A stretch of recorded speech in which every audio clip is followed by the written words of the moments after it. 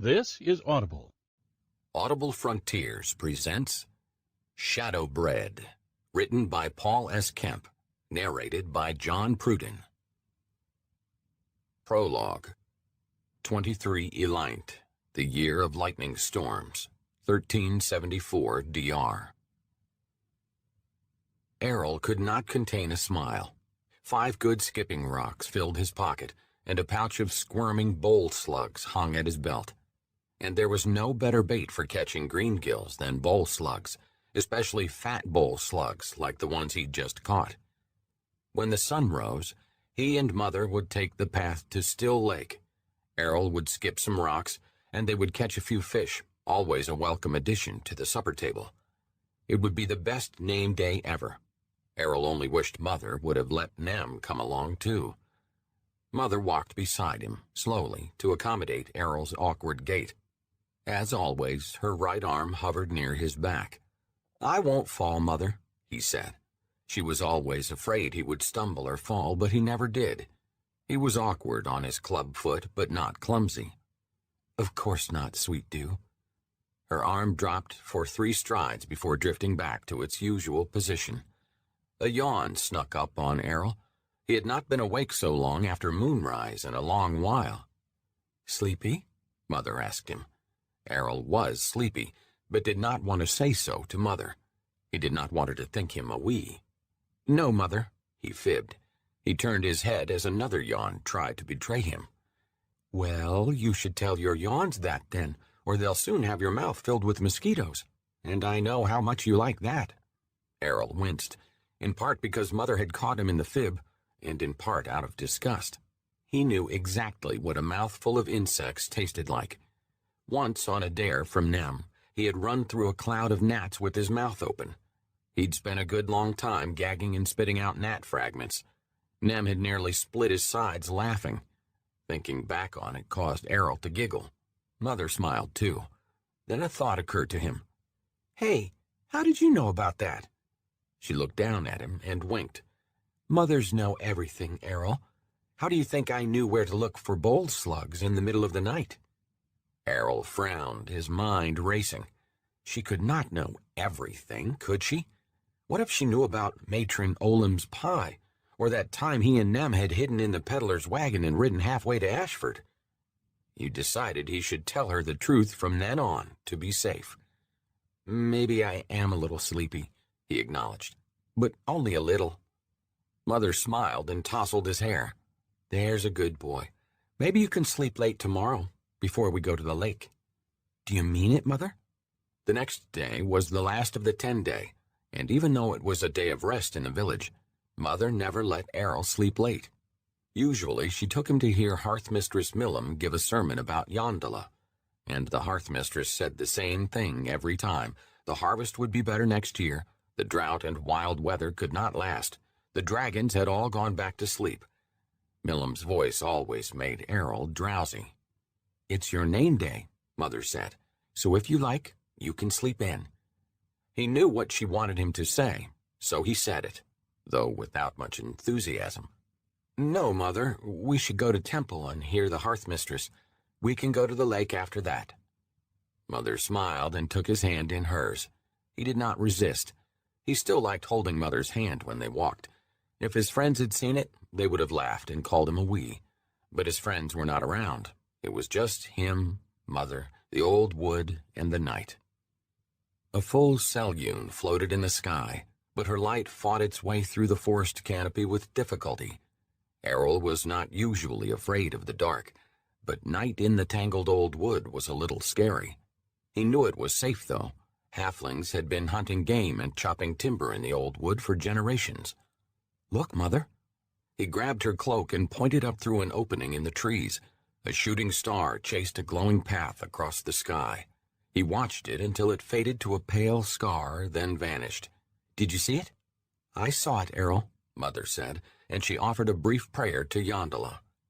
Errol remembered the previous autumn, the night that the whole rain of flaming stars had streaked from the sky.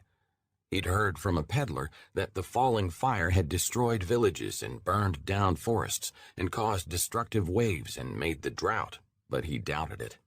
They had been beautiful, too.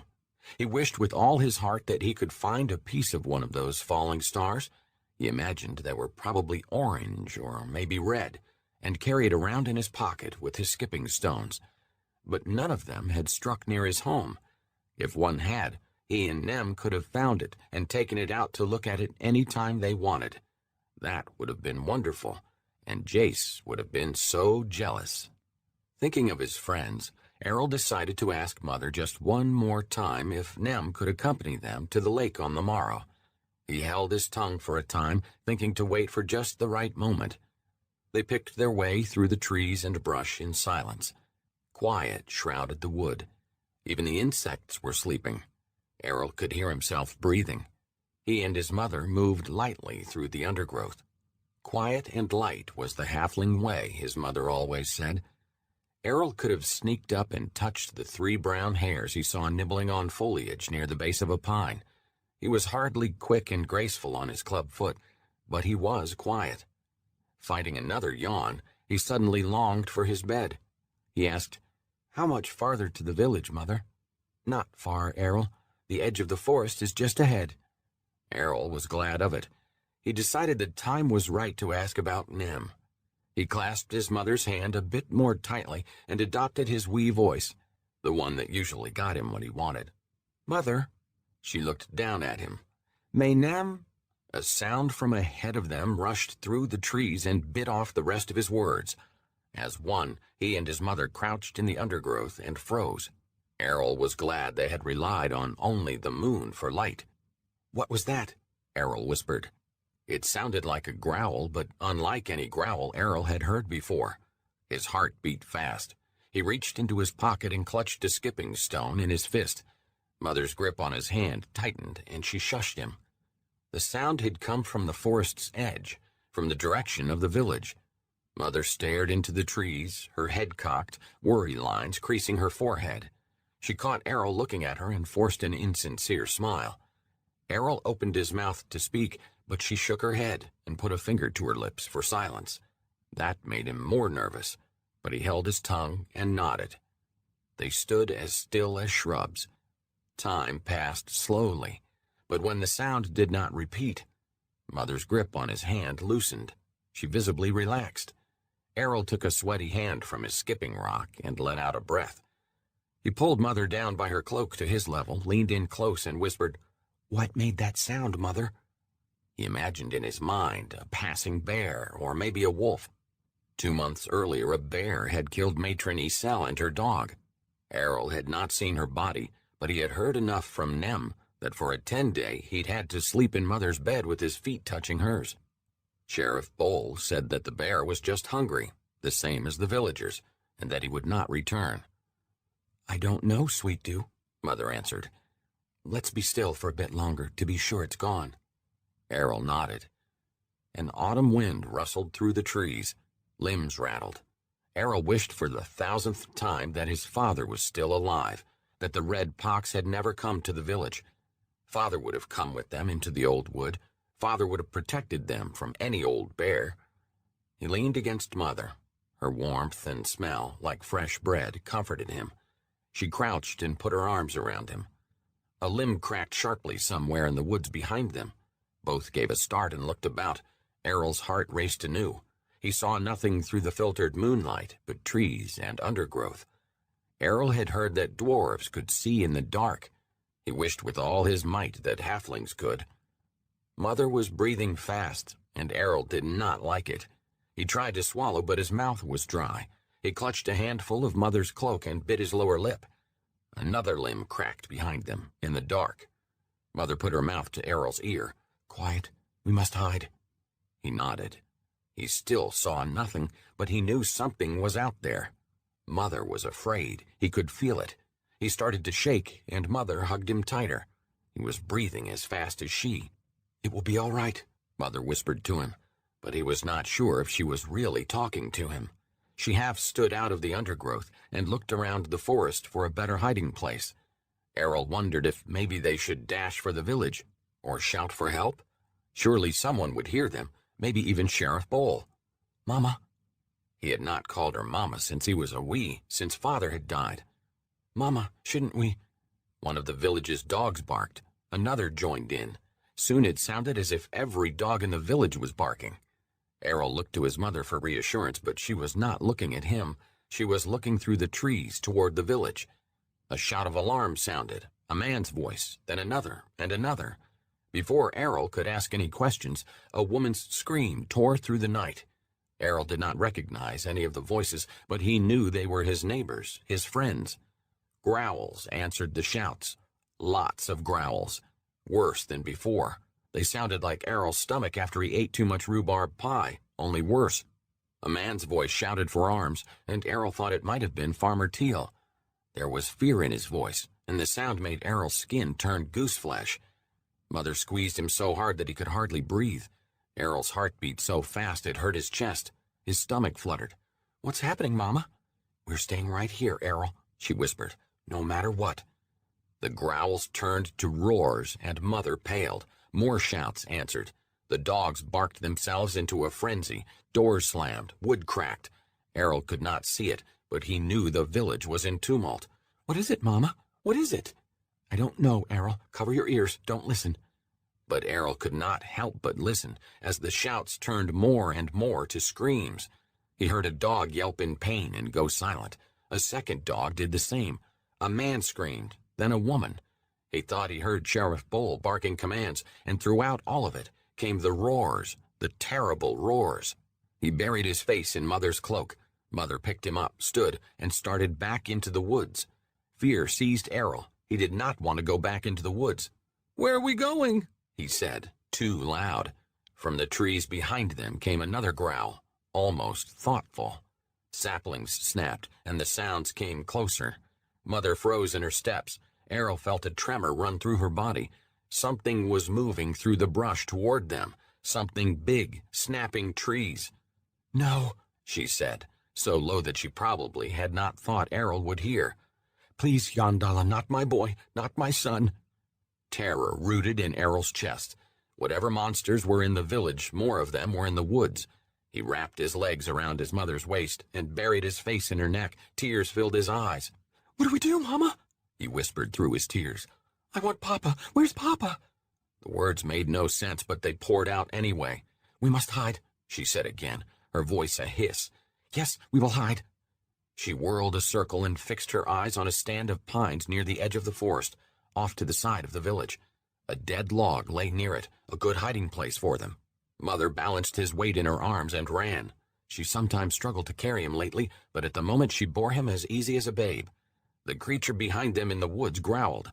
Mother stumbled and Errol squealed in terror, but her grip on him never faltered. She kept her feet, crashing through low-hanging tree limbs and undergrowth, and fell to her knees under the pines near the log. They both turned to look behind them, breathing heavily. Errol saw nothing but trees and darkness. Perhaps the creature had not seen them. Another crash sounded from the trees, so loud that Errol thought the creature must not be more than a stone's throw away. More roars from the village. Errol covered his ears and squealed. Mother pried his hands away and pulled her mouth to his ear. She spoke in a whisper. "I don't think it has seen us, Errol. Squeeze under the log and do not move, like when you play hide and find with Nem." Her voice calmed him, and he nodded, though the screams from the village made him think of his friends. He was worried for Nem. With Mother's help, he hurriedly squirmed under the log. It was a tight fit, but the hills and hollows of the ground gave him space. The earth filled his nostrils with their loamy scent. Dry pine needles poked his flesh and made him itchy. Mother laid herself behind him like a pair of wooden spoons, sheltering him. She pulled armfuls of leaves and branches over them both. He could feel her breathing in his ear, feel her body trembling. He worried that she was not well hidden. "Do not move, sweet dew," she whispered. "No matter what happens, no matter what. Not if you understand." He nodded and got a faceful of pokey pine needles for his trouble. "Mama loves you, Errol, more than anything. Papa did too." Errol tilted his head to get a needle out of his ear and saw that a thin gap between the log and the ground offered a window through which he could see part of the village commons. He pressed his cheek into the ground so he could see better, and wished immediately that he had not. His view was limited, but he caught a glimpse of long-limbed, lumbering creatures loping across the green, tearing at any halflings within reach. In the village torchlight, he saw flashes of claws, huge mouths full of teeth. He knew what they were, and the knowledge made him sick to his stomach. Trolls. There were trolls in the village, and there were more trolls behind them in the woods, hunting him and Mama. He knew what trolls did. He'd heard the stories. He knew they could smell as well as Farmer Teal's hounds. He and Mama would be caught. He knew they would be caught, and they would be eaten alive. Tears flowed anew, but Errol bore them in silence. He clenched his eyes shut and wished the horrible images away, but the sounds coming from the village, the screams, the roars, preyed on his imagination. He saw with his mind what he no longer saw with his eyes. Trolls killing and eating, claws and fangs dripping with the blood of friends and neighbors. He imagined Mama screaming. He heard a rush of motion behind them, the slow footfalls of something large prowling the undergrowth nearby. He heard heavy respiration. It was sniffing for them. A troll was sniffing for them. He felt Mother tense. Errol felt dizzy. His heart beat so hard and fast he thought it might jump out of his chest. His breath left him. He could not breathe. He could not breathe. Panicked, he squirmed and his body pressed against one of the branches Mother had used to cover him. It cracked. The troll near them went still. Mama's hand squeezed him. Both of them held their breath. More screams from the village, and a long, high-pitched wail of pain. Errol pressed his face into the dirt to muffle any more sounds, but that only made it harder to breathe. He wished so hard for his papa. He wished that he was one of the bull slugs so he could burrow into the ground under the tree where no troll could ever find him. He wished he could hide in the earth and never come out again. He promised Yondala that if she made him and Mama into worms, he would live in the ground and never bother anyone ever again. His mother gave him another squeeze. He felt her tears warming his ear. A limb broke right behind them. He heard sniffing, then a rumbling, curious grunt.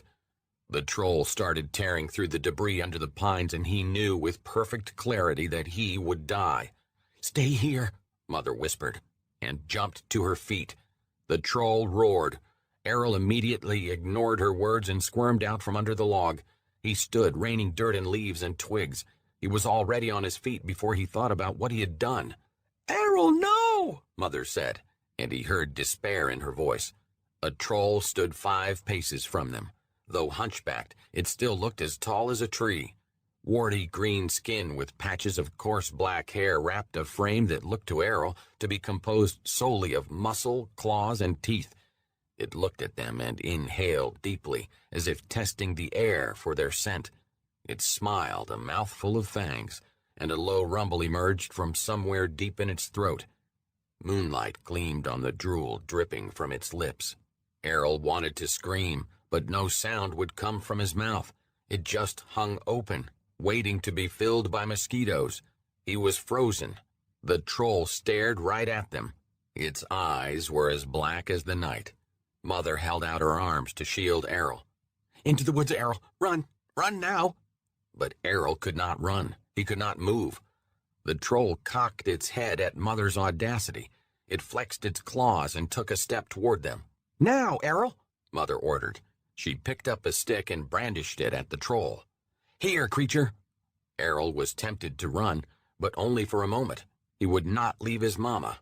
Papa would not leave her, and he was Papa's son. He grabbed a skipping stone from his pocket. The troll growled and took another step toward Mother.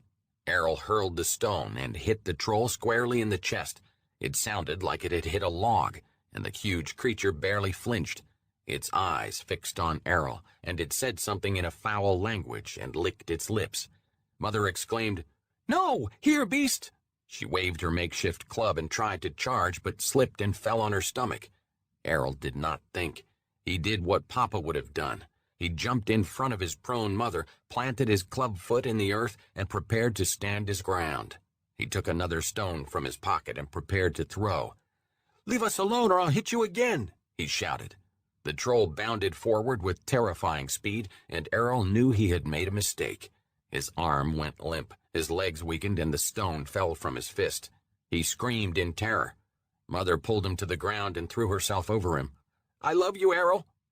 Errol hit the ground on his back and could not help but stare, eyes agog as the troll loomed over them. claws, teeth, and a wall of green flesh filled his vision. The night grew darker. The troll stank like rancid meat. Sounds faded. Errol's vision blurred, and the darkness swirled. He was spinning.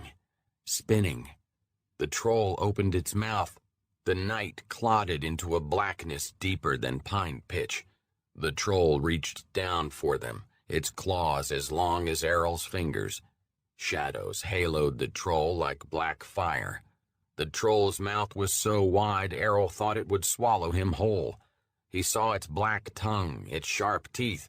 He could not close his eyes. He wanted to, but he could not. A man appeared beside the troll, a dark man with a dark sword. Errol knew the man had come to carry him away to death. He realized that all of the Hearth-mistress's sermons had been a lie. Yondala had not come for him. There were no green fields. There was just a dark man with a dark sword. The troll took hold of Mother's arm and she screamed. The sword flashed and the troll lurched and released Mother. Errol screamed as the massive body of the creature fell to the ground. Fell to the ground. Fell to the ground. Errol blinked, confused. He stared wide-eyed at the body of the troll. This did not make sense. Wasn't he dead?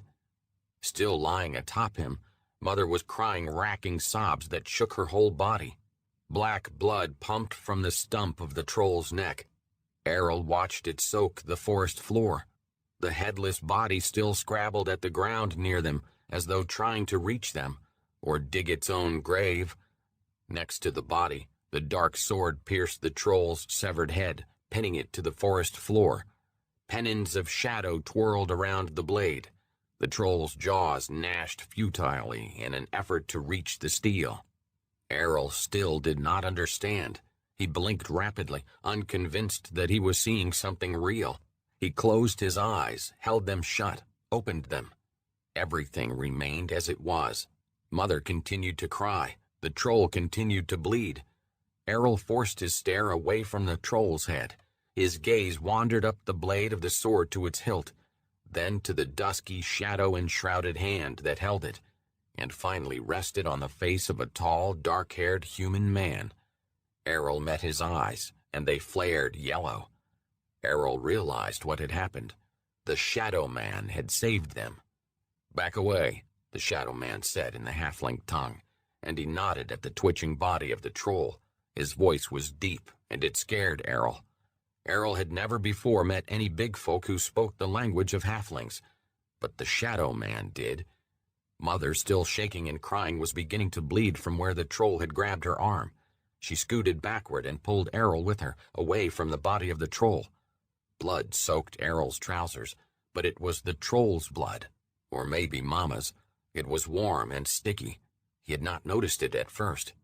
"Thank Yondala," Mother said through her tears, the words barely recognizable. "Whoever you are, thank you, thank you." "He's the Shadow Man," Errol tried to say, but the words did not come out. The Shadow Man did not answer Mother, did not even look at her. He removed a small flask from his cloak and soaked the troll's body with the contents. Lamp oil. Errol knew the smell. The Shadow Man took a tinder twig, like the ones peddlers sold in the village, from a belt pouch, ignited it on one of his boots, and tossed it on the troll. As flames engulfed the body, it thrashed in agony. The skewered head twitched and gnashed frenetically as the body burned. The Shadow Man held an open palm over the blaze. Darkness shrouded the fire and masked its light. At first, Errol did not understand why he did it. Then he remembered the other trolls. The Shadow Man did not want them to see the flames. The Shadow Man pulled his sword free to toss the troll's head into the fire. It gnashed as it burned. Then its eyes popped. The man, he was so tall, looked at Errol and Mother. Shadows wrapped him. Errol could not quite tell where the man ended and the night began. "You're safe for now. I will do what I can for the village." He looked past them to Oakthorn, where screams, roars, and shouts of combat and slaughter continued. The shadows around his body alternately coiled and flared. "You are the Shadow Man," Errol said, finally croaking the words out. The man regarded Errol with narrow eyes. The wind stirred his long hair. Mother drew Errol close. "Thank you for saving us, good sir. Please help our folk." The shadow man ignored her. He had eyes only for Errol. "What did you call me?" His sword was as long as Errol was tall. Darkness poured from it like steam off the lake on winter mornings. "He meant no offense," Mother said. Errol said, "The shadow man. You don't like that name? That's what Nem said the peddler called you. Hunters have seen you too, in the forest. Some say they spoke to you, but I thought it was all a tale. Nem said he heard you rode here on a shooting star. He said you came here to protect us because—" Errol trailed off, suddenly nervous about continuing. He did not like the frown on the shadow man's face.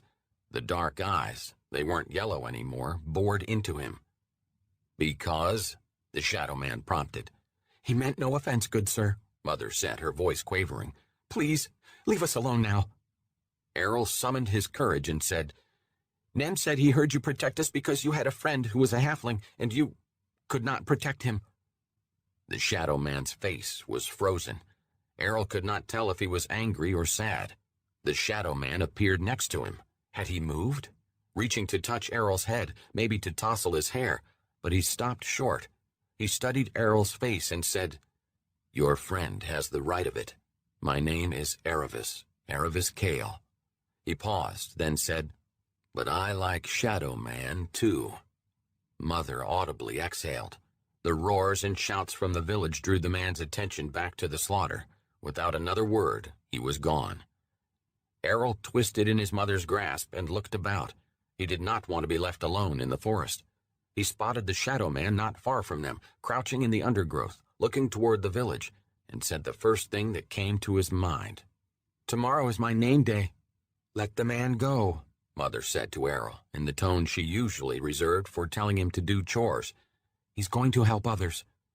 The shadow man turned so that Errol saw his face in profile. Darkness gathered around him. "I do not want him to go," Errol blurted. "I'm afraid." Errol did not see the shadow man move. The man looked back on Errol. The darkness blurred, and he was suddenly kneeling at Errol's side. Mother and Errol gasped. "Everyone is afraid," the shadow man said, his tone soft. Ribbons of shadow leaped from his flesh and touched Errol with cold fingers. "Even me. There's no shame in it. Do you really want me to stay here while the trolls attack your village?" Errol understood the question. It was the same as when Mother had offered to let him sleep in the next day. He was supposed to say no. He struggled to find words. I was praying for Papa to come, and you came. I thought—" He trailed off. He did not know what he had thought. The shadow man stared at him for a moment. Finally he asked, "What number name day is it? 8th?" Errol felt indignant that the shadow man had taken him for a wee. "My 10th, he corrected, and his tone made the shadow man smile. "You are small for your age," the shadow man said, "but only in your body, not in your heart. What is your name?" "His name is Errol," Mother answered. Errol frowned that she had stepped on his answer. The shadow man nodded. "Errol is a good name. My friend's name was Jack, and he was a halfling like you, not from this village, but from another like it." The screams from the village continued. "Can you count, Errol?" the shadow man asked. Errol nodded. "To 100? Errol nodded again. The shadow man stood and looked down on them. "When you reach 100, this will all be over. Those trolls will never bother you or your village again." Errol nodded, wide-eyed. The shadow man looked at Mother. "This is nothing you'll want to see. Same for the boy. Trust me, and stay where you are. I'll save who I can." Mother just stared. The darkness around them began to deepen. Before it was too dark to see, Errol took a skipping stone from his pocket and tossed it to the shadow man. "You might need it," he said. The shadow man caught it, smiled, and slipped it in a pocket. "I might at that. Your papa would be proud of you, Errol." The shadow man vanished as the darkness grew impenetrable. Errol held his hand before his face and saw nothing. His mother's arms were around him, though, so he felt safe enough. The shadow man's voice cut through the darkness. "Start counting, Errol. Aloud." Errol did. 1, 2, 3, 4. By 10, he heard roars of surprise from the trolls. By 15, he heard the first of them die. Others followed quickly at 20, 23, 31. Roars of pain came one moment from Errol's left, then from his right, one moment nearby, the next farther away. He imagined the Shadow Man stepping out of the shadows, killing and disappearing, only to materialize across the village and slay again. By 60, Errol stopped counting. The surviving trolls were trying to flee. He could tell by the way their terror-filled shrieks grew more and more distant.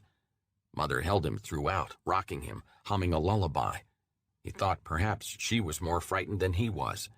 "It's all right, Mother," he said, and patted her hand. "He is here to save us." He felt his mother shake her head. "No, sweet dew, not us. He's here to save himself." After a time, quiet settled over the woods. Then Errol heard a whooshing sound. The smell of smoke and burning flesh grew powerful. He and Mother remained still, as the Shadow Man had told them. He heard no trolls, no combat, merely the moans of wounded villagers and soft crying of mourners, the barking of a few dogs. "Shadow Man?" Errol called. The darkness lifted. He blinked in the flickering orange light of a great bonfire that burned in the communal fire pit between the forest's edge and the village. Errol and his mother walked cautiously to the forest's edge. A pile of a dozen or more troll bodies, all of them dismembered and squirming, lay within the flames. Thick, stinking black smoke spiraled up from the corpses. The smell was foul and sickening. The Shadow Man was gone. The survivors from the village wandered slowly, dazed, confused. A few tended the wounded or knelt over fallen friends. Errol avoided looking too long at the dead. He would have cried, but he felt too numb to do anything more than stare. Some of the survivors walked cautiously toward the fire. Many held weapons, mostly pitchforks, but a few carried swords. Others leaned on their fellows, whether from wounds or fatigue Errol could not tell. They murmured amongst themselves as they neared the pyre. Errol could see them pointing, explaining, trying to make sense of what had happened. Some prodded the burning troll corpses with their weapons. Sparks mushroomed into the air. Thunder rumbled in the distance. A storm was threatening. Errol doubted it would rain, though. It rarely did. "None escaped," Errol heard someone say. "Did you see him?" said another. "Who was it? What was it?" Errol and his mother limped out of the woods toward the fire. Mother took Errol's hand firmly in her grasp. "It was the Shadow Man," Errol called, and all eyes turned to him. "The Shadow Man saved us, all of us. His name is Aravis Kale. We saw him. He talked to me." Errol spotted Nem in the village beyond, standing near his father, who held a woodsman's axe resting on one shoulder. Errol waved, relieved to see his friend. Nem returned the gesture and both forced smiles. The numbness left Errol abruptly, and he began to cry. So did Nem. "The Shadow Man is a hero," said another, and everyone nodded.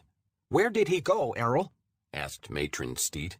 Errol glanced around through his tears and could only shrug. "Back into the shadows," Mother said. Errol gazed into the woods, into the dark. "Come into the light," he whispered to Aravis Kale. Chapter 1. 25 Elint, the year of lightning storms. Black clouds roiled in the night sky. Lightning flashed, splitting the dark. Thunder rolled and boomed. Swells like mountains rose and fell on the sea. Rain fell in torrents. The mizzenmast of Night's Secret bent in the wind. The whole of the caravel creaked from the battering of the storm. Loose rigging and shredded sails snapped like whips in the gusts. But the dark pennon bearing the symbol of Shar and flying from high atop the mainmast held its ground against the storm. Rivellin smiled at that.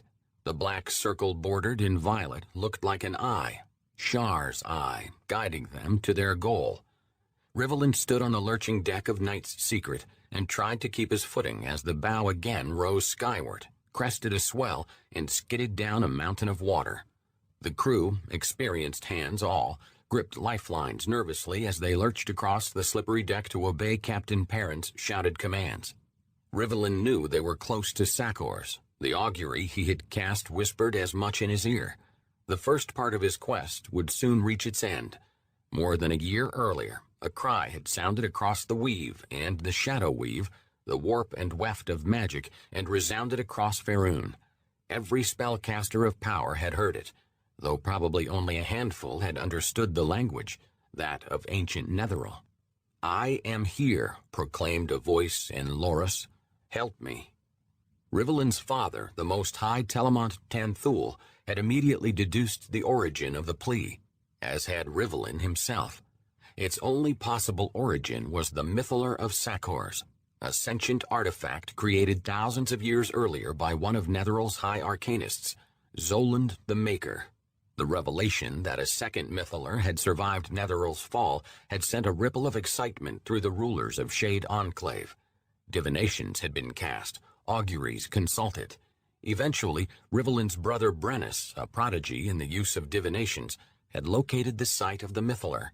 Rivelin and Brennus had been dispatched to find it, and they were nearly upon it. Rivelin reached into a pocket of his rain-soaked cloak and removed a worn platinum coin. The octagonal currency had been known in ancient Netheril as a thurin. Time had rounded its corners and worn the stampings. Twin lightning bolts crossed over a mountain on the obverse, a date on the reverse, almost into illegibility. The coin had been minted in Sakors long ago, when the city had flown in the sky on an inverted mountaintop. Like all the other floating cities of Netheril, save Shade Enclave, Sakors had plummeted to earth when Karsus the Mad had attempted to achieve godhood.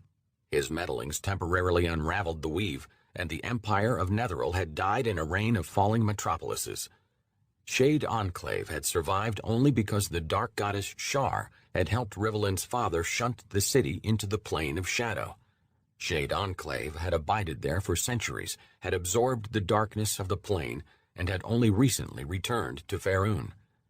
Rivelin squinted against the rain and watched the coin, waiting. He nodded with satisfaction when his eyes, attuned to see Dweemers by merely looking for them, saw a soft red glow emanate from the center of the platinum piece. The spell on the thurin was of negligible power, little more than a magical mint mark designed to prevent counterfeiting, but its appearance indicated that they were nearing Sakor's Mythalar. The quasi-magic in the coin had been common in ancient Netheril, but was nearly unknown in Faerun's present era. The coin derived its power from a Mythalar, and the Mythalars of the Empire had done far more than fly cities through the sky.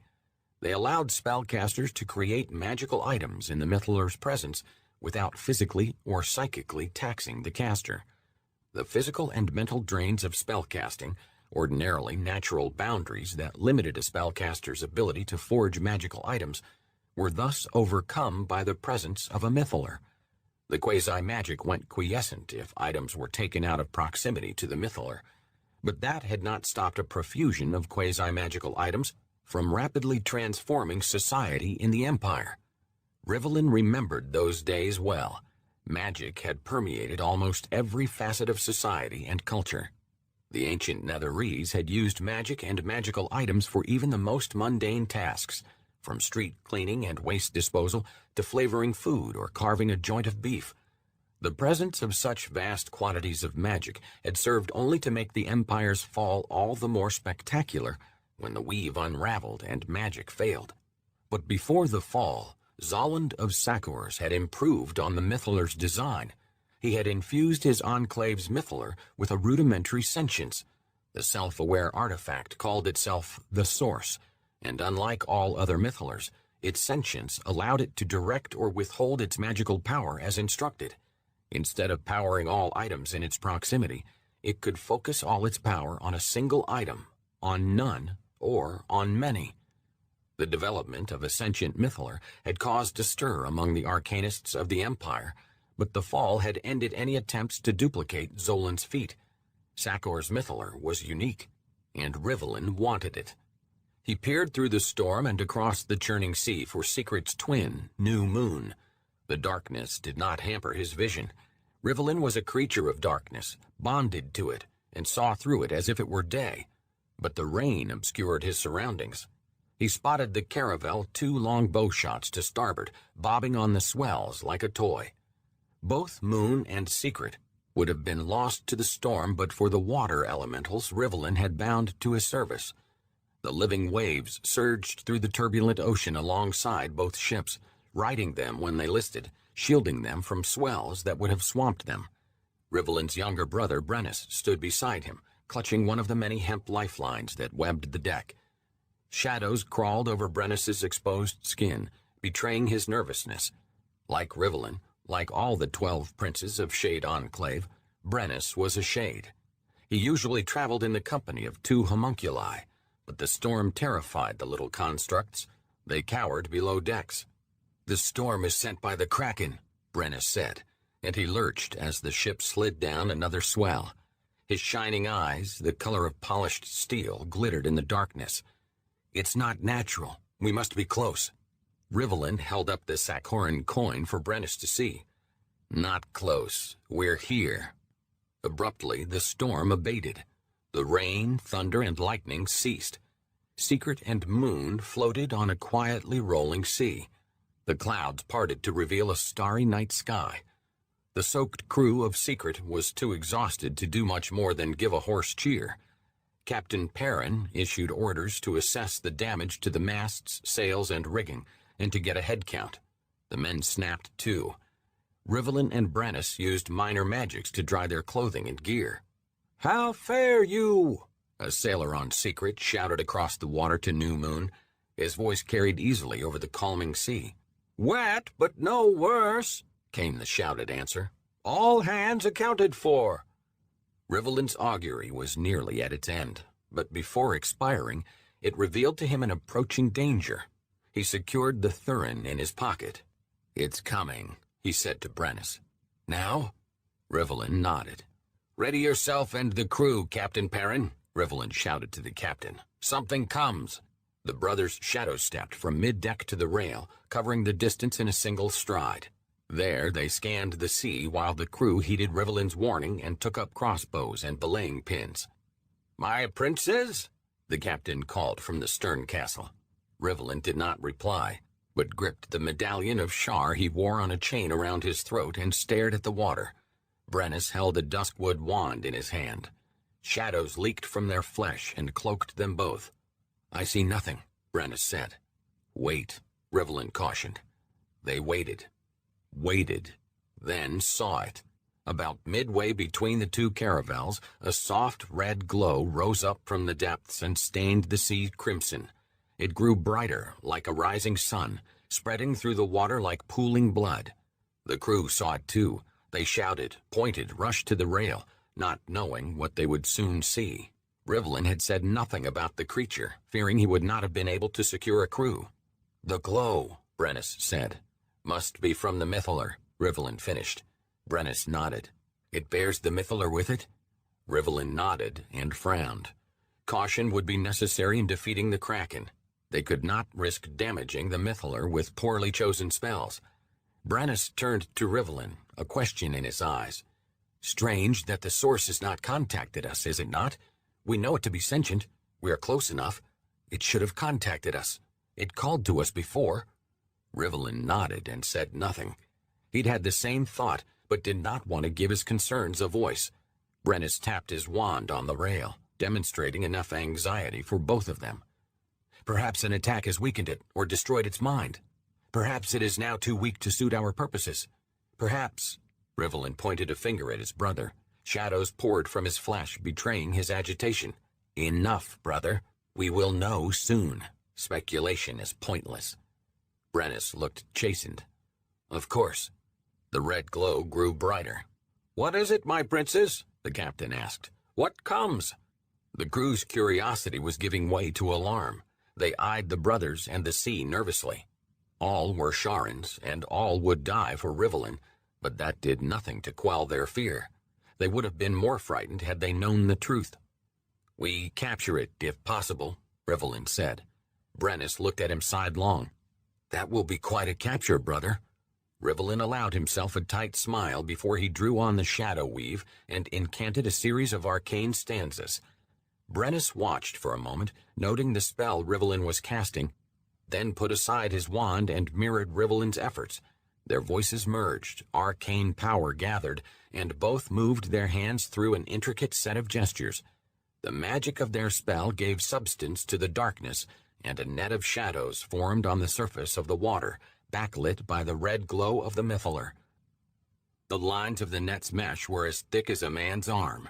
The brothers poured power into the spell until the net of shadows reached across the water, nearly touching both Night's Secret and New Moon. The water between the ships looked not unlike an enormous chessboard. "That must be quite a fish," one of the crewmen jested. No one laughed. Rivellin and Brennus held the magic of the shadow net taut, waiting. The glow grew brighter. "Now," Rivellin said. He and Brennus released the pent-up magic of the spell, and the giant net shot downward at the Kraken, closing as it went. The net was powerful enough to scoop up everything in the sea between the ships to a depth of 100 fathoms, killing most everything it touched, and trapping and weakening the Kraken. A rush of bubbles rose to the surface as if the sea were boiling. Hundreds of dead fish bobbed upward, their lives extinguished by the enervating touch of the net. A shriek, like nothing Rivellin had ever heard, carried up from the depths and out of the sea. As one, the crew of Night's Secret backed away from the rail. Sailors exchanged alarmed glances. "Steady, Jacks!" shouted the captain. "We've a sound ship under our feet and 2 princes of shade aboard. Steady!" "We have him," Brennus said, and leaned over the railing.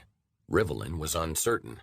The red glow flared as the Kraken broke free of the net, shot upward, and breached the sea. A glistening, dun-colored mountain of flesh exploded out of the water. Spray flew as high as a bow shot into the sky. Tentacles as tall as towers squirmed into the air and blotted out the stars. The tatters of the net of shadows clung to the massive limbs and dissipated into nothingness. The crew of Night's Secret shouted in terror. Crossbows twanged, but the bolts were too small to affect the Kraken.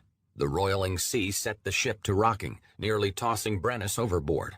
Rivellin grabbed his cloak and jerked him backward. Brennus steadied himself on the gunwale and cursed. "At your stations, Sea-Jacks!" Captain Perrin shouted. "At your stations! Harpooners to starboard!" The tentacles retreated under the sea, and the head of the Kraken, sleek despite its enormousness, broke the surface. Rivellin saw what he had never expected to see outside of Shade Enclave. A Netherese mythaler. Another shriek from the Kraken split the night.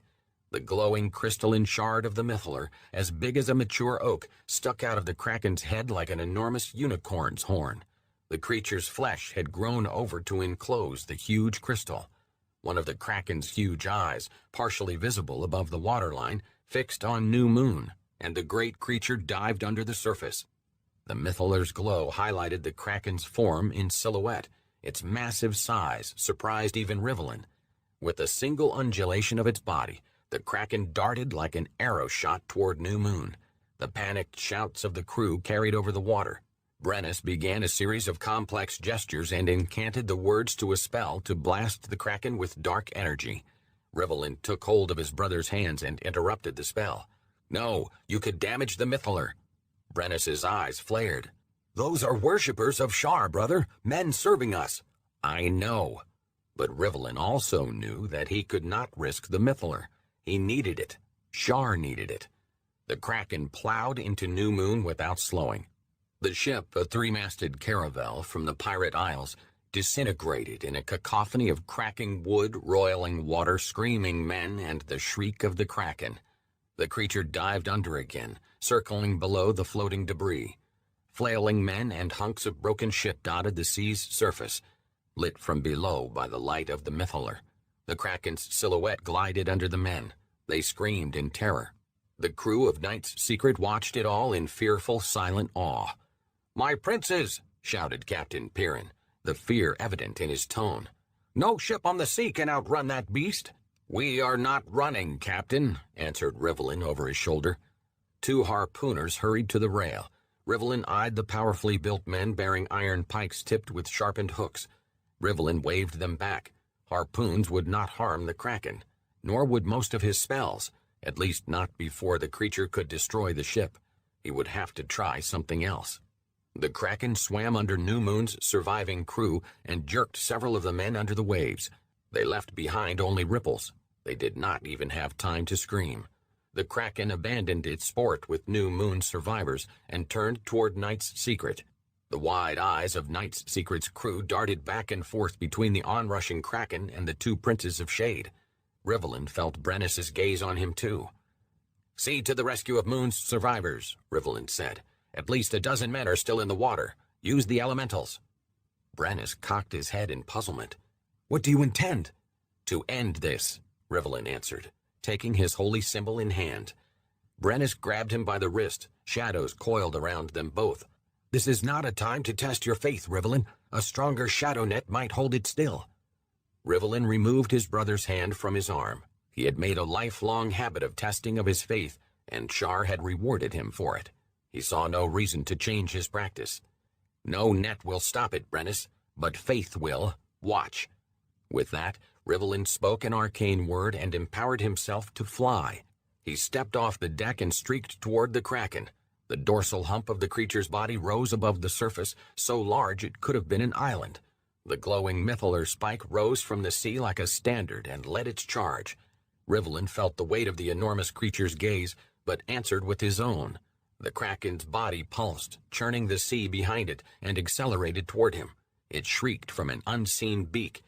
Rivelin pulled up, hovering just above the surface of the sea. He recited a prayer to the Lady of Loss and felt her presence near him, frigid and calm. He took comfort. He was her instrument and would not fail. Drawing on the shadow weave, Shar's shadow weave, he spoke the arcane stanza from one of his most powerful charms.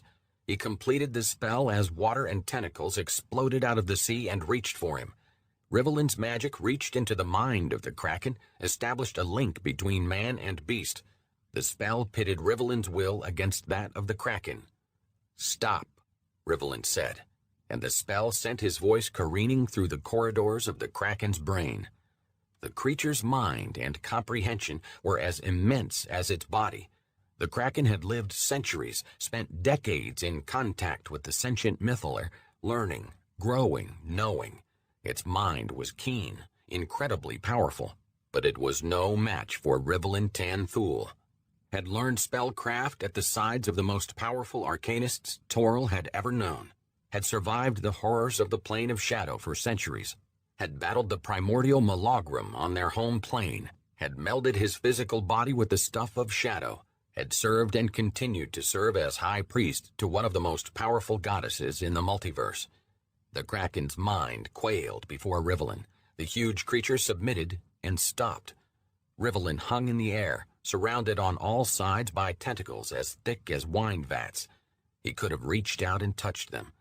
They smelled of fish and sea. Suckers dotted the limbs, each of them as large as a war shield.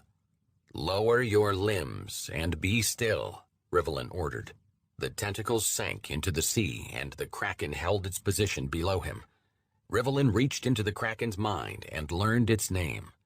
Sesamith. Behind him, the crew of Night's Secret cheered and praised Shar. A cloud passed before Selgun, obscuring its light. Rivelin knew it to be a sign of his goddess's approval. He looked over the sea to the survivors of New Moon and saw the water elements scooping them up in turn, bearing them toward Night's Secret. More than half the crew of New Moon had been lost to the Kraken. Rivelin felt pangs of regret. They had been loyal servants. He flew along the Kraken's body until he reached its head. There he studied the mythallar. The flesh of the Kraken's head grew along much of its length, and the open wound and folds of rubbery skin out of which the crystal protruded looked swollen and inflamed. Removing it from the creature would be difficult and painful for the Kraken, but probably not fatal. That was well. Rivelin was certain he could find a use for the enspelled creature. Rivelin found the swirling whorls of color within the artifact's crystalline depths seductive, hypnotic. He lowered himself and placed a hand on it. The shadows around his body swirled about him defensively. The Kraken spasmed as though startled. "Be still," Rivelin commanded the creature, and it was. "You are the source," he projected to the mythallar. "Do you understand me?" No response. He frowned. He had neither the time nor the resources to spend repairing another mythallar. The arcanists of Shade Enclave had only recently repaired the damage Mistress Chosen had done to his own city's mythaler. Brennus, powered by his own spell of flying, flew out to him. The two brothers hung in the night air over the subdued kraken, in the light of the mythaler, while the crew of Night's Secret took aboard New Moon's survivors. Brennus eyed the kraken and shook his head. "Shar favors you indeed, brother. Forgive me for doubting."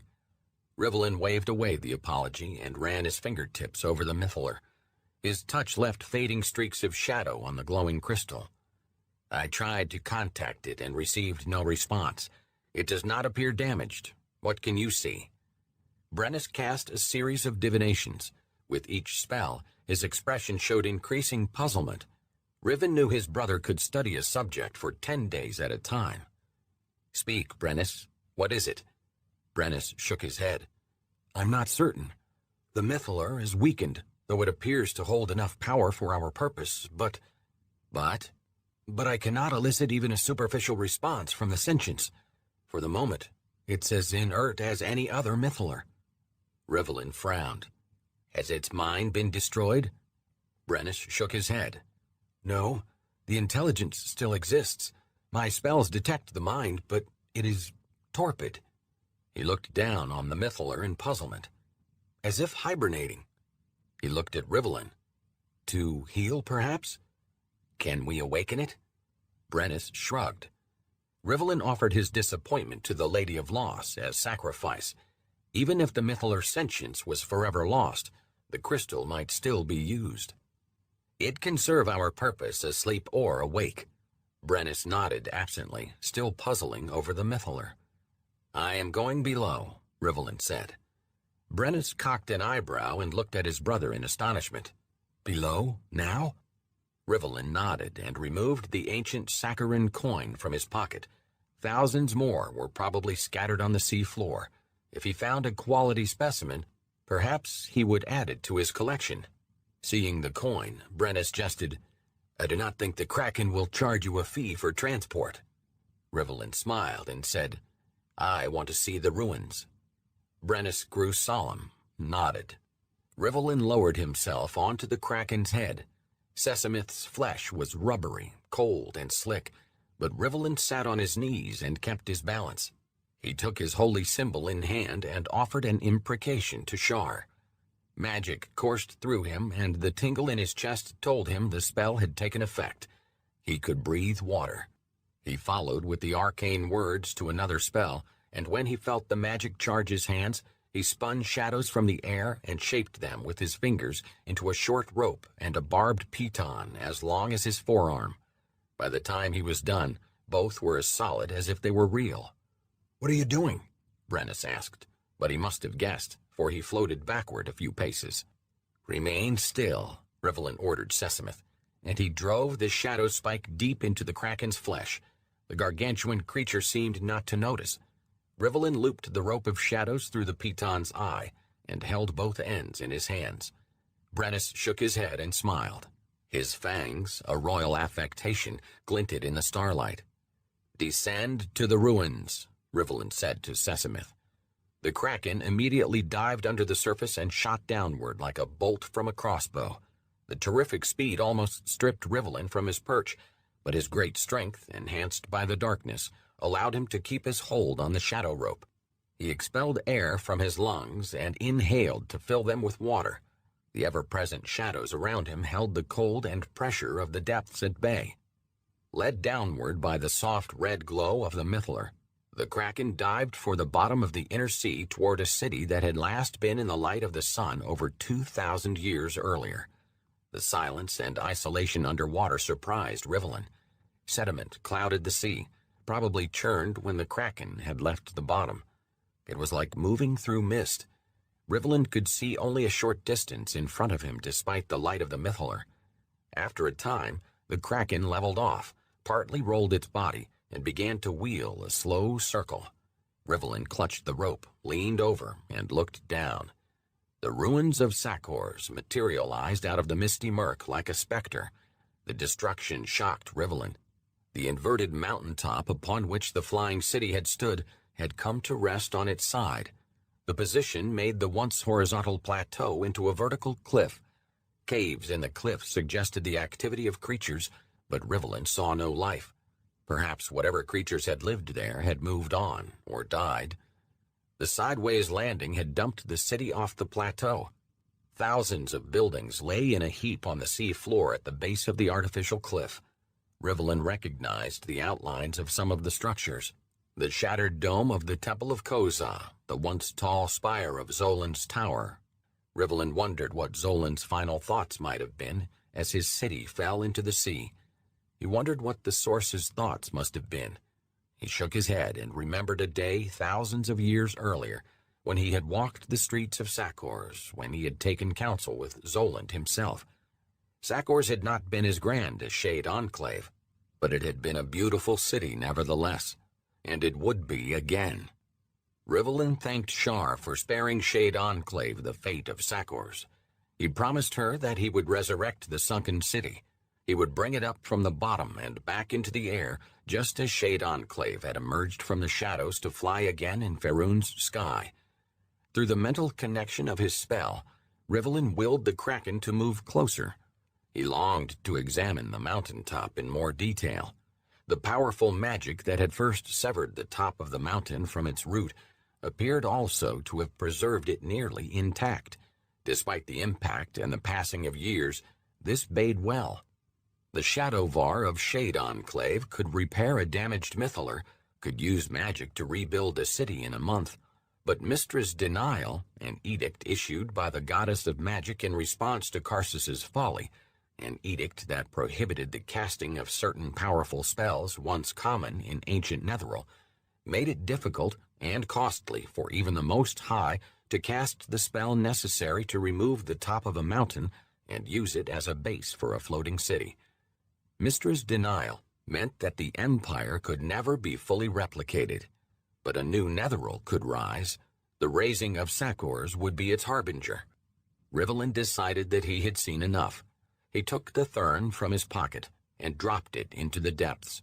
It reflected the red light of the mythaler as it sank, tumbling to the ruins. He would recover his coin when he recovered the city.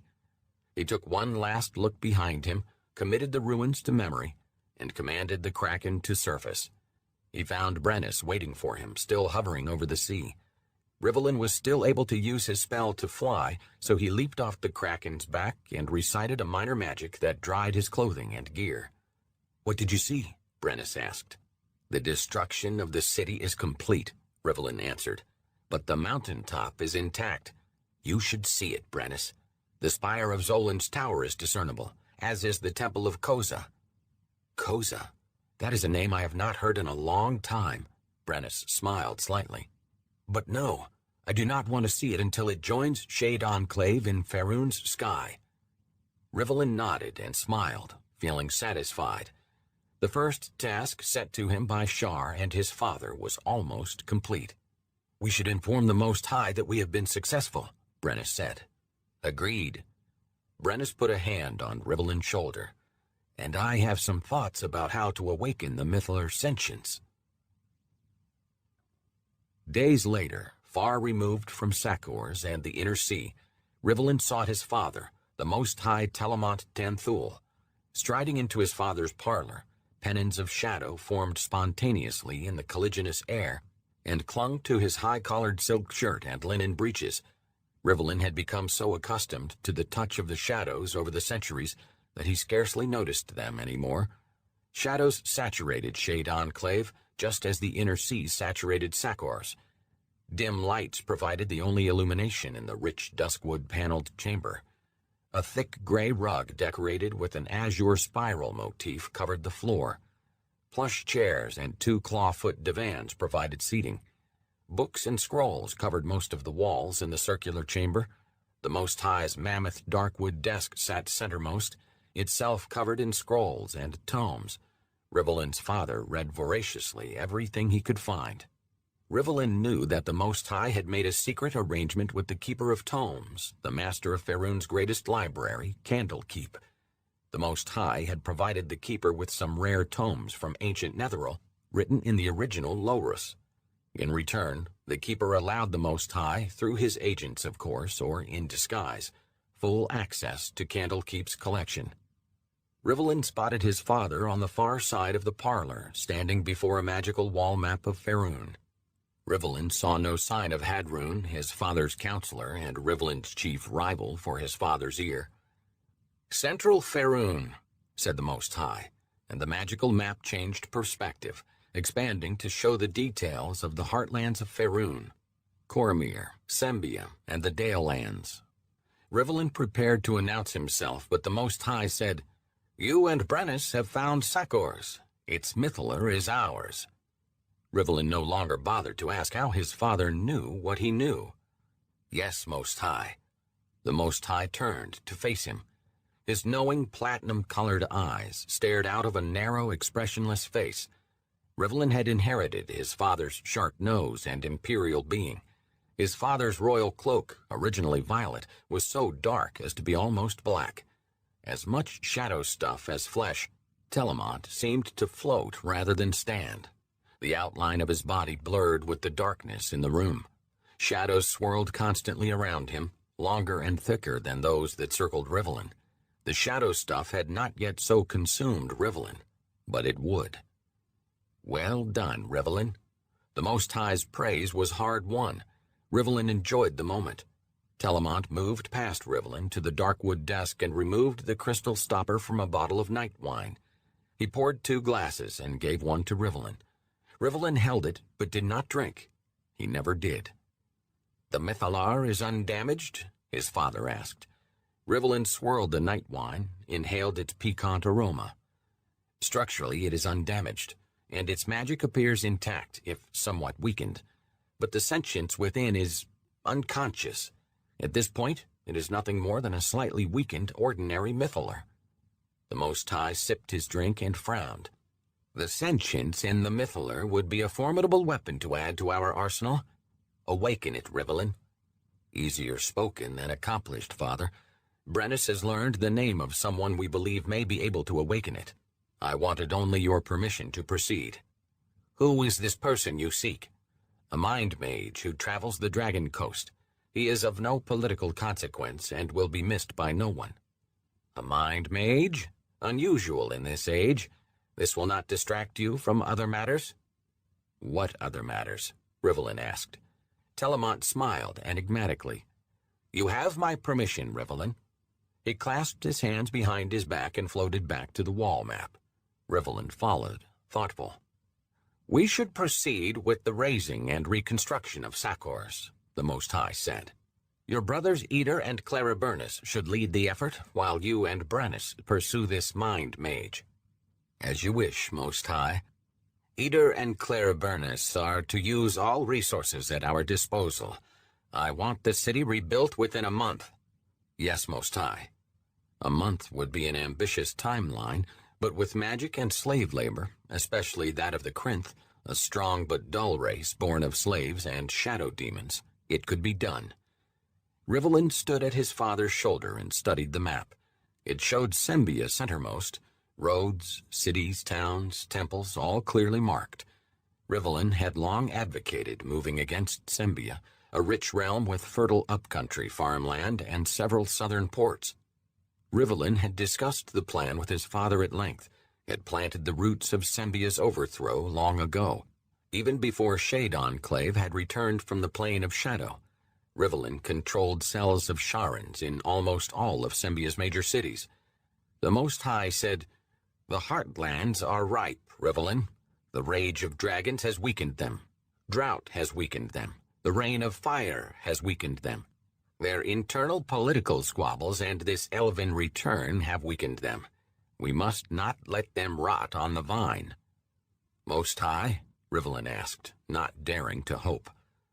Telemont continued, "We have spent over a year scrabbling in the dirt, looking for trinkets from the Empire while we sought alliances with the Child Kings who now rule Faerun.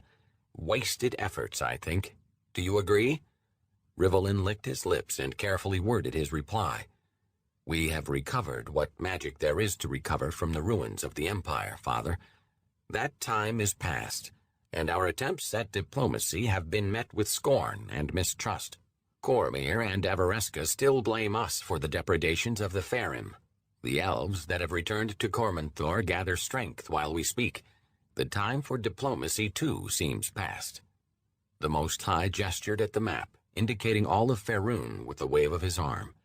"Faerun is covered by petty realms ruled by petty kings, little better than the Rengarth tribesmen who once peopled the lands under the flying cities of the Empire.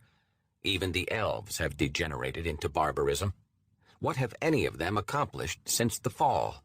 The Empire of Netheril gave them the pinnacle of magic, arts, and science, and they preserved none of it." His father faced him, his platinum eyes aglow. His voice softened. "What is now Sembia once was called Arnathoi by the elves. Did you know that, Revelin? It was all rolling forest and grassy meadows." "I did, Most High." Rivelin's collection included a coin of magically preserved polished wood from Arnathoi. He knew the Elven realm's history. The Most High pointed to upcountry Sembia, not far from Daerlin. A wisp of shadow spiraled from his fingertip and kissed the map. "I walked a meadow there with Alishar long ago. A stream divided it in two. Gold slips covered the banks. Your mother loved how the flowers looked in the sun." Uncomfortable, Rivelin said nothing. His father seldom waxed sentimental, and the subject of Rivelin's mother, Alishar, always made him squirm. Rivelin had murdered her, after all. Telemont exhaled a cloud of darkness. "Let the Sakharin Mythalar be the last artifact of old Netheril that we seek. Trying to resurrect the old empire is a fool's task. Instead, we will build a new one. Do you agree? You know my thoughts on this, Most High. You have prepared the way in Sembia, yes? All is ready, Most High. Proceed, then." A thrill went through Rivelin, and he saw Shar's will made manifest in the news. "Shar favors your course, Father." The Most High's eyes narrowed. "She has given you signs?" Rivelin's hand went to a holy symbol around his neck. "Yes. Ever since Variance recovered the leaves of one night, the lady has been generous with her favor." Variance Amatik was Rivelin's underpriestess and archivist, second only to Rivelin in Shar's hierarchy in Shade Enclave. Over a year and a half earlier, she had recovered a lost book long sought by Shar's faithful, The Leaves of One Night. Rivelin purported to have locked it away in the temple's vault. In truth, he bore it with him always. The book revealed Shar's one moment of weakness. Most of the faithful believed that the moment had passed long ago. Rivelin knew that it had not yet occurred, but that was a secret he kept to himself. Telemont said, "If Shar has spoken to you clearly, Rivelin, inform me of her words." "You know I should not," Rivelin answered. "The lady's secrets are for the ears of her high priest. Forgive me, but that is the way of her faith, Father, of your faith." The Most High's eyes flared. "I am the Most High, Rivelin, and your father." Rivelin did not quail. "I am her high priest and servant." "You are also a servant of the Most High," said a voice from behind them, Hadrun's sibilant reptilian voice.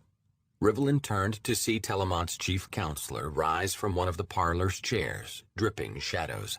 He clutched his ever-present dark staff in his hand. Rivelin had not noticed him upon entering. He wondered if Hadrun had been in the room the entire time. Hadrun continued, "Your loyalty is to the Most High first, Rivelin Tanthul, to Shade Enclave second, and to your goddess only third, or so it should be." Rivelin glared. "A false choice, Hadrun. The interests of all three are aligned." Hadrun smiled. "I wonder what would happen should they become misaligned. What would you do, Prince?" Rivelin held Hadrun's gaze. "I would never allow them to become misaligned." "So you say," Hadrun said, and waved a hand dismissively. "Enough, Hadrun," Telemont commanded. "Rivelin, enough." Both men stared at one another but bowed before the Most High's anger. Rivelin's father went on. "We must respect my son's religious zeal. He answers to what he believes to be a higher calling. Isn't that so, Rivellin? Shar has called you to a greater purpose, has she not?" Rivellin stared at Hadrun and nodded. "And Hadrun seeks only to serve me and this city." "As do I," Rivellin said tightly. Telemont nodded, and shadows flowed from him. "The time has come to build a new empire of Netheril. See it done, Rivellin. Find this mind mage first, if you must, but see it done." "As you wish, Most High." Rivellin gave Hadrun a final look and turned to leave. As he walked from the parlor, he realized that he had been standing in the room at the very moment when a new Netherese empire had been conceived. He gave Shar praise and thanks. Now he had one man to kill and another to capture. Chapter 2. 29 Elint, the Year of Lightning Storms. Rivellin and Brennus stood in the doorway of a scrying chamber in Brennus's mansion. Shadows cloaked the room, cloaked the brothers. Rivellin had decided to do the killing before the capturing. A domed ceiling of dusky quartz capped the scrying chamber, and the starlight that crept timidly through did little to dispel the murk. No moonlight marred the darkness. Selyun was new, in hiding, as if she knew what was to come. Rivellin brushed his fingers over the enameled black disk that served as his holy symbol. He wished the lady's eyes to be upon him, so he pronounced a bit of her liturgy into the room. "In the darkness of night, we hear the whisper of the void. Heed its words," answered Brennus. Rivellin heard only partial sincerity in his brother's rote response, but did not let it bother him. While the Most High and all of the princes of Shade worshipped Shar, only Rivellin served the Lady of Loss. His father and his brothers craved worldly gain, for themselves and for their city. For them, Shar's worship was a means to that end. Rivellin, on the other hand, craved gain for the world by returning it to the peace of Shar's nothingness. For him, Shar's worship was the end. None of them fully understood that, but none of them needed to. Few men were called to true faith. Rivellin's father and most of his brothers were powerful wizards. Several were even more powerful than Rivellin, but they were only wizards.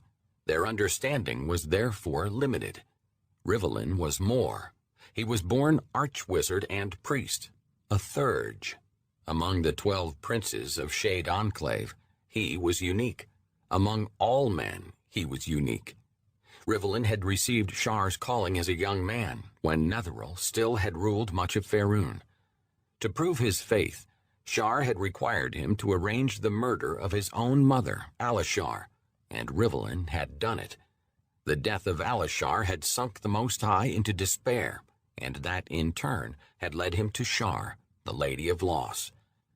Through the ensuing years, Telemont had turned all of Shade Enclave to the worship of Shar.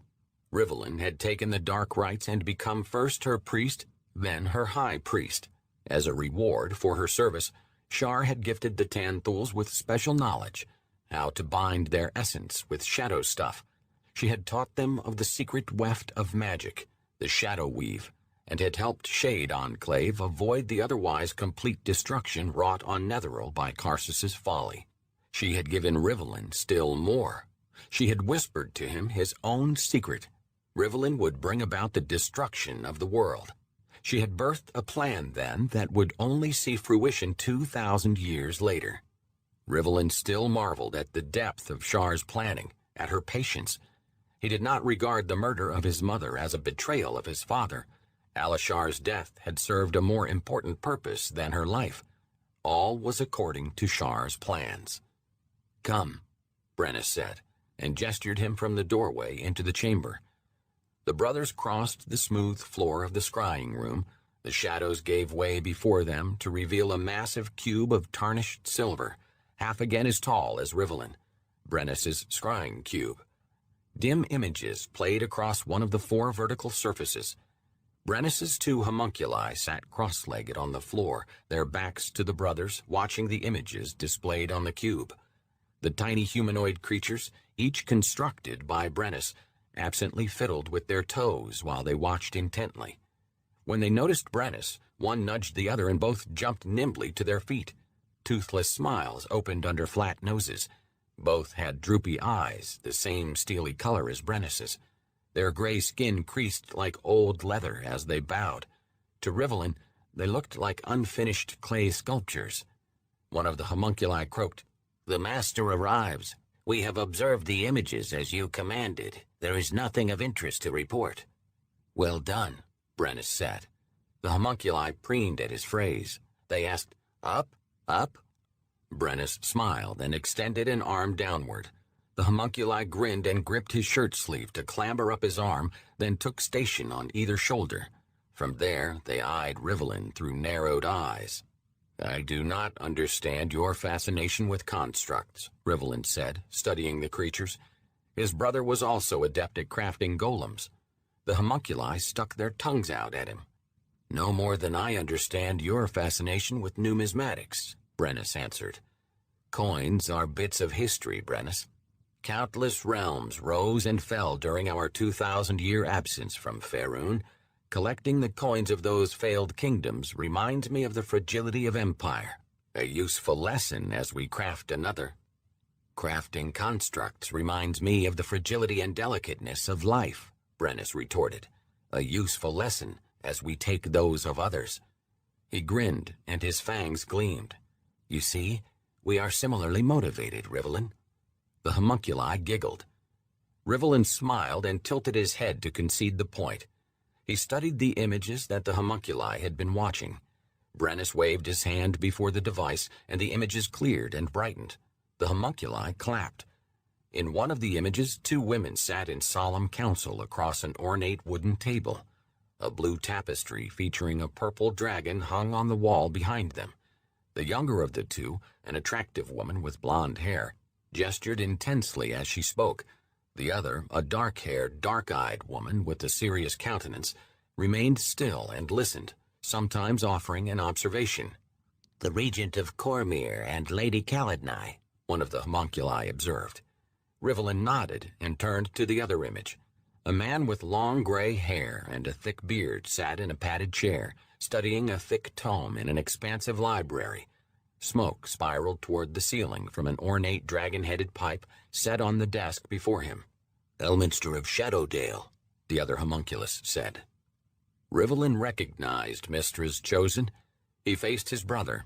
"Impressive. No doubt the Most High is pleased." Brennus smiled distantly. "Perhaps not as much as you think. The Steel Regent and Caledni incessantly discuss and debate the plots and counterplots of her nobility.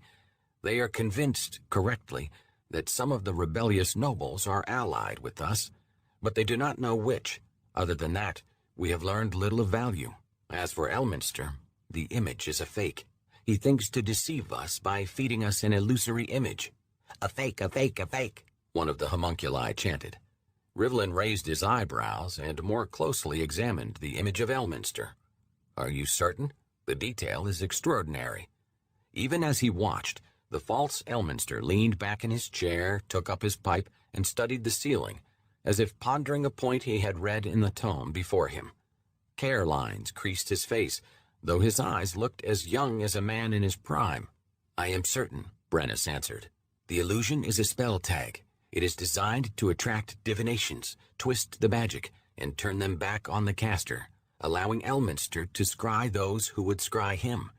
I prevented that, of course." Brennus eyed the image with open admiration. "Still, it is extraordinary work. He is clever, and his spellcraft formidable. I have been unable to pierce his defensive wards." "Yet you continue to scry the illusion. Why?" Rivellin asked. "It amuses me to do so, and I hope to turn his own spell against him. It must reach back to the real man somehow. I simply have not figured out the method, but I will." Rivellin had no doubt. Few could match Brennus's skill with divinations. Brennus gestured at the cube, and the images of Elminster and Alusair went dim. "Bye-bye," said one of the homunculi. "Shall we proceed?" Brennus asked. Rivellin nodded. Brennus asked, The Most High is aware of your plan?" "Only you and our father are aware of my plan," Rivlin answered, deliberately leaving out any mention of Hadrun. "And the Most High wishes it to remain just so until events progress further." The two took positions before one of the blank faces of the scrying cube. Spectacles of black tarnish marred the silver face. Brennus held up his hand, and the homunculi mimicked his gesture. Streams of shadow leaked from his flesh. He spoke an arcane word, and the tarnish on the cube face began to swirl and eddy. "What do you hope to see?" Brennus asked, as the magic intensified. "Shar teaches that hope is an indulgence for the weak," Rivlin answered. "Of course," Brennus answered with a half-smile. Rivlin said, "Therefore, let us not hope. Instead, let us expect. And what I expect to see is opportunity. Consider it yet another test of faith." Brennus smiled at that. The swirling cube face took on depth, dimension. Rivlin felt as though he were looking into a hole that never ended. He felt nauseated, as he always did when scrying, and had to look away for a moment. Brennus extended both arms and pronounced the name of the Overmaster of Sembia. "Kendrick Selkirk." Rivlin looked back to see colors spinning on the cube face as the magic of the device sought its target, found him, and wormed its way through a number of wards against observation. The colors slowed, expanded, and an image began to take shape. The homunculi clapped with glee. Rivlin put a hand to his holy symbol as the image cleared. With his other hand, he took from his pocket one of the coins from his collection that he had pocketed for the occasion, a 5-pointed Sembian 5-star, stamped in 1371 Dale reckoning, to commemorate Overmaster Selkirk's ascendance to power. He flipped it over his knuckles, a nervous habit, and waited. The face of the scrying cube showed a balding, bearded man asleep in an ornate bed. Dyed silk sheets covered his tall frame. The soft glow of embers provided the only light. He was alone. Rivlin smiled and ran his tongue over his left fang. Another test passed. He slipped the 5-star back in his pocket. Sembia would need another 5-star designed and stamped for 1374 to commemorate the beginning of a new Overmaster's reign. "Opportunity indeed," Brennus said. "He is alone." Rivlin concentrated to engage the magic finding in his eyes, then examined the Overmaster through the viewing cube. His enhanced perception showed him magical auras as fields of glowing color. 2 protective dweemers warded the Overmaster, probably emanating from the 2 magical rings he wore. But neither would protect him against what Rivlin planned to do. Rivlin also saw the glowing lines of a spell of alarm that warded the Overmaster's chambers. He frowned, even though he had expected a magical alarm. It could be defeated by dispelling it, which Rivlin did not wish to do, or by speaking the password, which Rivlin did not know. "The wards are easily dispelled," said Brennus, who had his own ability to see magic. "Dispelling them will not serve my purpose," Rivlin answered, but he had another idea. "Maintain the image." Brennus did as Rivlin bade him, asking no further questions. Rivlin lowered himself to a sitting position on the floor, drew on Shar's shadow weave, and spoke a series of arcane words. As he cast, he stared at the sleeping Overmaster, let the image sink into his brain, and completed the spell by speaking aloud Kendrick Selkirk's name. Instantly, his consciousness separated from his body and streaked through the scrying cube at dizzying speed until it reached the Overmaster's chambers. There, it oozed into the Overmaster's mind and infected his dreams. The phantasm allowed Rivlin to adopt a guise pleasing to the Overmaster in his dream, to use that guise to cause the Overmaster to do what Rivlin requested upon waking. Rivlin did not see Selkirk's dreams, nor did he know what guise the spell adopted for him. Instead, his mind hovered around the edges of the dreams until the spell captured the Overmaster's attention. Rivlin felt the connection open. He projected a compulsion through the spell and into Selkirk's dream. "Upon waking, speak aloud the password of the alarm spell that wards your chambers. Otherwise, all will be lost." The spell allowed no more, so Rivlin pulled himself out of the Overmaster's sleep. In a fraction of a breath, his mind returned to his body. He opened his eyes to find himself once more in the scrying chamber. "And now?" Brennus asked. "And now we wait until he awakens and speaks the password. Then I will kill him." Brennus nodded. "Do you wish me to accompany you?" Rivellin shook his head. He was Shar's servant. He would do her will, and he would do it alone. "This is a task set by Shar for me alone," he answered. Brennus accepted his statement with a nod. None of the other 12 princes disputed Rivellin on matters of religion. Even the Most High accorded great respect to Rivellin's views when it came to Shar's faith. "My gratitude, however, for the offer," Rivellin added. The homunculi grinned, as did Brennus. They spent the next few hours watching the scrying cube, waiting. Rivellin used the time to pray, to rehearse his plan, to toy with the Sembian coin. He had already committed to memory the many spells he would need, including several that he had memorized so they could be cast with only a thought. "He stirs," Brennus announced. Rivellin tensed, placed the coin back into his pocket. The Overmaster rolled over in his bed. His eyes opened, he blinked, and he sat up, a glazed look on his face. "Machinations," he announced. Rivellin knew that the puzzled frown on Selkirk's face would soon change to worried alarm, so he wasted no time. He spoke aloud the single arcane word that would transport him bodily across Faerun. The magic whisked him into the bedchamber of the Overmaster of Sembia. "Machinations," he said as he appeared, preventing the magical alarm from functioning. He followed this immediately with one of the spells triggered only by his thoughts. The magic took effect, and silence cloaked the room. No sound could be made or heard within the chamber. Selkirk saw him and recoiled. His mouth opened, but his shout made no sound. His eyes went wide, and he lunged for an exquisitely carved night table beside his bed. Rivellin triggered a second spell, and a swirl of magical shadows went forth from his outstretched hand. The dark tangle struck the Overmaster, expanded, and wrapped his arms, torso, and legs in chains of shadow. Selkirk struggled futilely against the bindings, but managed only to fall off the bed to the floor. The Sembian's labored breathing, though silent, was visible even through the shadowy chains. Rivellin stepped through shadow space, covering the length of the chamber in a single stride, and knelt at the Overmaster's side. The acrid smell of fear rose from the Sembian's body. Words spilled out of his mouth, desperate words, to judge from his expression. Probably he was offering Rivellin wealth, station, trying to make a bargain. Rivellin had come to expect as much from Sembians, but even if Rivellin could have heard the words, he would not have cared what the Overmaster had to say. Rivellin had not come to bargain. He had come to kill. He put his hand gently on Selkirk's brow. The man's body went rigid, and he shook his head over and over again. Rivellin would have respected him more had he shown defiance.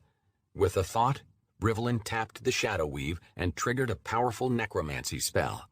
The Overmaster might have been powerful enough to resist the spell, so Rivellin poured his power into the casting to make his fate certain and quick. The Shade had no desire to prolong the Sembian suffering. Energy flowed out of Rivellin's hand and into the Overmaster's body.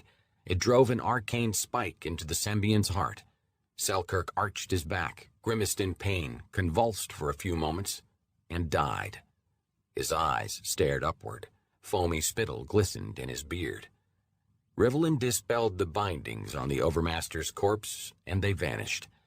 Using the strength granted him by the darkness, he lifted the body into the bed and covered it neatly with the sheet. Wondering what Selkirk had been lunging for, Rivellin examined the night table. A glass vial stood near an oil lamp and a small pile of coins. The vial's contents glowed with a faint magical aura. Within it was a clear liquid. Rivellin tilted the bottle and saw the liquid grew cloudy. He smiled. The potion would have turned the Overmaster into mist, allowing him to escape the room, probably through a tiny bolt hole. It was a simple but prudent bedside elixir for a head of state. Rivellin placed the vial where he had found it, and eyed the coins, tempted. One of the 5 stars was dated 1374 Dale Reckoning, the year Overmaster Selkirk had died.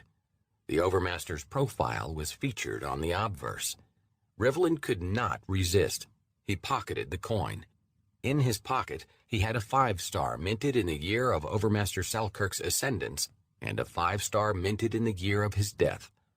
Coins are history, he thought. He waved his hand to dispel the magical silence, placing his hands over the Overmaster's nose and mouth. He softly uttered the words to a powerful spell that served the metaphysical tie between the Sembian's body and his soul. There would be no resurrection for Kendrick Selkirk. He evaluated the room to ensure that nothing betrayed his presence, then took some time to cast several masking spells that would make his presence undetectable. Under the best of circumstances, Weave users had difficulty detecting spells cast through the Shadow Weave. Riven's masking spells made it nigh impossible. His plan was almost complete. He had but one final spell to cast. He stepped before the limestone hearth that filled nearly half of one wall of the chamber. The night embers glowed red. Crossed sabers and a shield featuring a coat of arms, a silver raven on a blue field, hung over the mantel. Rivlin turned his back to the fire, and the light from the embers stretched his shadow out before him on the carpeted floor. He held his holy symbol in his hand and intoned a prayer to Shar. As the spell progressed, it drew off some of his essence. He gasped as part of him drained away, and funneled it into his shadow, giving it rudimentary life. The moment the shadow animated, it began to squirm free from the floor. Rivlin took it by the armpits. It felt slippery in his grasp, as if coated in oil, and helped draw it forth. He turned it and held it before him like a cloak. It had no weight, and looked into its face. A duller version of his own golden eyes looked back at him. He smiled. His shadow self was as much a construct as his brother's homunculi. "You know what you are to do?" Rivlin whispered. "I am you," the shadow self hissed. "Then do it."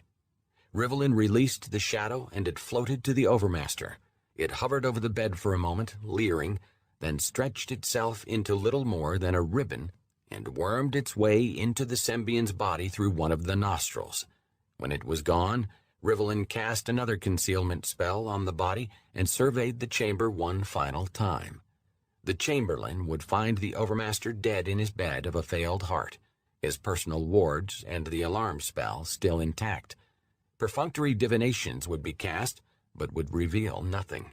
Resurrection would fail, if tried, and the customary attempts to speak with the dead would reveal only what Rivlin wished.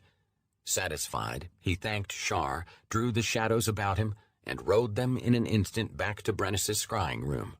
The homunculi greeted his return with applause. "Well done," Brennus said. Rivlin did not acknowledge the praise. Events would move quickly. He needed to contact Eliril. The Lord Seagraph entered her dream, dwarfed her consciousness. The proximity of the Divine One hollowed out Eliril, reduced her to an empty rind of flesh. Her dream self trembled with awed anticipation. It had been 2 decades since she had last felt the oblivion of the Lord Seagraph's presence. Then she had been a mere adolescent, the daughter of a Sembian noble family. The Lord Seagraph had entered her dreams for the 7 consecutive nights of the new moon, and ordered her on the last night to do Shar's will by murdering her parents and older brother in their sleep. Awed by the magisterial void of Volumvax, the Divine One, the Lord Seagraph, the voice and shadow of Shar, Eliril had obeyed. Her parents had been planning to murder her anyway. She knew that for certain. The memory of that blood-spattered winter night in Ukhtar still pleased her. The murders became her own secret, an event known only to Eliril, Volumvax, and Shar, and as a reward for the deed, Shar had granted her a secret name, Nightbringer. The murder had resulted in Eliril being fostered in the house of her aunt, the Countess Mirabetta Selkirk.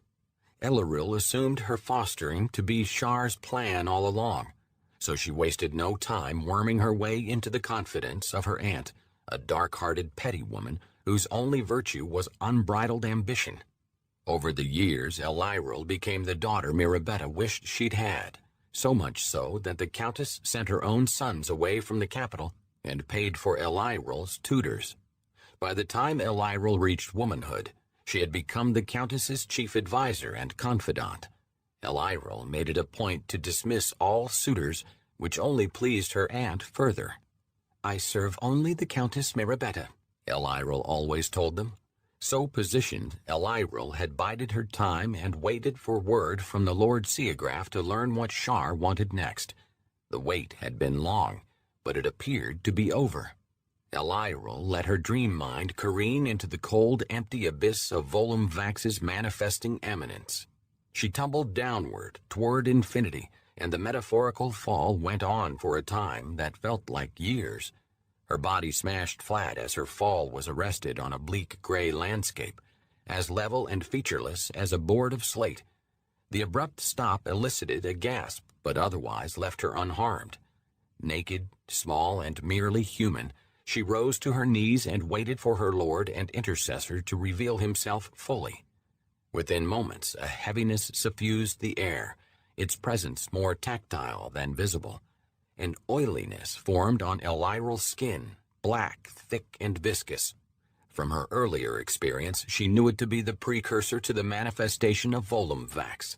She waited, eager, awed, shaking with anticipation. Slowly, like sweat squeezed from pores, darkness oozed from the slate of the dreamscape. She kept still as it formed an expanding pool at her feet. The touch of the shadow stuff elicited shivers. She sensed her physical body, still asleep in her bedchamber, trembling with the ecstasy and exquisite terror that accompanied contact with the divine. Her heart thumped like a war drum, her flesh tingled, and blood pulsed in her pelvis. She knew that she would awaken with the flushed skin and weak legs that always afflicted her after sexual release, but she did not care. She was in the presence of Volum Vax, the highest servant of her goddess, himself a demigod, and she trembled. The shadow stuff rose up and began to take shape before her, solidifying, twisting itself into a form that Elyril's mind could not fully comprehend, whose dark bodies reached into the secret corners of the world, whose presence murdered light. Elyril averted her gaze and abased herself before her manifesting lord, pressing her forehead into the slate of the dreamscape. She knew that she was unworthy to look upon Volum Vax, even in a dream. The Divine One was too beautiful in his darkness for a human to see unveiled. A palpable wave of bitterness went forth from the forming demigod and washed over Elyril. Primordial emotion pressed against her mind until she screamed. The sound died the moment the scream left her lips, absorbed by the nothingness around her. Terror and excitement drew her breath forth in gasps. After a timeless moment, she felt a presence before her body, so heavy, so substantial that it surely must shroud the world. Elyril knew when Volum Vax's gaze fell upon her trembling form. She felt his eyes on her back like the stabs of twin spears. The weight drove her chest flat against the floor, and she lay there, pinioned by his might, impaled by his eyes. Drool dripped stupidly and unheeded from her lips as she mouthed the words to the supplication, "I kneel before Shar's shadow, who shrouds the world in night. I kneel before Shar's shadow." Elyril knew that the Lord Seagraph would not speak in her dream. He never did. But she heard him nevertheless. She knew him nevertheless. She waited, her breath like a bellows. As one moment stretched into another, she tried to brace herself. Her fingers gouged grooves into the dreamscape. Her heart bounced in her chest. Her lungs rose and fell, rose and fell. "I kneel before Shar's shadow, who shrouds the world in night. I kneel before Shar's shadow." Volumax touched her, the gentle caress of the demigod who would rule the world in Shar's name. An instant of excruciating pain racked her body. She convulsed and swallowed her scream only by biting down hard on her tongue and pressing her forehead into the ground. Back in her bed, blood from her mouth joined the drool that already dampened her pillow. The pain passed quickly, replaced by indescribable pleasure. The touch of divine fingers excited such arousal in her already sensitized body that she experienced wave after wave of sexual release, one rapid, agonizing, ecstatic pulse after another. The wail elicited by that ecstasy was uncontrollable, even in the dream. She arched her back and groaned her pleasure into the nothingness. Volumvax's fingers lingered on her flesh as he communicated his intent. His eyes burrowed through her back and into her soul to impress upon her his will, Shar's will. So says Shar, the Lady of Loss, through her instrument and shadow, the Lord Seagraph. Follow the Night Seer until the sign is given and the book is made whole. Then summon the storm to free the Divine One. This is to be a secret known only to we three. Elidril sagged, began to weep. She had waited for so long to be Shar's instrument. The time at last was at hand.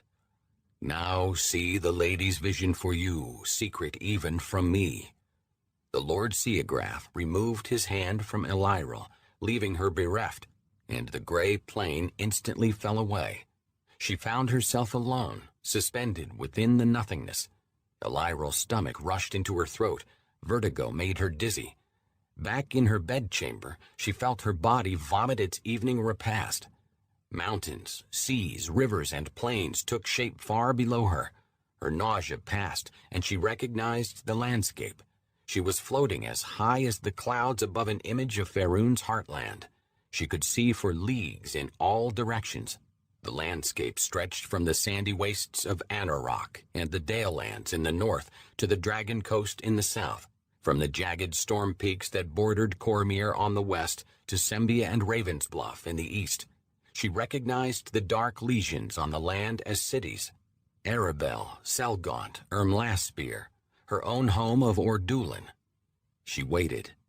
After a moment, a thin, purple-veined tendril of shadow formed in Anarok, within Shade Enclave, home of the Shar-worshipping Shadowvar and their high priest, the Night Seer, Rivelin Tan Thul. The tendril expanded southward and east toward Sembia.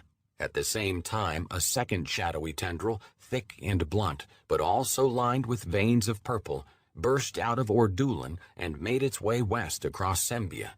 Elidril smiled to see Sembia caught in the vice of her goddess's will. She smiled even more to see one side of that vice originate in Ordulan, presumably with her. "Summon the storm," the Lord Seagraph had commanded. The two fronts moved inexorably toward one another, swallowing the light, shrouding the land. Darkness devoured Sembia, and all of Faerun cowered.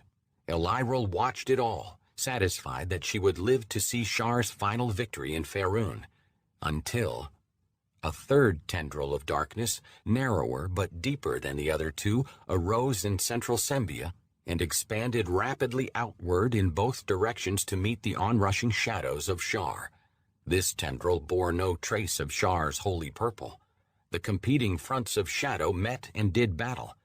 Elidril shouted in rage as darkness warred against darkness. Who would dare stand in the path of the shadow storm? How would... Without warning, the vision ceased, and Elidril was alone in the nether. She screamed her frustration into the void. Some time later, she awakened in her bed, sweat-soaked, exhausted, and staring up at the beamed ceiling of her bedchamber in her aunt's mansion east of Ordulan.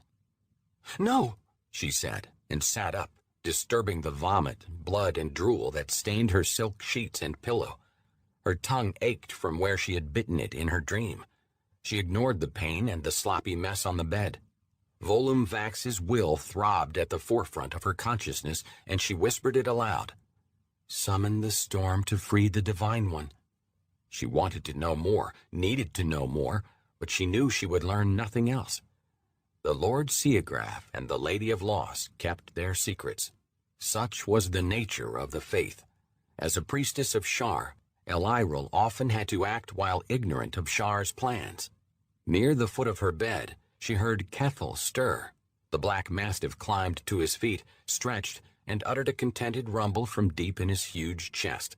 The dog's shoulder stood even with the top of Elidril's bed, and his bloodshot brown eyes fixed on her. "You thrashed about in your sleep," Kethel projected. Gray hairs dotted his massive jaws, and his bleary eyes showed their age. Elidril smiled in spite of her concerns. The dog spoke to no one but Elidril. It was their secret. Kethel had first spoken to her the night after she had murdered her parents. He had been a pup then, and his name had been Moors. Elyril had renamed him after her dead brother. She assumed his intelligence to be a gift granted by Shar. Over the intervening years, he had become a trusted confidant. Her aunt hated the dog, but allowed Elyril to keep him in her room anyway. Keffel whirled around to nibble at an itch in his hindquarters. "The Lord Seagraph spoke to me," she said to him, and offered no further explanation. She would not share even with Keffel the intimacies of her relationship with Volumvax. Keffel continued biting his itch and respectfully asked no further questions. Mindful of her soiled sheets, Elyril carefully pushed the silk from her legs and swung them off the huge bed. Her head felt as if it were stuffed with rags. Her temples pounded. She cradled her brow in her hands. "Thank you, my lord," she said to Volumvax, wincing at the pain in her tongue and head. "It is my humble pleasure to serve." Keffel abandoned his itch and devoured some of the darkness in the room. Elyril smiled. Keffel always hungered for shadows.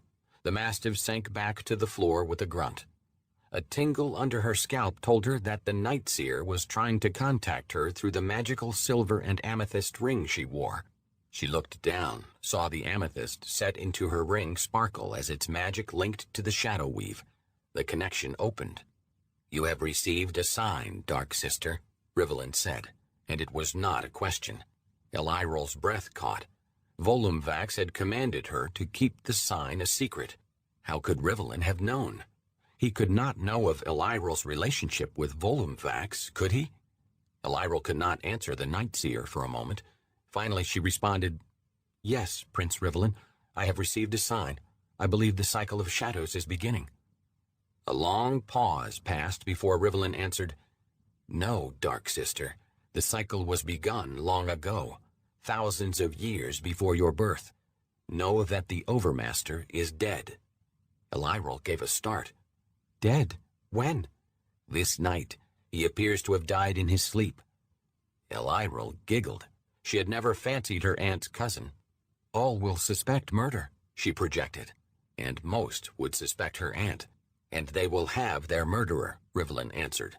"Resurrections will fail, and none but a user of the Shadow Weave will be able to learn the true cause of death. Speaking with the spirit of the dead will reveal a name, the name of he who we wish known as the killer. Be certain that it occurs in public, before the High Council if possible. Prepare your aunt to take power. Prepare yourself to steer her as I and the lady direct." Elyril's aunt had been positioning herself for over a decade to challenge Kendrick for power. With Elyril's aid, Mirabetta had bribed or extorted alliances from fully half of Sembia's High Council. She would be among the leading candidates to replace the dead Overmaster. "That should not be difficult to arrange." "That is what I expected," Rivellin said, and Elyril thought she heard a smile in the tone. "Night shroud you, Night Seer." "And you, Dark Sister." A gentle hum in Elyril's ear indicated that the magic of the sending ring had gone quiescent. Rivellin was gone.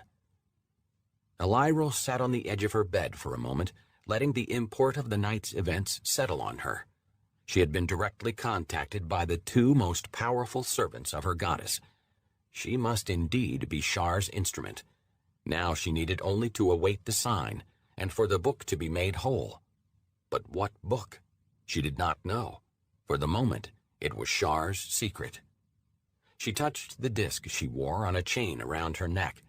Years earlier, she had paid a wizard to make the black and purple disc permanently invisible, then used it in a ceremony sacrificing him to Shar. No one but Elyril, Volumvax, and Shar knew of the symbol. Its existence was their secret. So, too, was the fact that the holy symbol stored the souls of those Elyril had killed, including her parents. Elyril's headache reminded her that divine visions did not come without a physical price. She stood, and her legs, weakened from sexual release and the exhaustion that accompanied contact with the Lord Seagraph, wobbled under her. She touched a fingertip to her tongue, looked at the blood, clasped the invisible holy symbol that hung from her neck, and whispered a healing prayer to Shar. The wound in her tongue closed. The pain in her head subsided. She noticed a chill in the room. Embers glowed in the huge stone hearth that dominated her bedchamber, but they offered scant warmth to her body, covered as it was only in a thin night shift. She crossed the chamber, stirred the embers with a poker, and added a log. She caught Keffel leering at her out of the corner of her eye. She knew her lithe body pleased the dog. Flames rose from the stirred embers and caught quickly, sending flickers across the room. The wood crackled. She walked to the night table and rang a small, magical brass bell. Her personal servants, all magically attuned to the bell and others like it, heard its ring no matter where they were or what they were doing. After ringing, she began a mental count. She had adopted her aunt's rule that servants had a 20 count to attend her after the ring, no longer, or they would be flogged. Before she reached 10, she heard the sound of feet rushing down the hall, the tinkling of bells, and a hesitant knock on her door. "Enter," she commanded. The door opened. Daylight from the hall outside cascaded into the room. She blinked in it. She had not realized that the sun was well into its daily course. "Close that door," she snapped. Keffel growled at the sudden light. A skinny adolescent boy hurried in, eyes on the floor, and closed the door behind him. The room returned to darkness. The youth wore the black tunic, belled head wrap, and calf-length trousers that Mirabetta required of all the servants. Bony legs and arms jutted from the clothes, the limbs like those of a scarecrow. Elirel did not know his name and did not care. Probably the boy was the result of one of the sexual unions that Mirabetta had arranged between her servants. Her aunt enjoyed breeding the staff, selling some to slavers, some to fighting rings, some to brothels, and keeping those who pleased her. She had done so for decades. "Mistress," the boy mumbled, "you summoned me?" The boy's eyes never left her bare feet. Keffel stood up, and the boy gulped. The mastiff cocked his head and eyed the boy as he might a piece of meat. "My sheets and bed-pillow require laundering," Elirel said. She reached for the tiny iron snuff box she kept in the drawer of her night table. "Yes, mistress," replied the boy. He stepped to the bed, keeping as much of it between him and Keffel as possible, and began to gather the sheets. Elirel popped the snuff box with her thumb. The piquant, bitter aroma of dried and powdered mind dust filled her nostrils. The drug was a poor substitute for Volumvax's touch, but she found it pleasing nevertheless. She'd once heard from an apothecary that prolonged mind dust use drove its users mad. Elirel found the notion absurd. She'd been using the powdered leaf for nearly a decade and showed no ill effects. She took a pinch between her fingers, brought it to her nose, and inhaled sharply. The drug danced over the back of her throat, tickled her senses. She felt the effects almost instantaneously. Her head went light. She heard a melody in the crackling of the fire, and the hairs on her arms stood on end, tingled in the air. She caught the servant boy watching her from the corner of his eye as he leaned over her bed and pulled in the sheets and pillow. He bunched the bedding into a ball, bowed. Elirel heard a poem in the tinkling of the head wrap's bells, and prepared to leave. Elirel held out the snuff box and purred, "Do you wish to try some?" He froze for a moment, shook his head, and refused to look at her. "I wish you to try some," she said. "Come here." He lifted his eyes to hers for only a moment before restoring his gaze to her feet. She could smell the fear in his sweat, and it intoxicated her nearly as much as the mind dust. She took another pinch from the box, inhaled it, and laughed aloud. "Come," she ordered, "this instant." He took a slow step toward her, another, and she glided the rest of the distance to him. Her shift clung to her as she moved and showed her body to best effect. The boy trembled, uncertainty and fear writ clear on his troubled brow. "You are a pretty boy," she said. Still looking at the floor, the boy said, "The mistress is gracious, but I should see to these sheets immediately, lest the stain become difficult to remove."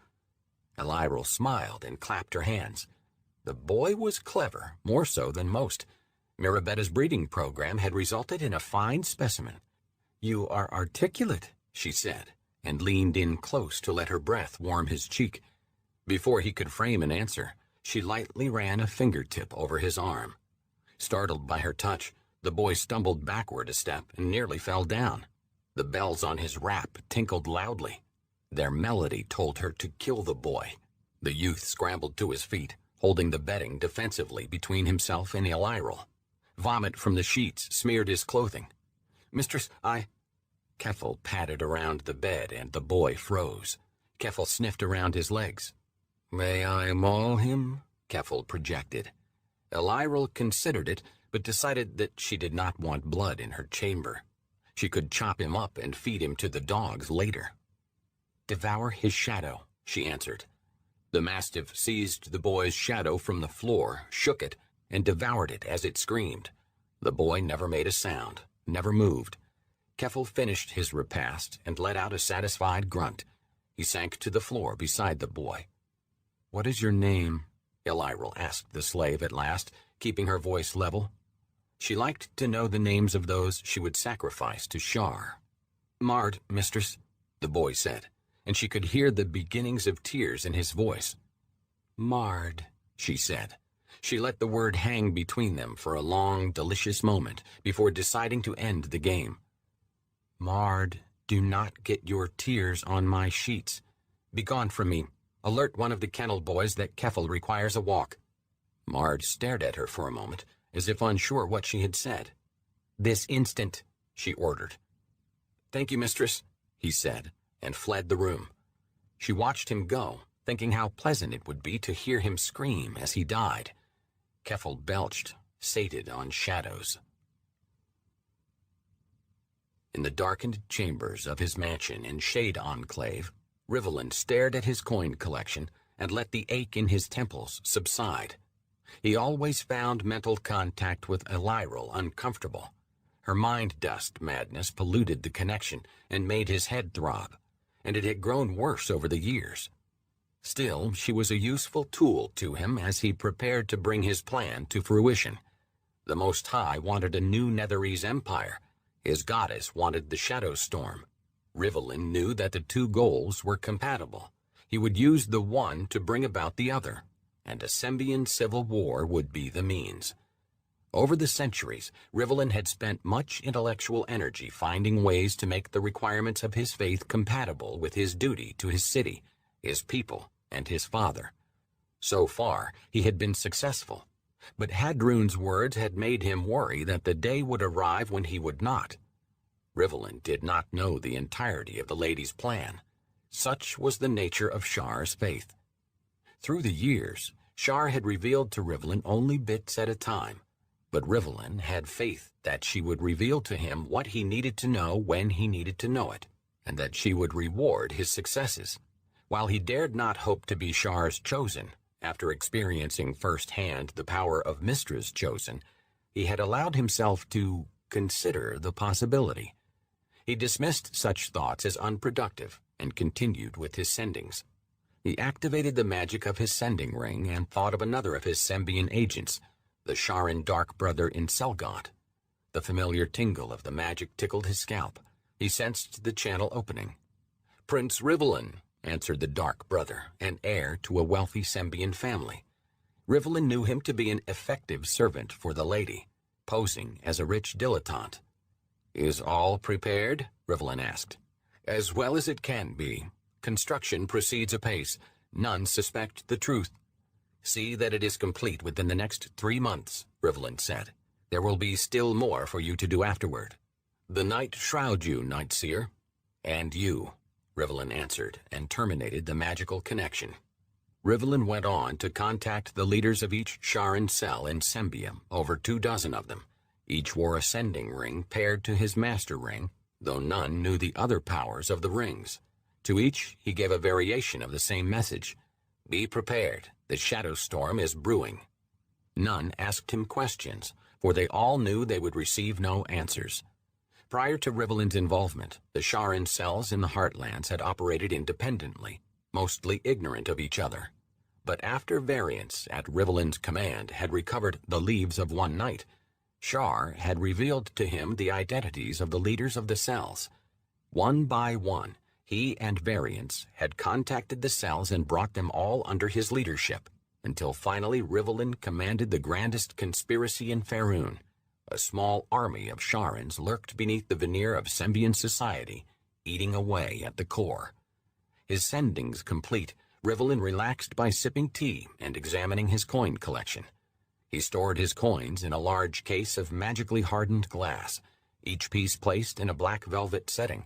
He had an electrum falcon from the year of Coromir's founding, 100-year-old gold bell bolts from Chesenta, a cursed copper fandar from that caused the bearer's business decisions to go poorly, a magical platinum calishite killark that returned to its spender thrice, and a host of other coins, both magical and mundane, from all across Faerun, from almost all eras of its history.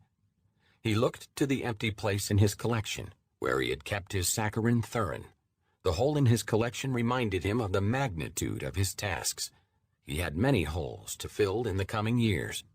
He finished his tea and turned his mind to the first of his holes, the problem of awakening the sentience in Sakor's mythaler. He would need Brennus's divinations to find the Mind Mage.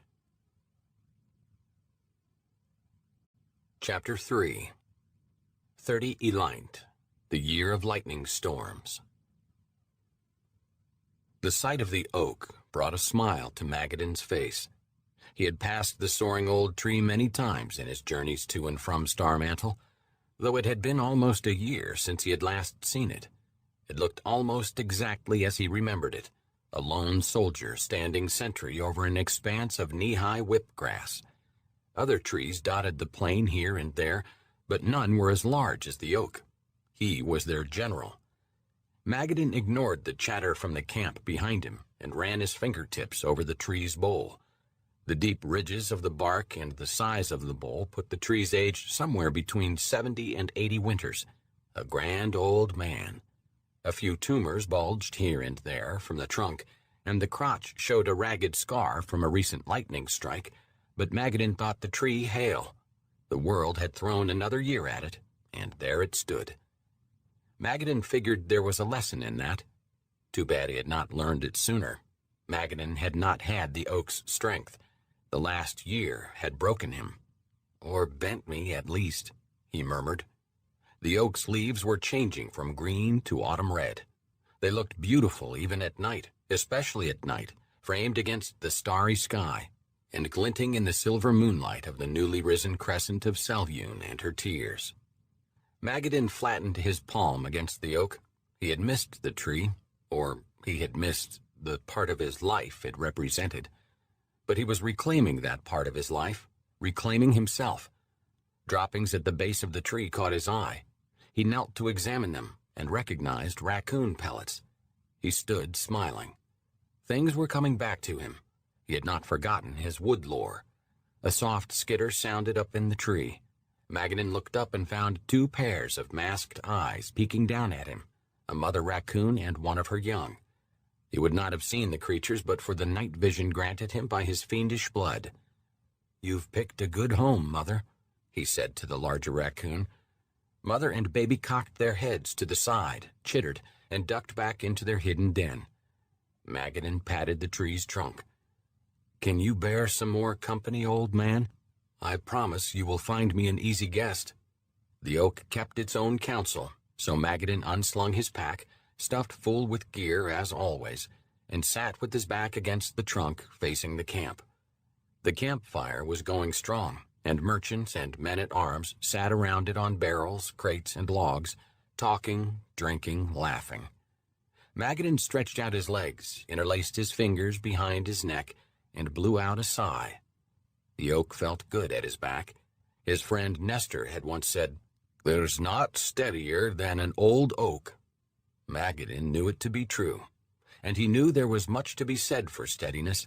He hoisted his water skin in remembrance of Nestor and took a long drink.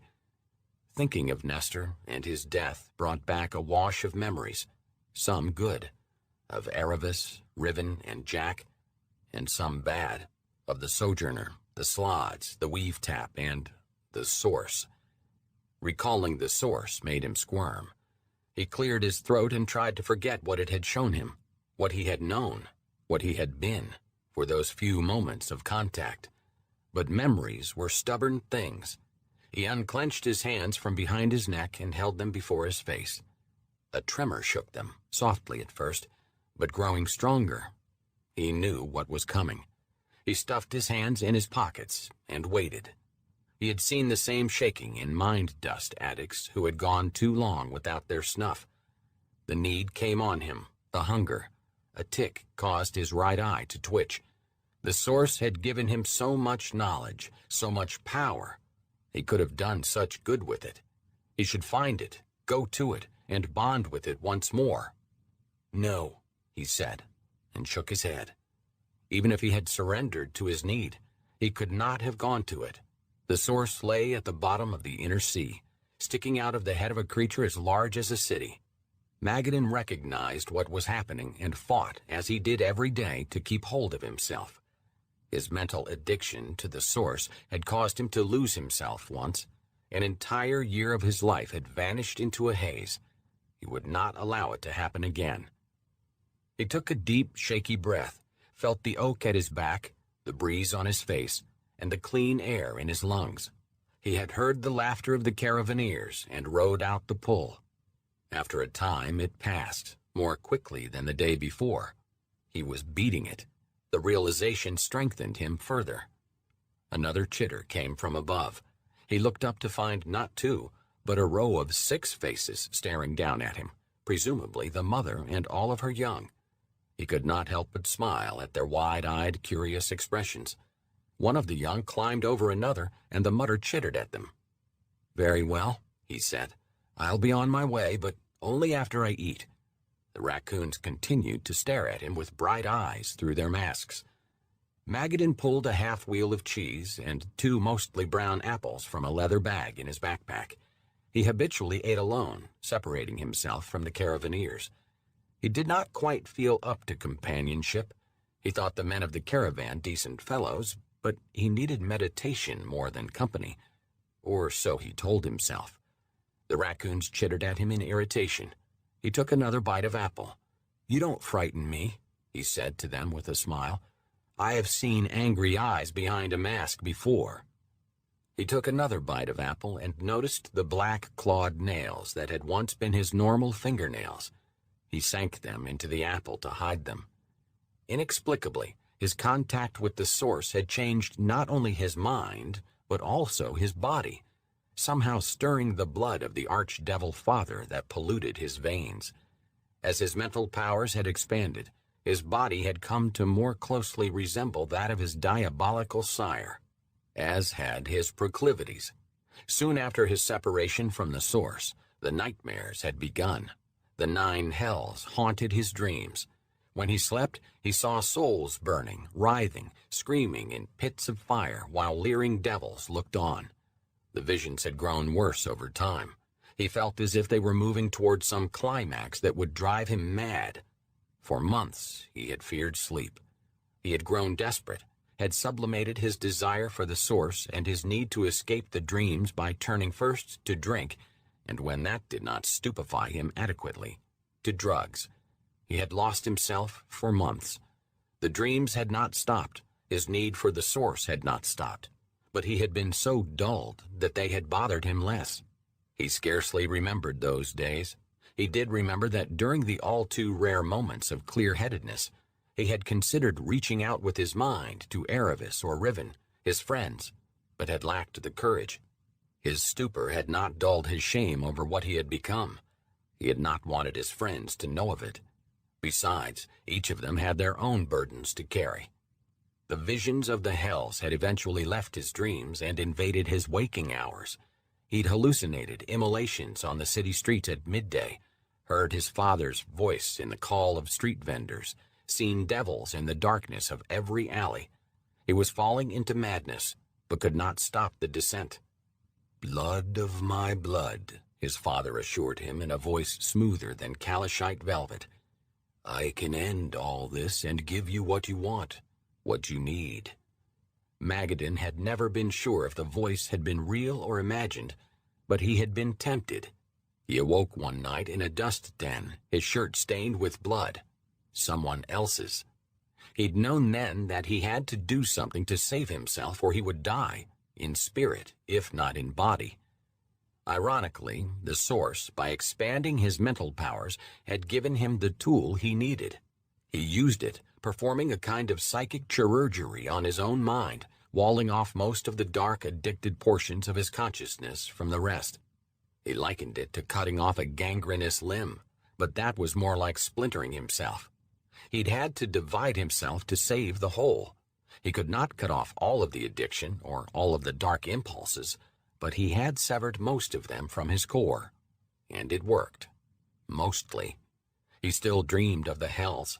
His body told him that he had not slept well in months, but his conscious mind did not remember. That was the important thing.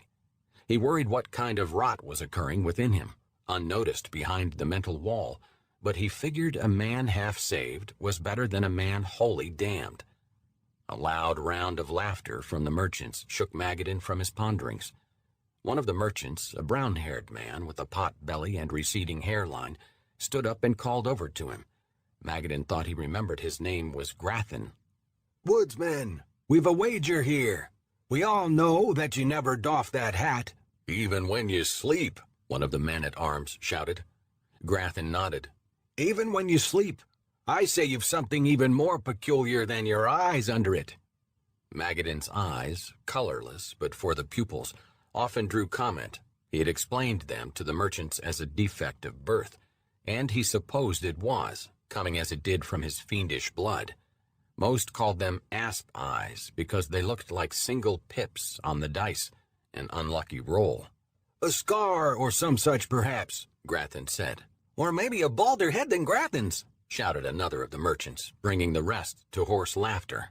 "That'd be bald indeed. A scar'd be better." Grathan waited for the laughter to die down, then gestured at a young merchant who sat near him. "Tark here says you wear it out of superstition for luck or some such. Which is it? There are 20 silver falcons to the man with the right of it." Magadan pushed his floppy, wide-brimmed hat back on his head, though he took care to keep it over his horns. "This hat? None other," said the merchant. Magadan decided to amuse himself by telling them the truth. "I wear it to hide the devil horns sticking from my brow, or some such. And that makes you both as wrong as an orc and a dwarf hold, so you can add the 20 falcons to my fee." The merchants and men-at-arms loosed raucous guffaws. "Has you by the danglies there, Grathan?" Grathan laughed along with the rest, even toasted Magadan with his tankard. When the group quieted, he said, "Done, sir. Such sum to you, or some such." Magadan appreciated the turn of phrase. He tipped his hat in salute. "But the added fee only if you share a drink with us," called Tark, who had a much more commanding voice than his willowy frame suggested. "You abstain with such fortitude that Nos here," he jerked a thumb at a burly man-at-arms near him, "claims you're an ascetic Ilmaterite monk in disguise." Nos's face wrinkled with puzzlement, and he slurred through his beard. "Huh? Ascetic? What is that, a drunkard?" More laughter.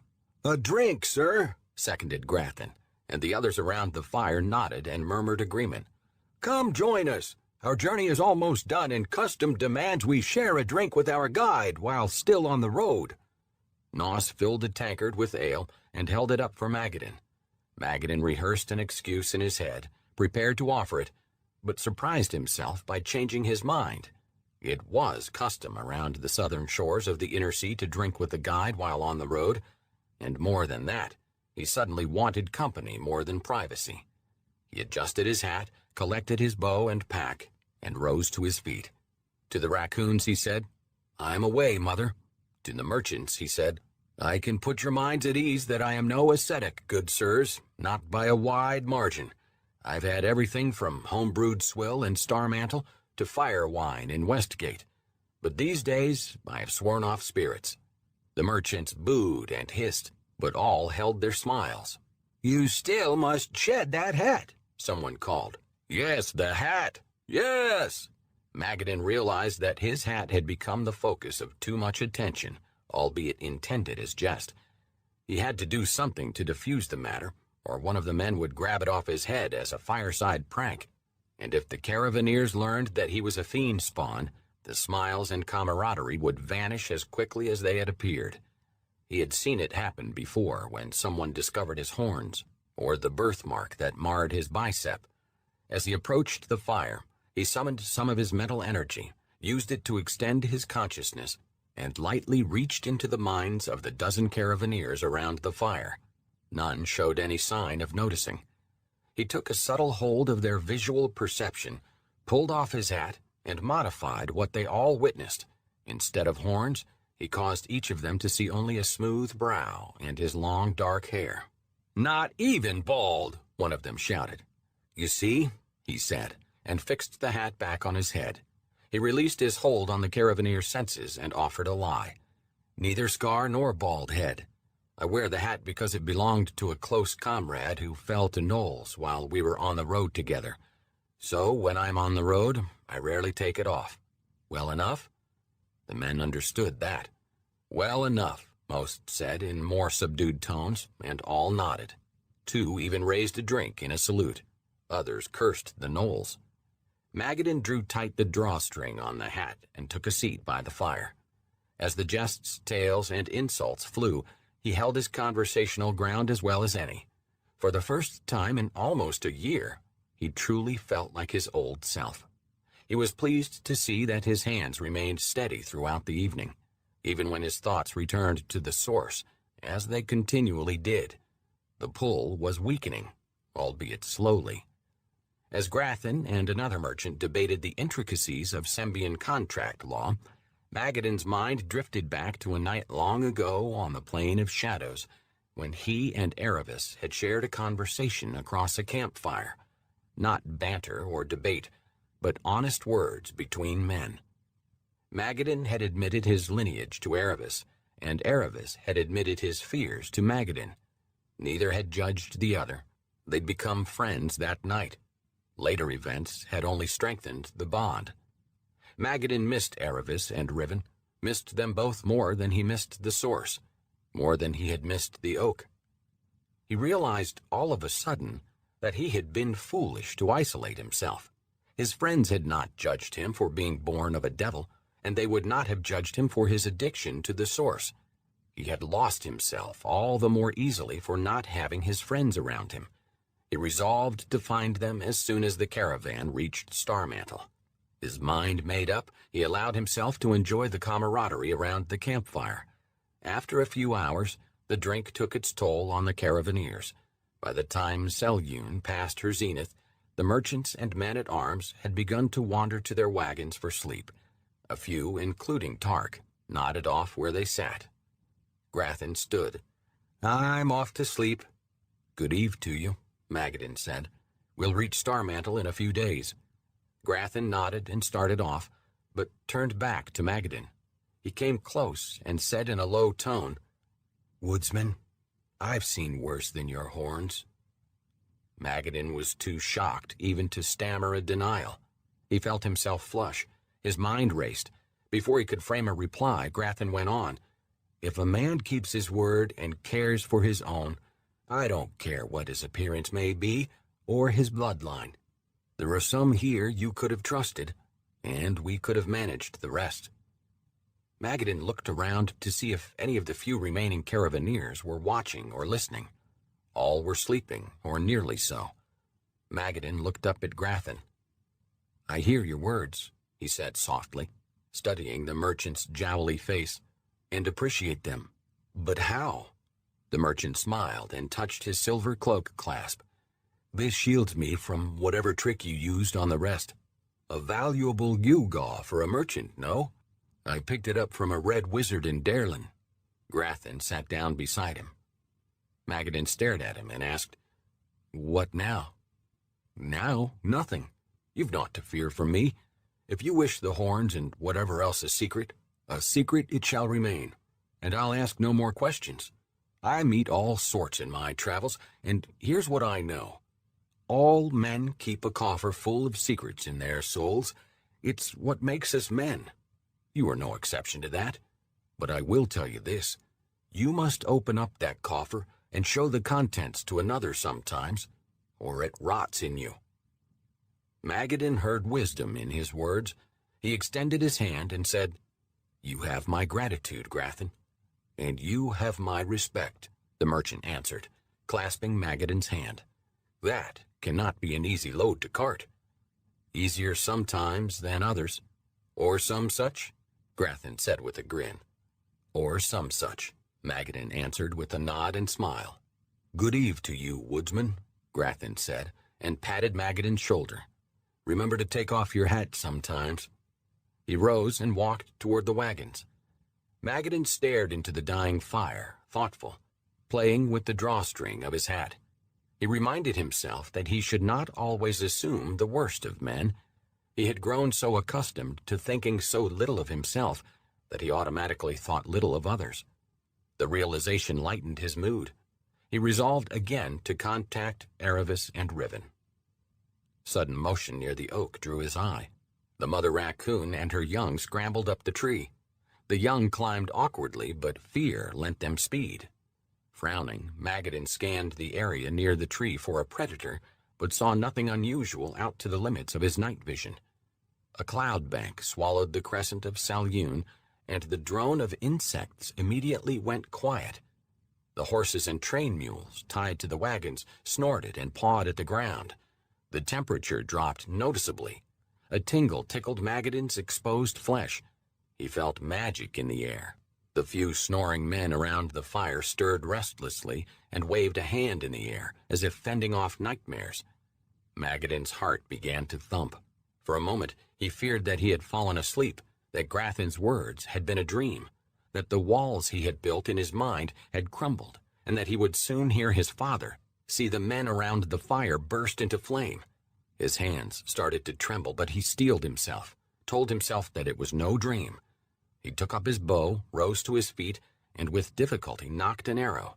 The familiar movement steadied him. He turned in a circle and looked out on the plain, but saw nothing to alarm him. Just rolling grass, the old oak, and few other scattered trees. He stepped around the fire and nudged Tark, who was sleeping. Up, he ordered. And the rest, be quick and quiet. Something comes. Tark did not move. Neither did anyone else. Up, Magadan said, and kneed him hard.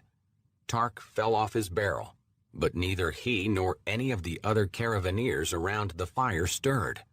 Magadan cursed. Tark and the other men had been enspelled. He weighed whether to raise the alarm and tip off the attackers that he knew of their presence. He decided there was no other way. "Is anyone awake?" he shouted at the wagons. "Grathen!" His shouts agitated the pack animals further, but no one in the caravan answered his call. He was alone. Perhaps his mental abilities had spared him the effect of whatever spell had rendered the rest of the men unconscious. He licked his lips, swallowed, and focused his mind on his arrow tip, charging it with mental energy. Power filled it, and it shone red. It would pierce plate armor. Magadan scoured the terrain with his eyes. He controlled his breathing, steadied his hands, and held his calm. He drew on his mental power, transformed energy into a physical force, and surrounded himself in a translucent barrier that would deflect incoming projectiles. Wrapped in the power of his own mind, he turned a slow circle and sought a target. "Father," he shouted, nervous as the word left his mouth. "Show yourself." A sound like rushing wind filled his ears, though there was no wind. He scanned the night for the source, but saw nothing. The sound grew, louder, louder, until, at the limits of his dark vision, a mass of squirming tendrils seeped into view. As thick around as the oak, as black as ink, they wormed sickeningly over the terrain. Their motion reminded him of the kraken's tentacles, of the grotesque limbs of the dark weaver that he had faced on the plane of shadows. The tentacles brought a fog of darkness in their wake. Two pinpoint pairs of light formed in the darkness above the tentacles. One pair the cold gray of old iron, the other pair a dull gold. Eyes. The rushing sound grew still louder, as loud as a cyclone. Magadan thought his eardrums would burst. The horses and mules panicked. Two snapped their lines and sped off into the night. "Who are you?" Magadan shouted, his voice barely audible over the roar. The tendrils drew closer. So did the eyes. "Show yourselves!" No response. So Magadan loosed an arrow at one pair of eyes. The missile streaked from his bow, leaving a red trail of energy in its wake. When it hit the darkness, it vanished with no visible effect. Screaming, Magadan fired another arrow, another. The rushing sound ate his battle cries. The darkness ate his arrows. The rush reached a crescendo so loud Magadan felt his head would explode. How could the Caravansers sleep through it? It was like a pair of knives driven into his eardrums. He dropped his bow and clamped his hands over his ears. He screamed in pain, but the roar swallowed the sound. Without warning, the roar ceased. But for his gasps, silence ruled the night. Magadan's ears rang, his temples throbbed. He looked up and saw that the tendrils were gone, the eyes were gone. He was alone. He looked at his palms to see if there was any blood, saw none. He almost collapsed with relief. "Tark," he nudged the young merchant. "Tark." Still no response. A rustle from above drew his gaze. He looked up, and what he saw stole both strength and breath. His hands fell to his sides. "Gods," he mouthed. The night took him. Eliril wore a false face, that of a solicitous young niece and trusted political adviser to Lady Mirabetta Selkirk, and stood beside her aunt next to the bed of the dead overmaster. They had traveled by common coach rather than carriage across the streets of Ordulan, and both wore heavy, plain, hooded cloaks. After hearing what the messenger had to say, they had not wanted their passage noted. The city was in enough turmoil. All of Sembia was in turmoil. Kendrick Selkirk the Tall lay cold, pale, and very dead between his sheets. The overmaster's balding, gray-haired chamberlain, Minin, stood in the doorway behind Eliril and her aunt, wringing his age-spotted hands. Beside him stood the bearded housemage, Sakin, arms crossed over his ample belly, chapped lips pressed hard together. The circles under his eyes looked as if they had been drawn with charcoal. Seeing the dead overmaster for herself, Eliril felt an uncontrollable urge to smile. She masked her mirth with a hand before her mouth and a feigned cough. "I have sent for priests of Tyr, Countess," Minin said to Mirabetta, "to certify the death and prepare the body." Mirabetta nodded. "Well done, Minin. You have sent word to Selkirk's family?" Kendrick Selkirk's immediate family consisted of only his 2 sons, Miklos and Kavel. His wife had been dead almost a year. Minin fiddled with the flare at the end of his shirt sleeve. "I have dispatched messengers, but contacting Miklos or Kavel is always difficult, as is their wont. They are away from Ordulan. No one seems to know their current location. That is why I hurried a messenger to your estate, Countess. You are the Overmaster's cousin, his only family in Ordulan. Despite your—" He cleared his throat and looked embarrassed. "Political differences. You must speak for the Overmaster's needs until his sons arrive." Mirabetta and Eliril shared a glance, and Eliril could read her aunt's mind. If the Overmaster's sons arrive. No doubt it amused Mirabetta that Kendrick Selkirk's body and estate were in her charge, if only temporarily. Most of Ordulan saw Mirabetta as a respectful rival of Kendrick. Eliril knew better. Mirabetta had thought her cousin little more than a weakling and dolt whose incompetence had led Sembia in the direction of disaster. Probably Mirabetta would have killed him herself if she had thought she could have avoided suspicion. The Countess ambled around the chamber, eyeing the rugs, the sideboard, the swords and shield over the large fireplace. "That was well conceived, Minin. Kendrick and I disagreed on political matters, but he was ever my beloved cousin." Minin wisely held his tongue. "Should we examine the body, Aunt?" Eliril suggested, an idea born of a desire to provide political cover for her aunt, and a desire to touch something dead. The old chamberlain looked appalled. "Why, mistress?" Before Eliril could answer, Sakin unfolded his arms and said to Mirabetta, "There is no sign of violence, Countess. The wards on the room were intact, and my preliminary divinations have detected nothing untoward." The mage looked pointedly at Eliril. "There is no reason to examine the Overmaster's body." "A skilled assassin would leave no sign," Eliril said to the room. Minin frowned. "The mistress seems to know much of the quiet arts." Eliril smiled politely to hide her hatred. Minin looked to Mirabetta. None passed this door last night, Countess. Of that I am certain. Mirabetta looked from Elirel to Minin. And I am certain of no such thing. As my niece observed, a skilled assassin would leave no sign, magical or otherwise. Elirel was pleased. Mirabetta's political instincts, honed through years of maneuvering in Sembia's capital, were as sharp as ever. The Countess did not know that Selkirk had been murdered, but she did know that she had not been involved in the murder, if murder it was. She therefore realized that she would be best served politically by insisting on a zealous and thorough investigation. She could only gain from it, whether she found a murderer or determined that Overmaster Selkirk had died of natural causes. Elirel knew the truth, of course, and the secret she held made her smile. My cousin was as healthy as a cart ox, Mirabetta said. I saw him just 2 days ago. He showed no signs of illness. Yet are we to believe that he just died in his sleep? Men die, said Sakin with a shrug. And men are murdered, Mirabetta said with a dismissive wave of her hand. I will determine which occurred here. Without waiting for permission, Elirel bent over the Overmaster's corpse, pried open his mouth, and examined his gums. Finding nothing, as she knew she would not, for the Night Seer would not use poison, she peeled back his eyelids and studied the eyes. Then she lifted his arms and looked in his armpits. Mistress, the Chamberlain said, appalled. Elirel let the Overmaster's arm drop to the bed and spoke a lie. I have heard of poisons that discolor the skin for only a short time before all signs vanish. I do not want evidence to go unnoticed.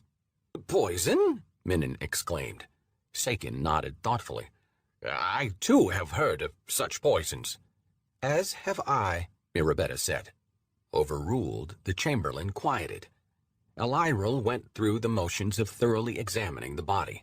Touching the cold, dry flesh of the corpse aroused her, but she kept her face expressionless.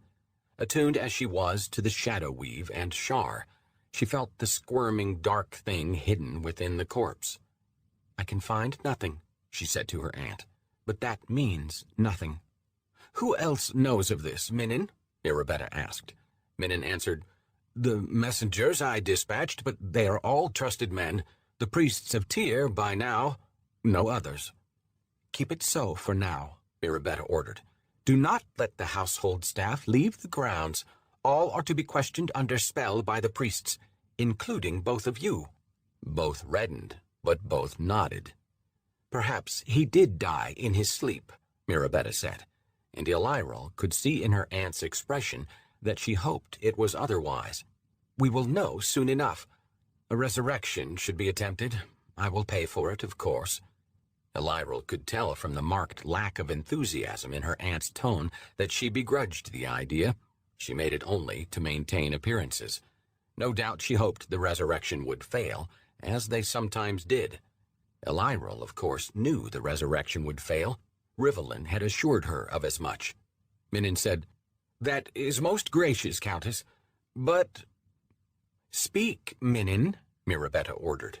Minin nodded. I am aware of the contents of Lord Selkirk's testament, Countess. He specifically forbids any attempt to resurrect him after his death. As you know, he was a faithful follower of Tyr. He regarded his end as his end. For a moment, Mirabetta said nothing. She looked at Elirel, and Elirel felt certain that her aunt would not be able to contain a smile. But she did somehow, and returned her gaze to Minin. I understand, Minin. Thank you. Then I shall pay all costs of the investigation into his death. That is the least I can do for my cousin. Countess, I'm certain the High Council would appropriate— He was my cousin, and I will pay, Mirabetta said, cutting off discussion.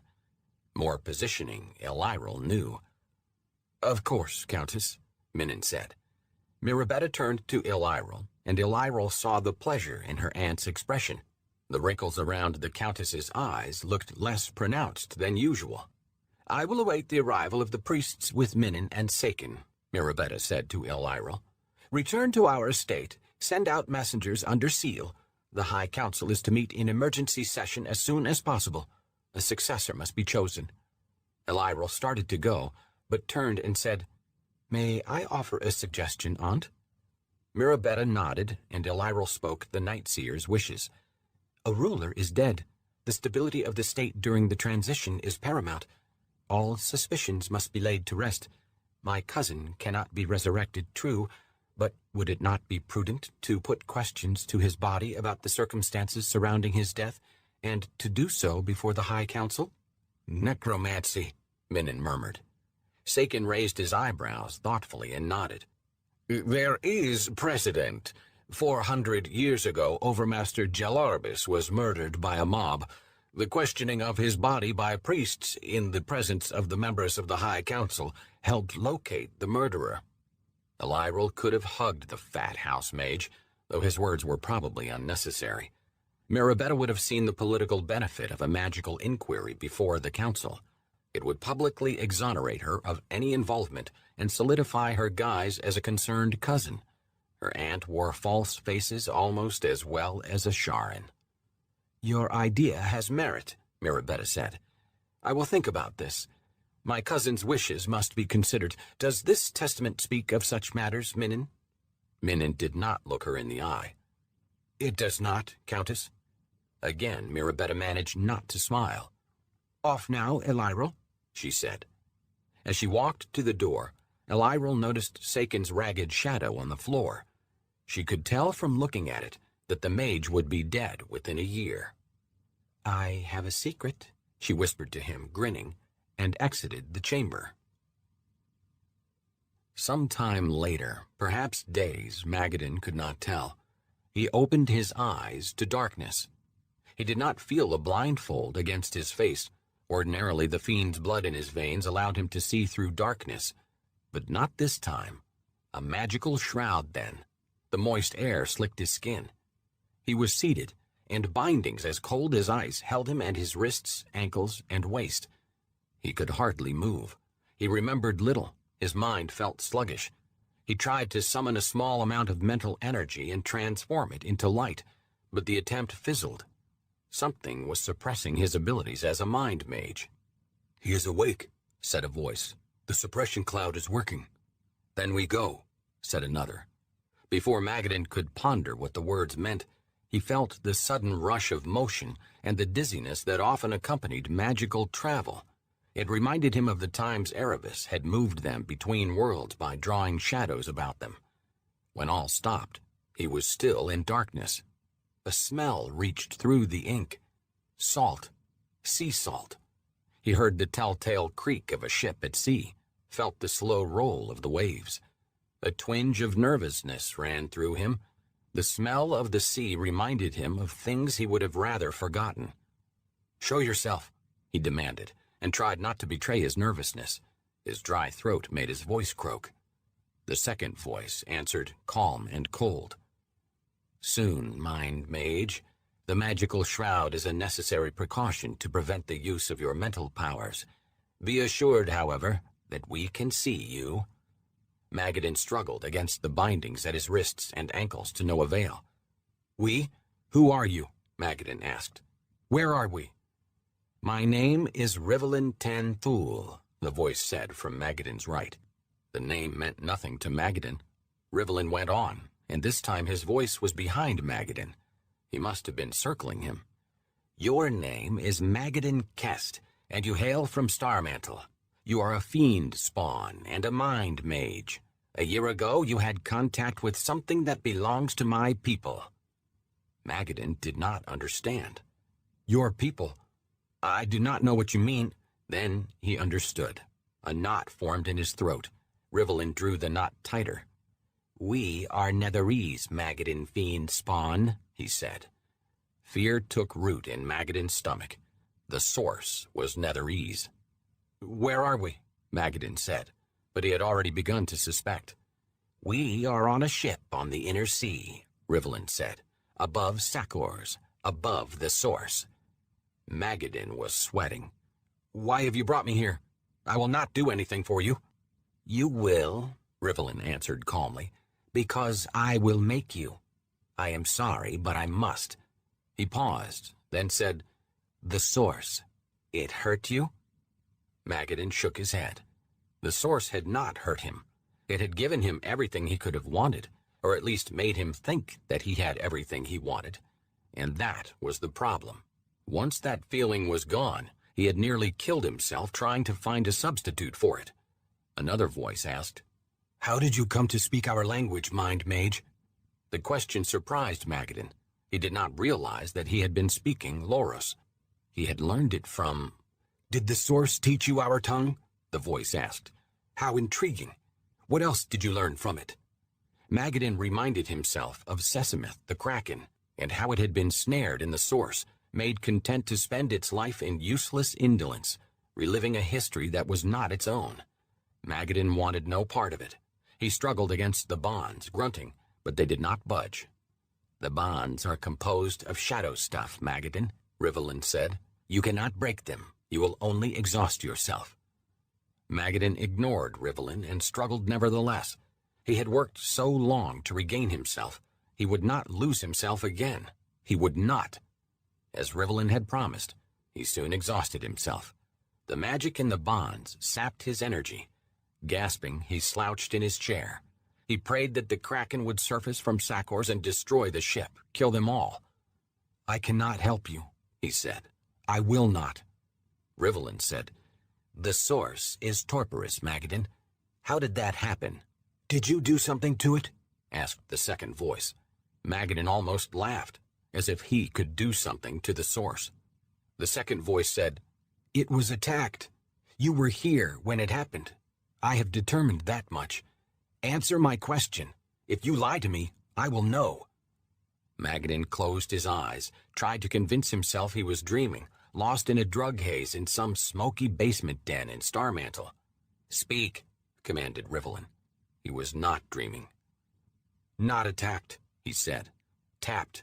An artifact tapped it, drew on its power to serve the wizard who created the Rain of Fire." "A wizard created the Rain of Fire?" the second voice said, astonishment in his tone. Magadan nodded. "Yes. He was from somewhere else. He used the power in the source to empower his spell." "Remarkable," the second voice said. Magadan realized that he had said too much. He did not want his captors to know of the tower on the Wayrock. Riven might still be there. "The wizard is dead," he added. "I saw his body broken and burned to ash by the sun. The artifact he used to tap the source is also destroyed." "He is speaking truth," the second voice said, presumably to Rivelin. Silence followed for a time, as if his two captors were silently conferring. Finally, Rivelin said, "We need you to awaken the source, Magadan. Only a mind mage can do it. Only you can do it." Magadan closed his eyes and shook his head. "I am sorry, then," Rivelin said, and incanted the words to a spell. Magadan gripped the arms of the chair, braced himself to resist whatever spell Rivelin would cast. "Help us, Magadan," Rivelin said. There was magic in Rivelin's voice. Power. Magadan could feel it pulling at his will. He fought it. "No." "You must. Awaken it for us, Magadan." Magadan gritted his teeth while Rivelin's bidding wormed its way into his mind. He strained against his bonds, felt them give slightly. His heart pounded hard in his chest. "It will kill me," he shouted. "Careful, brother," cautioned the second voice. "You must do it nevertheless," commanded Rivelin. "Awake it for us, Magadan." Magadan flailed like a mad thing against his bonds. Rivelin's spell reverberated through his mind, the words like hammer blows. Rivelin's voice soaked his will. Magadan was weakening. The words rang in his ears, sank under his skin. He felt himself losing, thinking of how much easier it would be if he simply submitted. "No, no!" "Almost," said the second voice. "You wish to do it," said Rivelin. "I can see it in your eyes. Surrender to it, Magadan. End the pain." Rivelin's words sounded so much like those spoken by Magadan's archdevil father in his dreams that they shook Magadan to his core. He gritted his teeth so hard he bit his tongue. The sharp flash of pain and the taste of blood brought him an instant of clarity, of freedom. A sliver of mental energy slipped through the power-dampening shroud and made itself available to him. Magadan grabbed onto it like a lifeline and did the only thing he could think of to save himself. Vermilion light haloed his head, penetrating even the ink of the shroud. His captors shouted. He felt hands upon him. Magadan grinned even as the pain came. He felt as if he were breaking apart. He screamed as he splintered. Chapter 4. 10 Marpenoth, the Year of Lightning Storms. Cale dreamed of Magadan, though his friend's voice sounded like Errol's, the halfling boy whom Cale had saved almost 10 days earlier. Cale watched, frozen, as Magadan slipped into a dark void, screaming for help. Cale forced himself from his paralysis, shadow-stepped to the edge of the void, dived for Magadan's outstretched hand, and barely caught it. He seized a firm grip, then saw that Magadan's fingernails had turned to black claws, and that his eyes, ordinarily colorless but for the black pupils, were golden. Startled, he lost his grip. Magadan disappeared into the shadows, screaming. Cale shouted after him, "Mask! Mask!"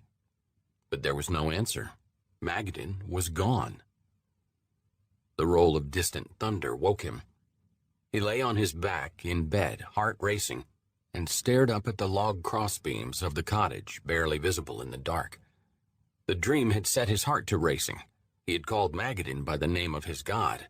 The realization unsettled him. Mags? He projected tentatively. As a mind mage, Magadan had easily contacted Cale through dreams before. No response. Just a dream, then. He exhaled slowly and calmed himself. The deep of night surrounded him. He found comfort in the darkness. A distant lightning flash lit the room and pasted shadows on the walls. Cale sensed every one of them, knew every one of them for the instant of their existence. Midnight was near, he knew. The Chosen of Mask always knew when the Shadow Lord's holy hour approached. He had been asleep only an hour, perhaps 2. He had not even bothered to change his clothing before getting into bed. The stink of another night's travels, another night's killings, clung to his clothes. Vara lay beside him, warm, soft, human. Her even breathing steadied his jumbled mind. He often lay awake through the night and listened to her breathe, watched the rise and fall of her breast. Since his transformation into a shade, he needed less and less sleep, but he always needed warmth. He always needed someone near him to remind him that he was still human, at least in part. He drew the night about him and moved his body instantly across the room into the darkness near the shuttered window. Vara stirred slightly at his sudden absence, but did not awaken. Thunder rumbled again in the distance, the deep-chested growl of a beast. A storm was coming, a big one. It had been a long while since they had seen rain. In silence, Cale lifted the latch on the window shutters and gently pushed them open. Moonlight spilled into the cottage. Its touch nettled Cale's flesh. Tendrils of darkness swirled protectively across his skin. A cloud bank loomed in the distance, bearing toward the cottage, devouring the stars as it came. Lightning split the sky, and its afterglow limned the clouds with a purple cast. Cale thought it ominous. Thunder quickly followed, and Cale fancied the thunder had a voice. "Everything dies," it rumbled.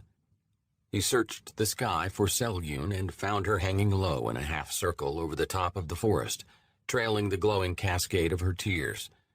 Cale could not look at the tears without thinking of Jack. Just about a year ago, he had seen the most powerful wizard he'd ever known pull one of the tears from the outer darkness and use it to eclipse the sun. In the end, the wizard's reasons for doing so had been small ones, human ones, though the wizard had been far from human. Cale almost admired him for his reasons, but the admiration had not kept Cale from killing him, because the wizard's small reasons had led to the death of Cale's best friend. Thunder rolled, soft, threatening, and mocking. Everything dies. The memory of those days darkened Cale's already somber mood. The night answered his emotions, and the air around him swirled with black tendrils. Behind him, Vara turned in her sleep. "I still blame you," he whispered to Mask. When he looked back on the events involving the wizard, Cale saw the Shadow Lord's manipulation in all of it. Through his scheming, Mask had managed to steal an entire temple of Cyric. The whole plot had been little more than divine burglary, petty theft, and it had cost Cale his humanity, and Jack his life. Cale could not forgive Mask for exacting so high a price. Before Jack had died, Cale promised his friend that he would try to be a hero. He had saved Errol and the halfling village, had done similar deeds throughout upcountry Sembia for months. But it did not feel like enough. He did not feel like himself. He missed his friends, missed something he could not articulate. He looked out on the dark forest meadow. An elm of middling size dominated the oval expanse of low browning grass. Patches of wildflowers, mostly purple snaps, daisies, and lady's slipper, dotted the meadow. Vara had tried transplanting the wildflowers into a more orderly arrangement, but the flowers she moved invariably died. Despite the strange weather and lack of rain, Vara had managed to grow a thriving vegetable garden of cabbages, turnips, carrots, and beans. At Cale's request, she also grew pipeweed. Large stones from the nearby stream walled the vegetable garden to keep the rabbits at bay. The garden did not produce enough to live on, but Vara supplemented their needs with monthly trips to a nearby village, though she had been returning with less and less of late. A table and 2 chairs sat under the elm. Cale had made them from forest deadwood. Not bad work. Vara loved to sit in the shade of the tree and watch the flowers in the sun. She had come out of the darkness of Skullport and made the forest cottage and sun-drenched meadow in upcountry Sembia her home. Cale thought her amazing for that. Cale had bought the cottage and its land from the heirs of a dead woodsman. The place belonged to him, but more and more he knew it wasn't his home. He remembered words Jack had spoken once. "For men like us, friends are home." Cale missed his friends.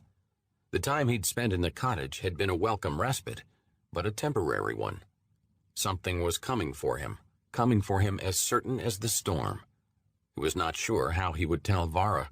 He looked back on her sleeping form and wondered if she already knew. Their relationship was unusual. They had lived together a year, but Cale knew little about her past, and made a point not to ask. She, in turn, respected his privacy in the same way. They shared a home, a bed, their bodies from time to time, but little else. Cale cared for her deeply, and she cared for him, but he knew he could not stay with her much longer. He ticked the moments away as midnight drew closer.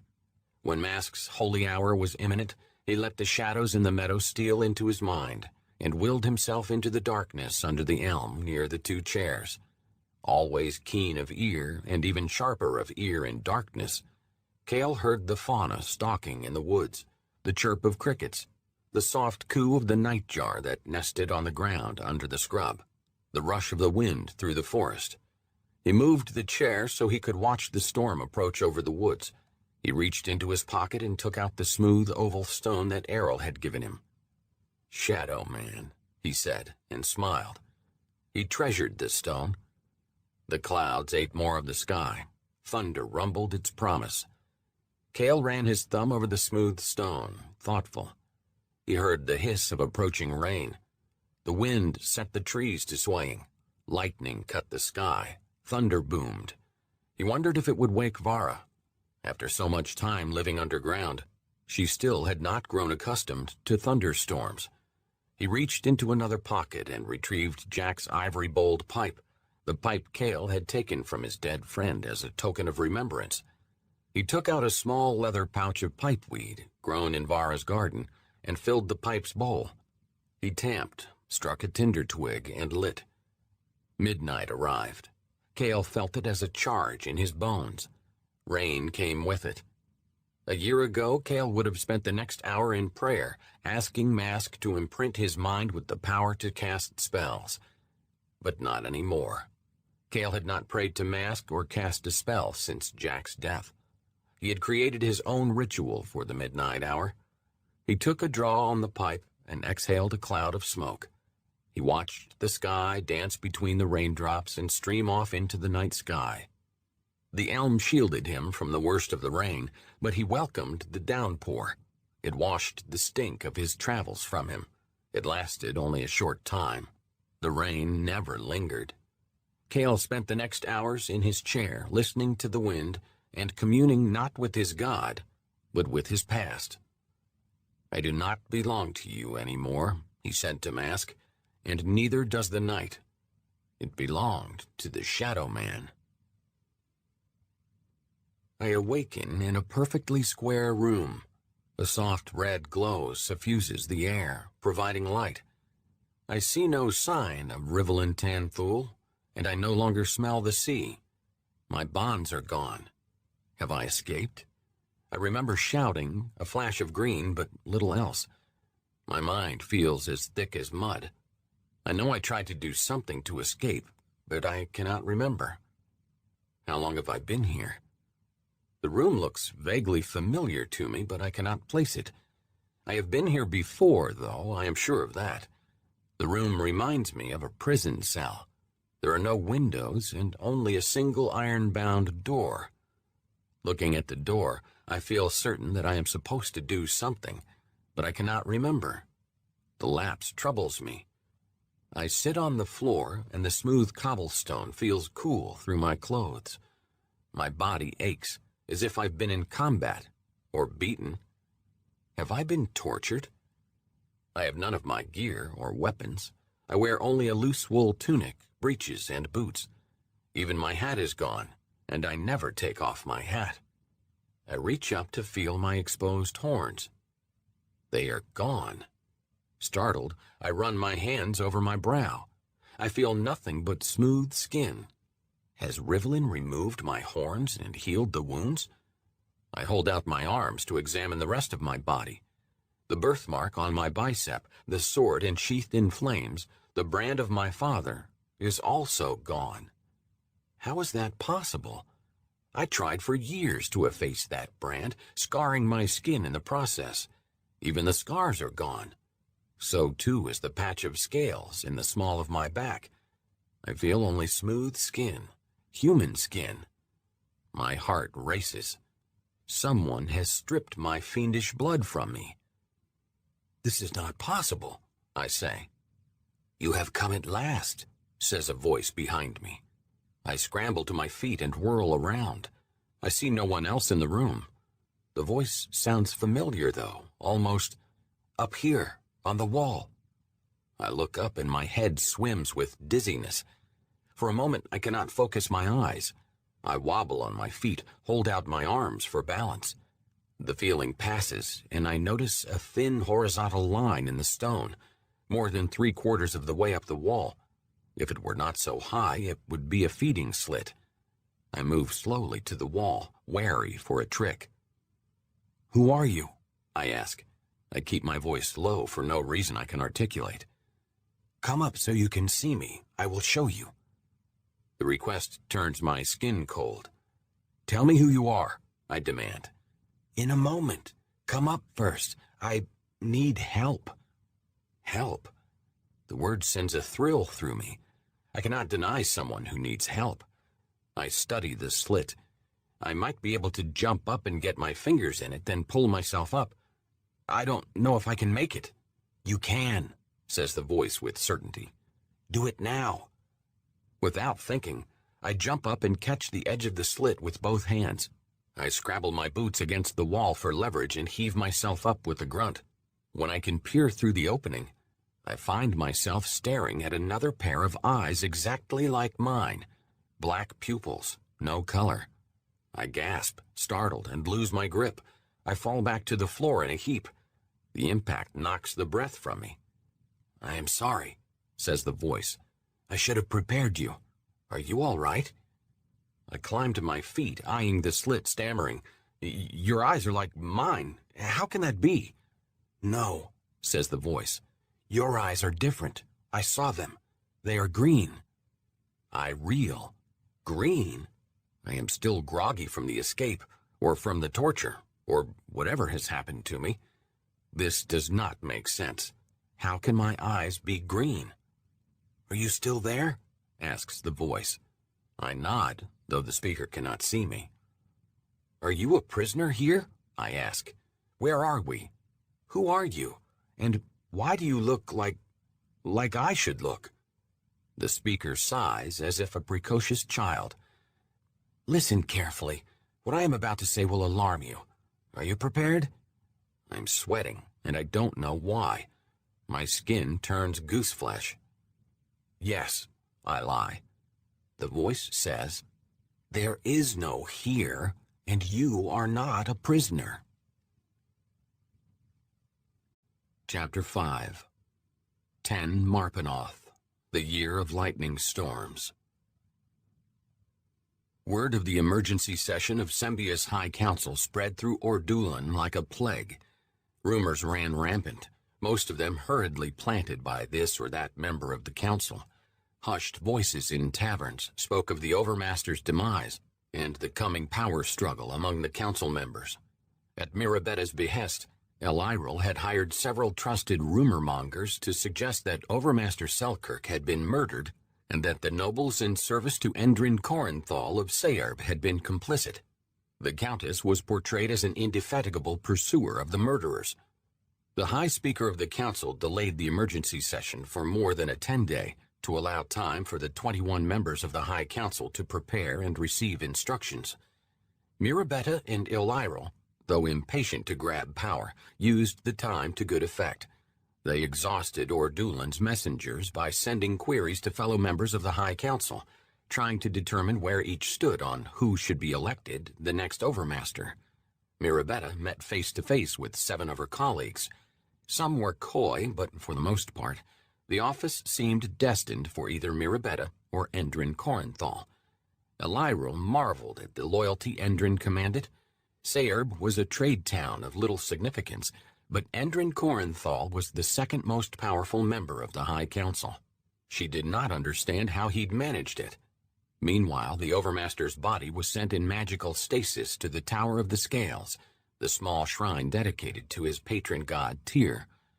The state funeral was scheduled for a 10-day later, a sufficient time to allow outlying nobles to travel to Ordulan to give honor to the dead. The Tyrans forbade anyone from seeing the body until the questioning before the High Council, and not even Mirabetta dared gainsay them. Sembia's High Council was at least summoned to session. The elaborate gong tower of the High House of the Wonderful Wheel, Gon's Temple, sounded the ceremonial summons. The privilege to sound the summons rotated among the faiths of the city every decade and was determined by lot. Assisted by their coach driver, Eliril and Mirabetta stepped from their lacquered carriage into the shadow of the great council hall of Sembia. Both wore elaborate, high-waisted satin gowns, the current custom of noble women in the capital, though both had selected subdued colors in order to appear respectful to the Overmaster's death. They also wore small enchanted knives on thigh sheaths. Mirabetta, who ordinarily glittered like a dragon's hoard, had limited her jewelry to a black pearl necklace and matching earrings. Eliril knew both the necklace and the earrings to hold powerful, protective, and communicative magics. For her part, Eliril wore jewelry that featured amethysts set into antique silver. The purple of the gems and the black of the tarnished metal were Shar's holy colors, Eliril's secret homage to her goddess. Eliril also wore her invisible holy symbol on a neck chain under her gown. The stately council hall, a pentagonal affair, sat amid a tree-dotted municipal district in the center of the capital. Autumn had turned the maple leaves blood red. The gated grounds of the Tower of the City Guard and the impenetrable walls of the Sembian Mint, called the Guarded Gate, flanked the great hall to either side. A pair of limestone golems, chiseled to look like oversized Sembian guardsmen in archaic armor, stood to either side of the Mint's eponymous metal gate. The polished limestone facade of the great hall and its 5 towers gleamed almost white in the setting sun. The glass dome of the central rotunda, known by all to be enchanted with the durability of steel, glittered in the sunlight. Flags flying the Sembian raven and silver flapped from the tower tops. Black pennons hung below the flags to mark Kendrick Selkirk's passing. Pairs of uniformed city guardsmen, standing at attention and holding halberds at arms, flanked the various entrances to the hall. All wore black armbands on the left biceps, also in honor of Kendrick. They appeared as miniature versions of the golems guarding the mint. Each tower of the hall opened into a wide corridor, which featured several side chambers and halls, and each of the 5 corridors intersected at the rotunda of the High Council. She had always thought the whole thing looked something like a giant 5-star, with the rotunda as the hub, the 5 towers as points, and the corridors as legs. The carriages of the council members ringed the hall, and several hundred armed and armored guards milled among them. All wore the heraldry of one or another member of the High Council. Ordinary citizens were being routed away from the municipal district, but Sembian custom allowed each council member an armed escort of up to 20 guards, though this right had been rarely exercised in the past. Elyril noted the various tabards and recognized that the guards had drifted into 2 large groups, reflecting the anticipated schism in the High Council. The soldiers serving the members loyal to Endrin Corinthal of Sayerb massed to the eastern side of the building along the wide way, while those in service to the nobles loyal to Mirabetta massed on the west, on Norgrim's Ride. Mirabetta had sent her force to the hall in the mid-afternoon, and they moved among those on Norgrim's Ride. The 2 groups eyed each other. Steel and hostility filled the streets. "Things could turn bloody quickly," Elyril said to her aunt. Mirabetta nodded, and the coachman pretended not to hear. A force of perhaps 70 city guards was spread throughout the street around the council hall, and kept the nobles' escorts at a distance. Unlike the sentries posted at the hall's doors, dressed in customary ceremonial garb, those in the street bore steel shields, wore chain hauberks under blue tabards, and carried heavy maces. Elyril did not see Wraithspur, the tall, grizzled captain of the guard. The captain, it seemed, was wise enough not to wade too deeply into political waters. The men loyal to Mirabetta cheered upon her appearance, at the urging of Mirabetta's own 20 men, and Eliril's aunt smiled in response. Anything more would have been undignified. The men loyal to Endrin scowled, and a few even booed. Mirabetta only held her smile. The pair of guardsmen at the nearest doorway of the hall left their posts and marched down the flagstone walkway to Elyril and Mirabetta. "Countess," the middle-aged, bearded guardsman said, snapping to attention, "you are the final member to arrive. By order of the High Speaker, we shall escort you to the doors. The Great Hall has been cleared. None have been allowed within save the members and their woolmaners." Elyril blinked in surprise. She had not heard the archaic term woolmaner in many years. Most used the term vigilman or wallman instead. The custom dated back centuries when leaders were allowed only one trusted aide, their wallman, in sensitive meetings.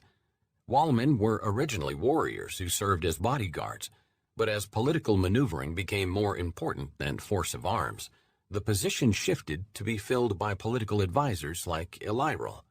The High Council invoked the Wallman rule only when a session was politically charged or involved confidential matters. "My niece is my Wallman," Mirabetta answered. "Lead on." The guardsmen nodded, flanked Elyril and Mirabetta, and escorted them up the walkway through the ring of guards. The 2 guardsmen resumed their stations at the doors, and Mirabetta and Elyril left them behind as they entered the council hall. Mirabetta quickened her stride. Elyril hurried to keep pace. Despite the Countess's advancing age, she had seen well over 50 winters, a few less than twice Eliril's 27. She remained a trim woman, and her walking speed, when she had a purpose in mind, approached a jog. Their footsteps echoed off the walls of the tower's entry hall. Elyril had never before seen it empty. Usually petitioners, merchants, and minor nobles thronged the building, trying to catch the ear of this or that member of the High Council. They continued into the long, soaring hall of monuments. Towering statues carved from marble, quarried in distant Yaun, lined the hall. The sculptures depicted every overmaster of Sembia since the founding of the realm. Plaques on the bases displayed their names. Magically colored lighting accented the statues to good effect. The exaggerated, heroic proportions of the sculptures made Elyril think of Volumvax. She licked her lips and looked for him in the statue's shadows. Mirabetta did not look at any of the statues save the last, that of her dead cousin. There she stopped. The statue had been completed only 2 months earlier. Kendrick Selkirk had served as overmaster for just over 3 years, long enough to get his image carved in stone before dying, but too brief to accomplish anything of note. "There are no overmistresses in this hall," Elyril observed, watering the seed of Mirabetta's ambition. "There will be," Mirabetta said.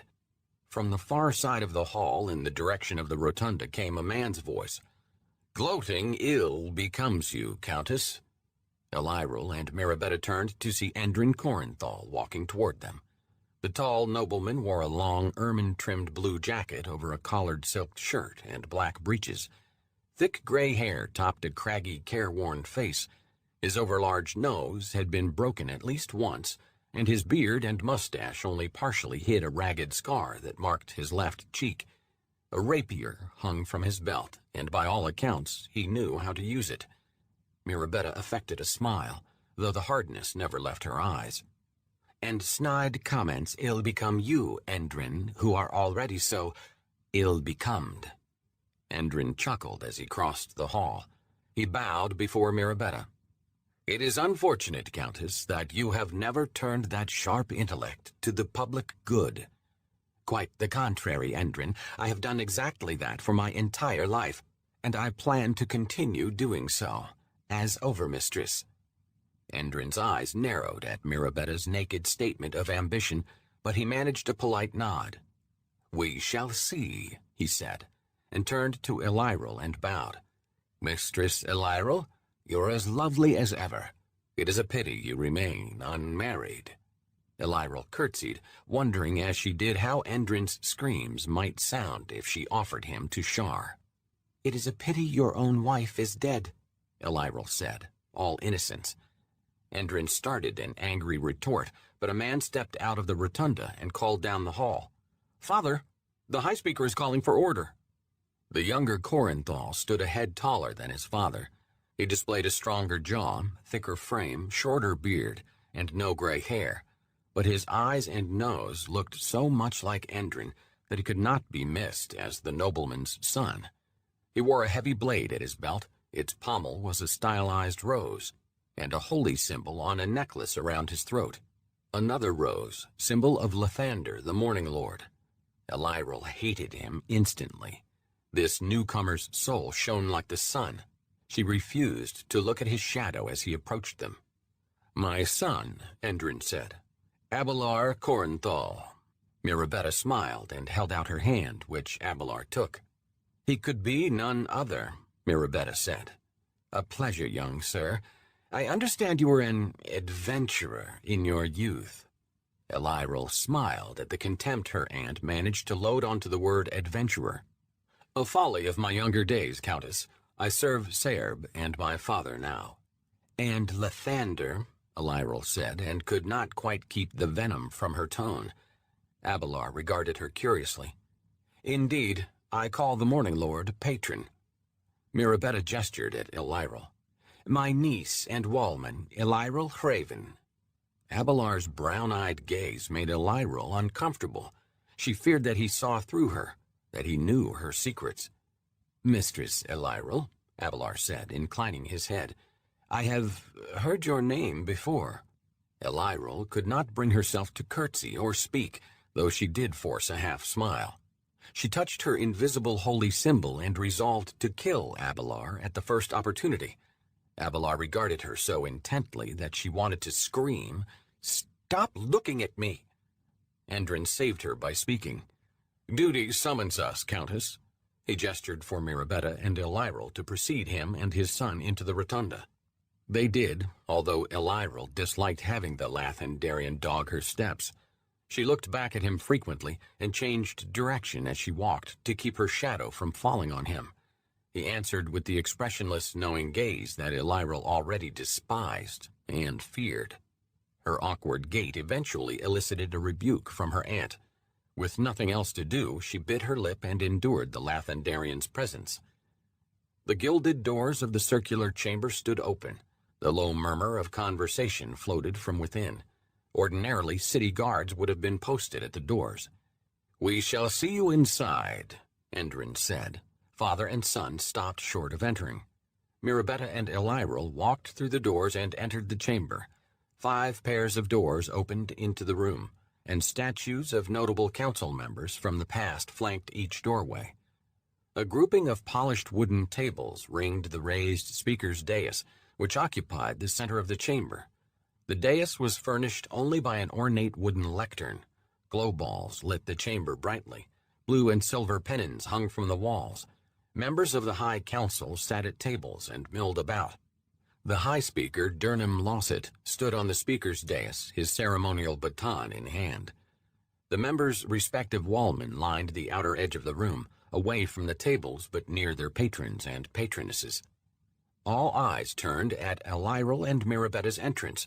Half of the assembled members, those loyal to Mirabetta, stood and applauded at her appearance.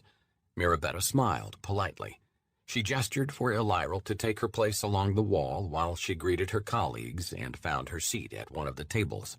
A moment later, Endrin and Abelard Corinthal entered from a doorway opposite the one Mirabetta had used. The symbolism was lost on no one. Again, half the assembled council stood and applauded.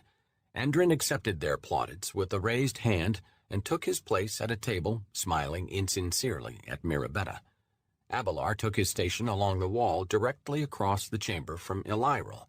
Elyril felt the young Corinthal's eyes on her, but she refused to give him the satisfaction of eye contact. The High Speaker raised his ivory baton for silence, and a hush fell. "A quorum being present, this emergency session of the High Council is called to order." Tension hung thick in the air. Elyril saw it on the faces of the assembled council members. She noticed that almost all of the members and wallmen bore blades, unusual for a session of the High Council. "Word has come that Kendrick Selkirk has died in office," Lawsett said, obeying the formalities. "The realm is without a leader. It is therefore this council's obligation to select a successor from among its members. The dais is open for nominations." Several members of the High Council stood to be recognized, though not Endrin or Mirabetta. Custom demanded that candidates for Overmaster not speak on their own behalf. The High Speaker pointed his baton at Zarin Turb of Selgaunt and recognized him. Elyril knew Turb to be a supporter of Endrin. Turb straightened his long black coat and smoothed his full mustache before stepping from behind his table. He maneuvered his corpulent frame through the circle of tables and stepped atop the dais. The High Speaker surrendered his place and his baton. "I will not waste time with pontification," Turb said, bouncing the High Speaker's baton on his palm. "The state is without a head, and without a head, the body will die. Now, more than ever in our past, Sembia needs wise leadership, honorable leadership." He looked pointedly at Mirabetta as he said the last, and several members stirred in their seats. "We all know who among us can best provide that. It is therefore my honor to formally nominate Endrin Corinthal for the office of Overmaster of Sembia." The hall remained silent as Endrin remained still. Turb stepped down from the dais and returned the baton to the High Speaker. As Turb took his seat, Lawsett stepped atop the dais and said, "Endrin Corinthal is nominated to the office of Overmaster. A voice vote to second the nomination." Half the assembly shouted loudly enough to make Elyril wince. "Aye." "The nomination is formally entered," said Lawsett, and he banged his baton on the lectern. "Are there any other nominees to be put forth?" 3 council members stood, all of them loyal to Mirabetta, and the High Speaker recognized the stately elderly Grafin Distief of Erlemspear, who stepped to the dais. Graffin's slow pace and clear diction lent his words gravity. "Sembia has endured many hardships recently, and there are many more to come. The rain of fire and continuing drought have brought poor harvests in the upcountry and wildfires in the west. The dragon rage brought ruin in the north. The people crowd into the cities, now havens for disease. The winter will prove difficult for the realm." He took a deep breath, and it turned to a cough. When it had passed, he continued, "And yet there is more for us to endure. We know that the elves have returned to Cormanthir and propose to retake what they think to be theirs. With our aid, they have defeated the Daemon Fae, but who knows now where their ambitions will end? Cormyr, meanwhile, is ruled by an unseasoned girl queen whose nobles rebel in all but name. Now, more than ever," he looked at fat Zarin Turb pointedly, "stability is needed, steadiness, political wisdom. Kendrick Selkirk provided such, and so too will the cousin who shares his name and blood. I feel it is my duty, therefore, to nominate the Countess Mirabetta Selkirk to the office of Overmistress of Sembia." The High Speaker called for a voice vote to second the nomination, and half the assembled members shouted, "Aye." "The nomination is formally entered," the High Speaker said, and banged his baton on the lectern. "Will there be any other nominees?" The chamber was silent.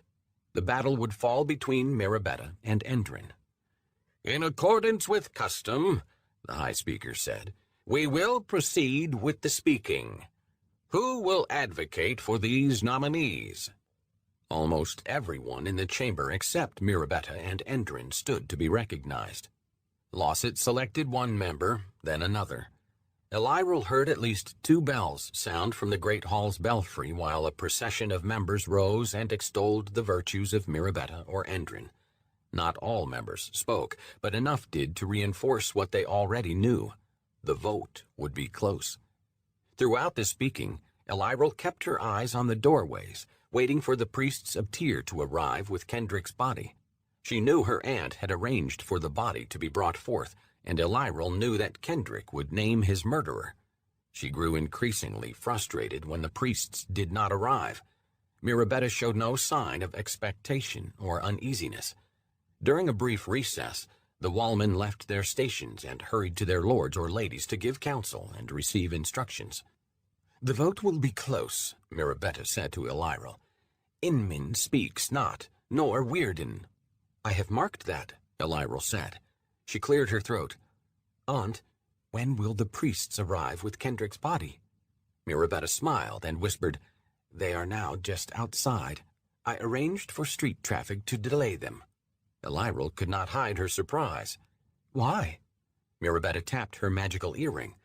"I wanted the arrival appropriately timed for dramatic effect. Watch, niece." The High Speaker stepped to the dais and called the chamber back to order. Elyril and the rest of the wallmen retreated to their places. "We will continue with the speaking," Lawsett said.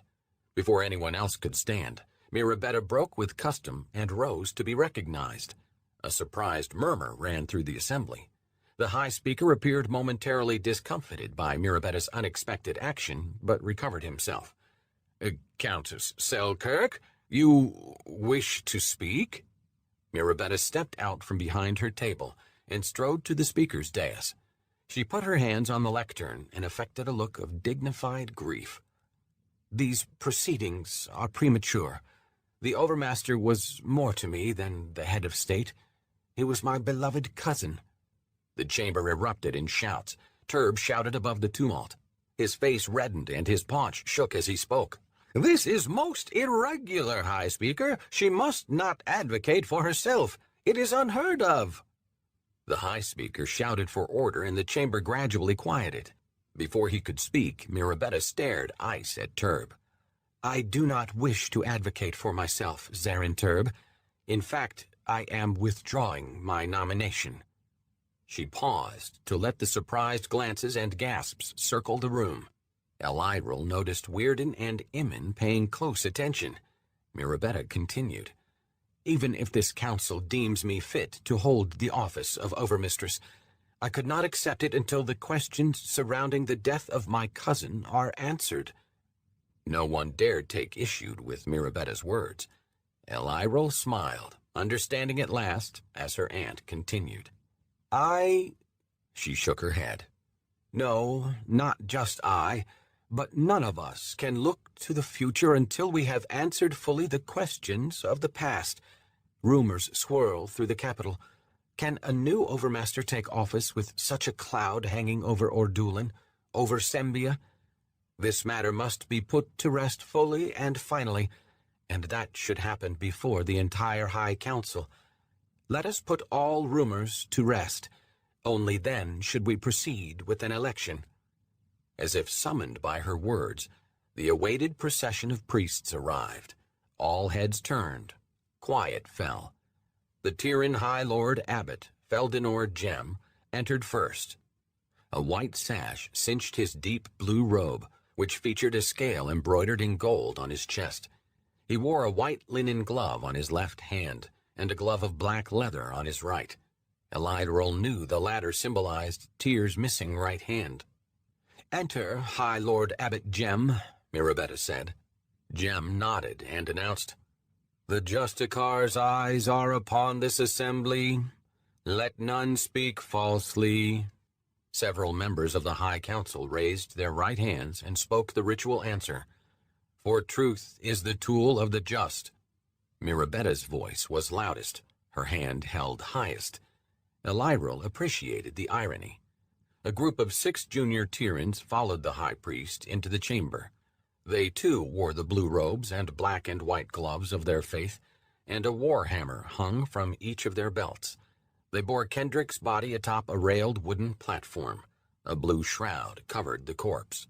"Your timing is impeccable," Endrin said to Mirabetta, "and suspicious." Mirabetta managed to look hurt rather than angry. "I arranged for my cousin's body to be brought before this council, but that is a surprise to none. The High Speaker approved it. The truth must be known to all of us. Would you object to the questioning, Endrin Corinthal?" Endrin frowned and sat down. "Of course not." "I presume none object?" Mirabetta asked, and accepted the silence as acquiescence. "Ascend the dais, please, High Lord Abbot." The Tyrans walked solemnly through the chamber. The members watched them pass. Mirabetta stepped off the speaker's dais and returned the baton to the High Speaker. The junior Tyran priests lowered the platform to the dais and stepped away. High Lord Abbot Gem ascended the dais and stood over the body. He offered a prayer and addressed the High Council. "Speaking with the dead is rife with uncertainty. It is not the ghost of the dead who speaks, but a ghost of the ghost. The bit of memory that remains with the body while the soul goes to its reward or punishment. At times the answers given are unclear. Sometimes no answers are given, but when they are given, they are truth." He eyed each member of the ruling body in turn, then said, "With that caution, I proceed." The members rose from their tables and crowded around the dais. Even the wallmen stepped forward, though custom forbade them from leaving their posts. Elidril saw Abelar watching the proceedings with care, his brow furrowed. He sensed her looking at him and met her eyes. She looked away. The High Lord Abbot peeled back the shroud on Kendrick's body. The Overmaster wore only a loincloth. The appearance of his pale body elicited an audible gasp from the council. Elidril grinned, but wiped the smile away when she noticed Abelar's eyes still upon her. The High Lord Abbot kneeled and put his hand on Kendrick's brow. Holding his holy symbol, a shield-shaped gold medallion embossed with Tyr's scales, he began to cast the spell. His voice boomed through the otherwise silent chamber. Power gathered with each word uttered by the priest. The Overmaster's flesh began to glow violet. The members of the High Council, all of them worldly and accustomed to magic, nevertheless stared wide-eyed at the spectacle. The rhythm of the abbot's cadence sharpened as the spell progressed. His voice grew louder. The violet glow around the body intensified, flared. The High Lord Abbot commanded the body to answer his questions. Everyone leaned forward, straining to see. The Overmaster's eyelids opened to reveal orbs as black as squid ink. I hear the voice, but its words make no sense. What do you mean, there is no here? That's nonsense. The voice says through the slit, There is no time for this. He does not have much time. He has already awakened it, and is losing himself even now. You feel as if you need to do something, yes? The hairs on my neck rise. My heart beats so hard I can scarcely breathe. Who do you mean by he? You feel as if you must do something, do you not? Answer the question. I back away from the wall but cannot take my eyes from the slit. How can you know that? Who are you? What are you? I am another piece of the same core, the voice answers. That does not make sense to you, I know. I nod, but feel silly for doing so. The speaker cannot see me. Or can he? The voice goes on. We are personality shards. You and I are all he could spare. I shake my head in denial. I feel dizzy again. I cannot breathe. Who is he? I manage, and desperation seeps into my tone. Who is he? He is Magadan, the core, the whole. I am his courage, blended with some of his intellect. You are mostly his sense of duty. My legs give out under me, and I sag to the floor, shaking my head over and over again. This cannot be. That's not possible. That is not possible. The voice goes on, unrelenting. It is not only possible, it is. And it is the only thing that makes sense. You know that. Here's your charge. Go to the wall. Find the rest of us. Inexplicably, the words send a thrill through me. I know with certainty that going to the wall is exactly what I am supposed to do. You are trying to understand, the voice says. It's difficult, I know. Stop and evaluate your response to my request. I charged you to go to the wall, and you felt complete the moment I tasked you. Did you not? No. Yes. Yes, because you are his sense of duty. Fulfilling tasks is why you exist.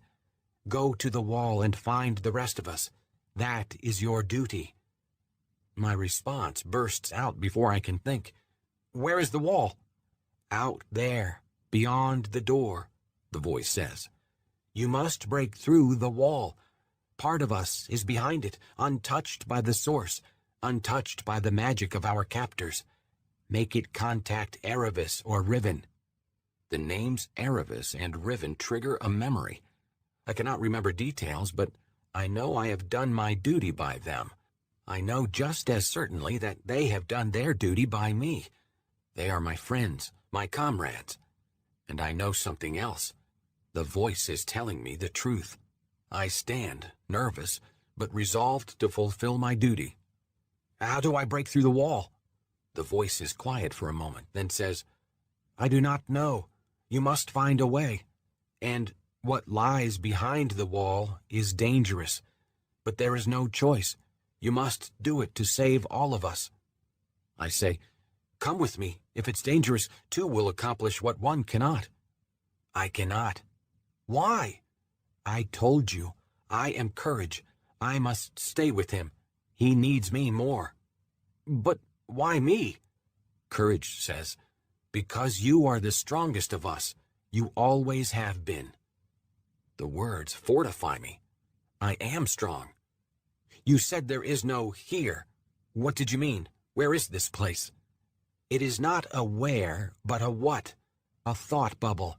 A microcosm of his mindscape. Go to the wall. Get through it. Find that part of us that is on the other side and force it to call our friends. I nod, but I look uncertainly at my empty hands. I have no weapon. Yes, you do. You are a weapon. And you must hurry. We will all be lost in the source if you do not hurry. What is the source? Saying the word makes me uneasy. It echoes in my mind. The voice does not answer. Are you there?" No response. I listened to the silence for a moment before I listened to myself. I know what I must do. I walk across the room and put my hand to the door handle of the cell. It turns silently, and I push it open. Chapter 6. 10 Marpanoth, the Year of Lightning Storms. The members of the High Council crowded in close, craning their necks to see. The dead black eyes of the Overmaster stared up at the Rotunda Dome. The High Lord Abbot began his questions. "Are you Kendrick Selkirk, once Overmaster of Sembia?" The body's mouth opened and said in a broken tone, "Yes." Elyril smiled, knowing that Nightseer Rivelin had made a flesh puppet of the Overmaster's body. She did not know what shadow creature was speaking through his lips, but she knew it was not the spirit of Kendrick Selkirk. "Were you murdered?" Jem asked. Silence for a moment, then, "Yes." The chamber erupted in conversation. The wallman started forward but stopped when the High Lord Abbot raised his hands. Silence fell anew. The tension in the room made Elyril giddy. "Do you know who did this deed?" "Yes." Another rustle ran through the chamber. Nervous eyes glanced about. Hands went to blade hilts. Elyril licked her lips with anticipation. Mirabetta eyed the corpse the way she might a trove of gold. The High Lord Abbot looked out on the assembly. "Perhaps this question would be better asked in the presence of Wraithspur and the city guard." "Ask him," Mirabetta said hotly, waving him on. "Do it now, High Lord Abbot.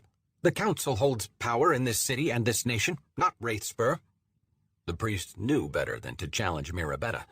She had too many political weapons with which she could destroy his church, from increased taxation to revocation of the Tyrann's land charter.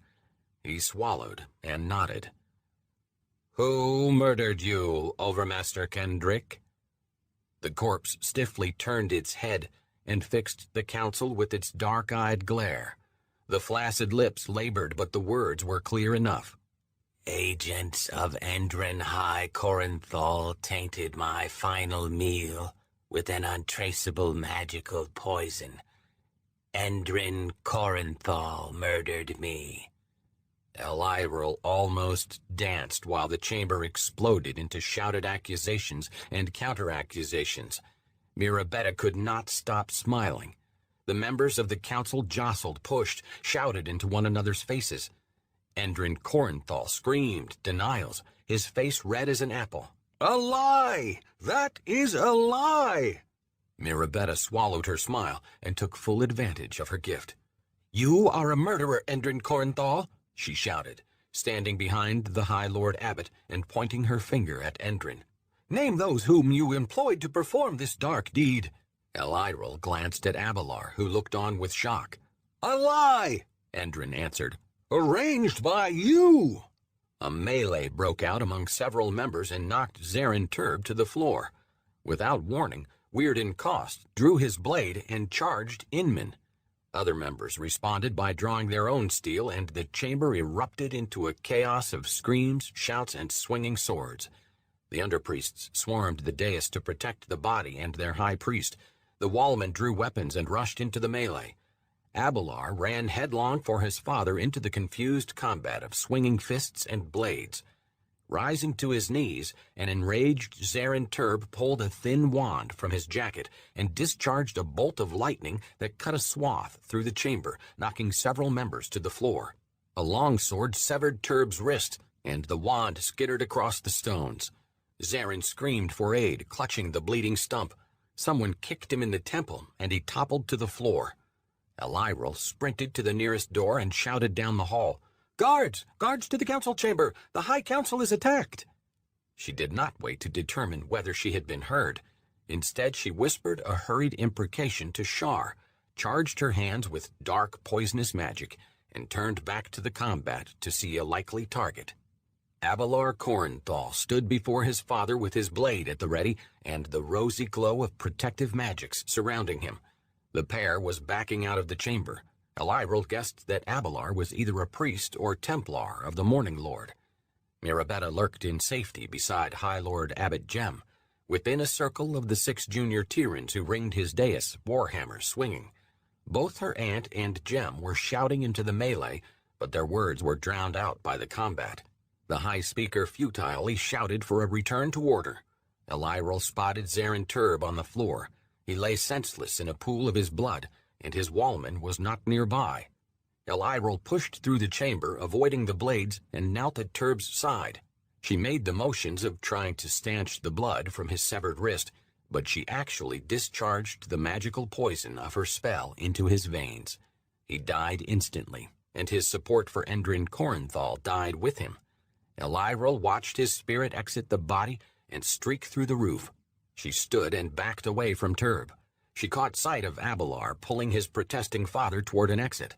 She put her hand to her holy symbol, whispered an imprecation to Shar, and surreptitiously pointed a finger at the Corenthals.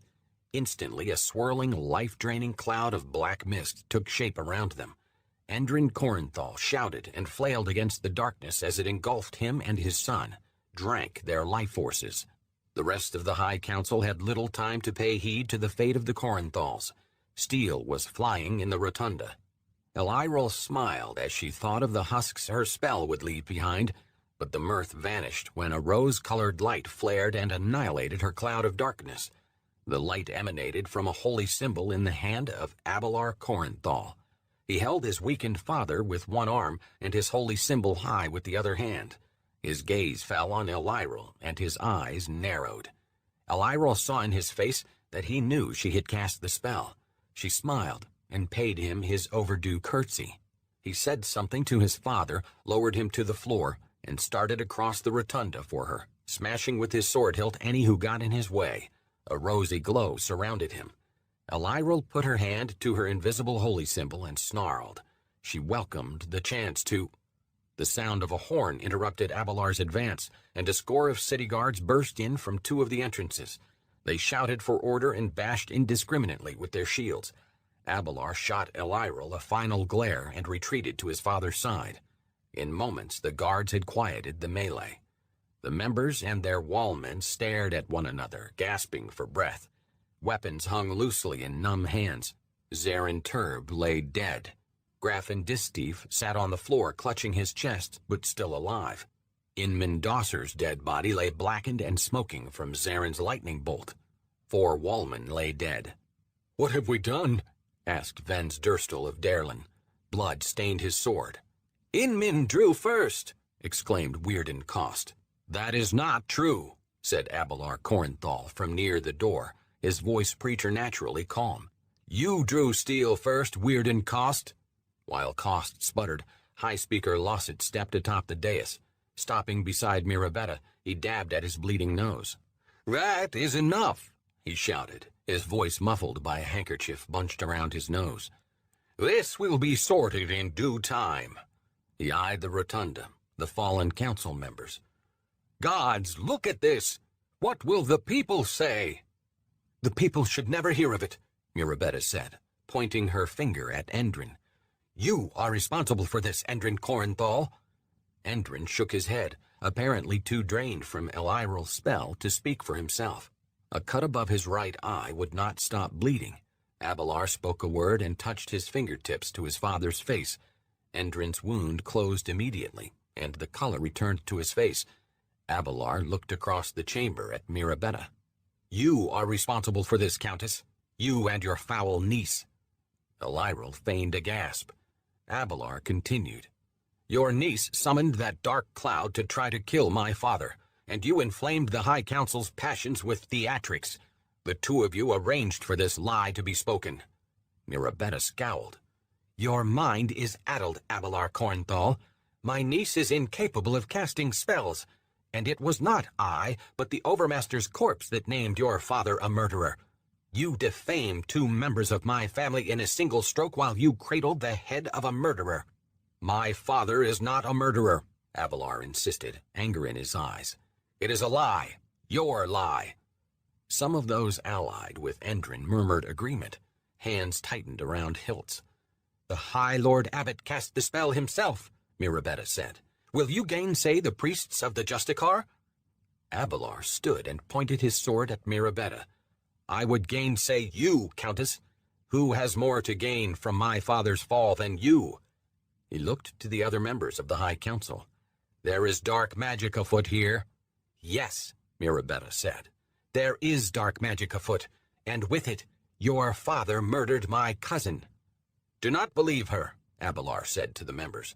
You know my father. He is an honorable man. He murdered no one. Mirabetta's face flushed when several of the members nodded. She turned to the priest. High Lord Abbot, can you use your spells to detect a lie? Jem nodded. Please do so, Mirabetta ordered, and ask whether I had anything to do with the Overmaster's death, and whether I had anything to do with his naming of Endrin as his murderer. Jem looked at Endrin and Abelard, at Mirabetta, at the council members. The High Speaker nodded. Jem grasped his holy symbol and intoned a prayer to Tyr. When he finished, a nimbus of pale light extended outward from him. Mirabetta stood within its glow. None may lie within this light, Jem said. He looked Mirabetta in the face. Mirabetta Selkirk, did you murder Overmaster Kendrick Selkirk either directly or through an agent? Mirabetta let the question hang for a moment before answering. No, I had nothing to do with it, nor with perpetrating a fraud in this chamber, as Abelard Corenthal contends. Jem nodded. She speaks truth. A susurrus rustle moved through the council and the assembled guards. What of her niece? Abelard said. Put the question to her. Eyes turned to look at Eliril. My niece is not involved in this, Mirabetta said. Eliril stood up straight and stepped forward. It is all right, Aunt. I have nothing to hide. She picked her way through the crowd and stepped within the tyrann's light of truth. Jem said, Eliril Craven, did you murder Overmaster Kendrick Selkirk either directly or through an agent? Eliril shook her head. No, I was not involved. Jem nodded again. She, too, speaks truth. A rush of conversation filled the chamber. Eliril smiled at Abelard. Spells can be fooled, Abelard stated. And so can suns, Mirabetta said. Abelard stared cold rage at Mirabetta. I know what you are, Countess. You and your niece. You will not succeed with this. Mirabetta smiled politely. What we are, Abelard Corenthal, are servants of Sembia, both of us. But you are the son of a murderer and traitor. She gestured at the city guards. Take Lord Corenthal into custody. The assembly erupted into protests and calls of support. The guardsmen looked at one another nervously. Still weakened from Eliril's spell, Endrin pulled himself up with aid from his son and spoke on his own behalf. You do not speak for the High Council or the city, Mirabetta Selkirk. Mirabetta's smile never wavered, though her eyes hardened. Without taking her gaze from Endrin, she said to Losset, High Speaker, I demand a voice vote on the election of an Overmaster of Sembia. The chamber erupted. Blades came up anew. Guards rushed forward and disarmed the council members and their wallmen, all but Abelard, who refused to give up his blade, and none dared insist. Countess, I am not certain that, Losset began. I second the demand, Grafin Distaif said. Mirabetta raised her hands to calm the brewing tumult and said, The vote will be to appoint an Overmaster for a limited term, until representatives for the vacant seats, she glanced at the bodies of Zarin and Inman, can be filled. The appointment shall be valid for 9-10 days. Then a new election will be held. The majority of the members murmured acceptance. Even Losset said, A reasonable course, Countess. The High Speaker called for a new nominee while the priests of Tyr healed the wounded. No one was nominated. Endrin refused to allow anyone to stand as his proxy, contending the vote was illegitimate. Mirabetta was left as the only candidate. Losset called for a voice vote, and Mirabetta was elected temporary overmistress by a slim majority. Endrin and his two closest allies abstained. So noted, said the High Speaker. By action of the High Council, Mirabetta Selkirk is hereby temporarily appointed to the office of Overmistress of Sembia for the next 10 days. The proclamation will go out this evening." Mirabetta eyed Endrin. The elder Corinthal must have known what was coming. He struck a dignified pose as Mirabetta spoke. "Endrin Corinthal, you are hereby placed under arrest as a suspect in the murder of Kendrick Selkirk." "No," Abelard said, brandishing his blade. Rosy light emanated from its edge. "If Abelard Corinthal interferes, arrest him too," Mirabetta said. 5 guardsmen hefted their maces and moved toward the Corinthals. Endrin put his hand on his son's shoulder and guided his weapon downward. "No, Abelard, not this way." "You are not a murderer," Abelard said, his eyes fixed on the advancing guardsman. Endrin eyed Mirabetta. "No, and I will be exonerated." Mirabetta only smirked. Abelard looked into his father's face. Endrin nodded, smiled, and Abelard sheathed his blade. Elyril clucked her tongue with disappointment. She had hoped to see Abelard bleed. Another supporter of Endrin, Herlin Samruar of Erlemspear, said, "There are over 200 citizens on the street outside who will not countenance this, Mirabetta. This is a transparent grab for power." Before Mirabetta could answer, Endrin shook his head. "No, Herlin, we will not turn Ordulan into a battlefield. Unlike the Countess, I value our nation too highly as to so casually risk its good order. High Speaker, I demand that the High Council call a moot for the purpose of electing the next Overmaster at the end of Mirabetta's term." Elyril scowled. So did Mirabetta. A moot would turn the Council of 20 into an assembly of 70 or more. Such a gathering would frustrate all of Mirabetta's plans. "You are in a position to demand nothing, Endrin Corinthal," Mirabetta said. "The High Council has not called a moot of the nobility in over 300 years. The point of the representative body is to avoid the need for moots." Endrin stared at Mirabetta. "And it has failed. Ordulan has become an insular hive of political backbiting, of grasping politicians who look to their own interests before those of the state. New blood and new perspectives are what the nation needs. I will accede to this arrest, to house arrest at my tall house in Ordulan, if and only if my son is left free and the High Council issues a summons for a moot. The next permanent overmaster must be elected by the nobility at large, not by this council." "Seconded," shouted Herlin. "A voice vote on the question of a moot, High Speaker." Lawsett, a compromising man by nature, called for the voice vote over Mirabetta's protest. Apparently ready to push the responsibility of electing the next overmaster upon all of Sembia's nobility, every member of the High Council voted for the moot. When Mirabetta saw this, she withdrew her protest and voted in favor of it. But Mirabetta still had the final word. "By order of the Overmistress," Mirabetta said to the guard and pointed at Endrin, "take the murderer into custody." Endrin whispered urgent instructions to Abelard, who nodded while staring daggers at Mirabetta and Elyril. Cale dreamed of spirits writhing in pits of liquid fire. Horned devils covered in dark scales prowled the pits, flaying the damned at random with sharp knives, grinning as they did their bloody work. Fire rained out of a glowing red sky. Laughter, deep and ominous, boomed over the screaming. Cale found the laughter familiar, but he could not place it. "Help me," a voice said. Cale could not tell if the request was a plea for rescue or an invitation to assist with punishing the damned. "Help me, Erebus," said the voice. Cale recognized it then.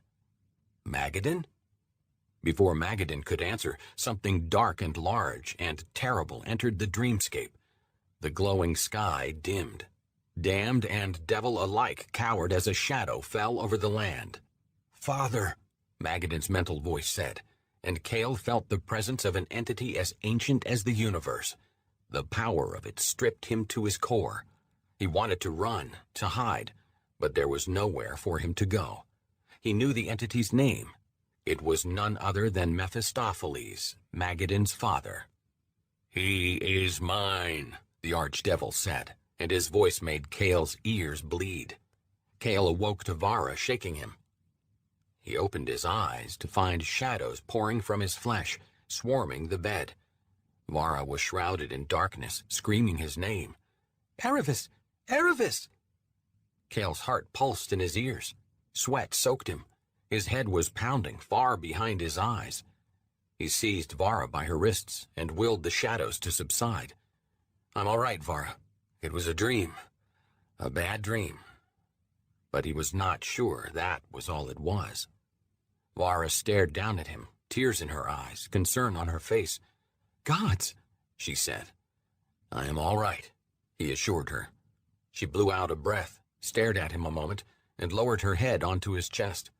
He put his arms around her, hoping she would not hear the hammering of his heart, and he inhaled the smell of her hair. It calmed him. The cottage was dark. It was still night, perhaps a few hours after midnight. "You were calling in your sleep, tossing about," she said. "The room went black with shadows. I was frightened. I shook you, but you wouldn't awaken." Cale stroked her hair absently, his mind still on the dream. His sleep had been troubled for over a 10-day. Again and again he dreamed of suffering souls, but none of the previous dreams had approached the intensity of the last. "Vara, I think one of my friends may be in trouble." Vara did not hear him, or did not acknowledge hearing him. She said, "You kept saying the same things over and over again, shouting them." Cale tried not to ask, but could not help himself. "What did I say?" "You shouted about a storm coming, about the hells, and you kept repeating, 2 and 2 are 4, 2 and 2 are 4. Does that mean something to you?" Cale felt chill. Shadows played over his flesh. "Yes. No. I'm not certain." "Your skin is gooseflesh." She ran her hand across his chest. Shadows wove around her fingers. He stroked her hair. "It is nothing, Vara, just a dream." She nodded and asked no more questions. Cale stared up at the ceiling beams and pondered the dream, the words he spoke in his sleep. The phrase 2 and 2 are 4 came from Cephris Dwendon, the mad seer of Ogma. Cephris meant by it that there was no escaping fate. Cale decided that he had to find Magadan. His friend was in trouble. The dreams were some kind of vision, some kind of plea. Magadan needed his help. His mind made up, Cale waited for Vara to fall back to sleep. When she did, he stole out of bed and silently gathered his clothing, his boots, and his blades, and shadow stepped outside to the meadow. As he dressed, he pictured Starmantle in his mind, the city Magadan called home. He imagined the row of temples that stared down on the dirty vice-infested trading hub. He pictured the rickety wooden docks teeming with goods and workers, the streets thronged with wagons and carts. When he had a clear mental image, he surrounded himself in shadows and used them to leap across Faerun. He traveled leagues in the blink of an eye, leaving Vara and the cottage far behind. He appeared in a dark alley in Starmantle, his arrival unnoticed by any save a mangy dog.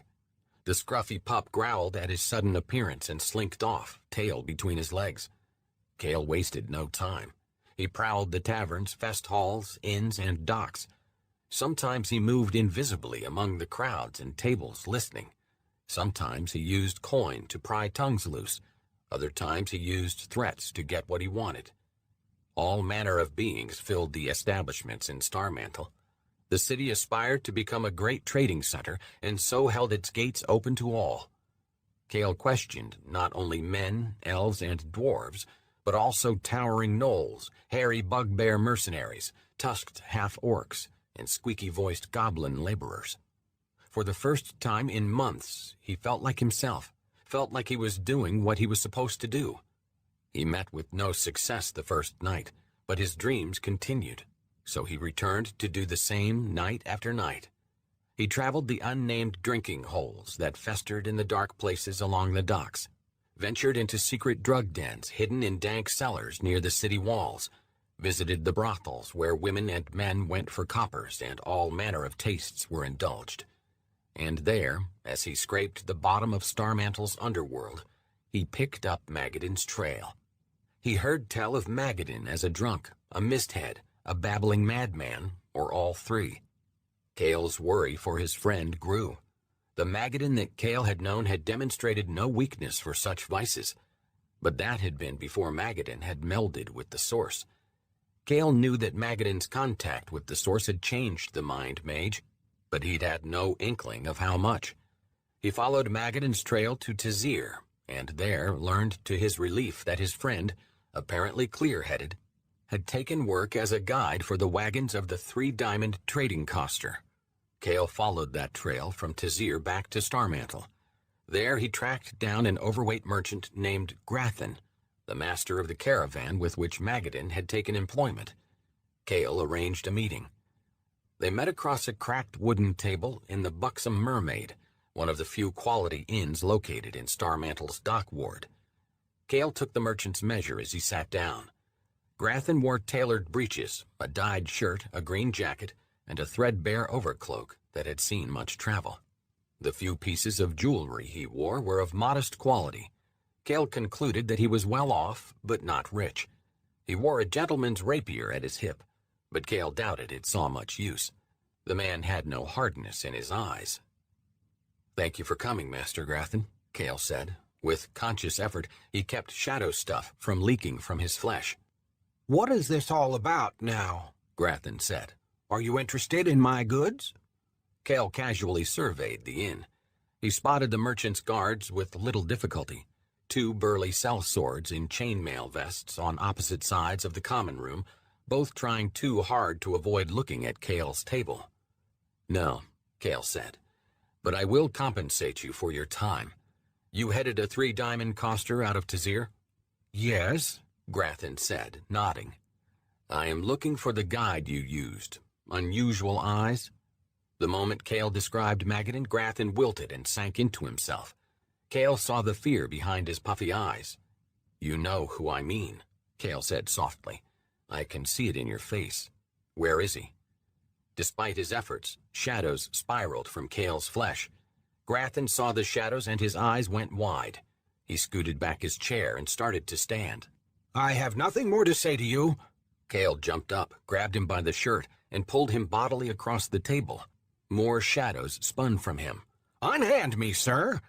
Cale nodded at Grathan's guards, who were starting toward the table, hands on daggers. Other patrons stared at Cale in alarm, though none rose to intervene.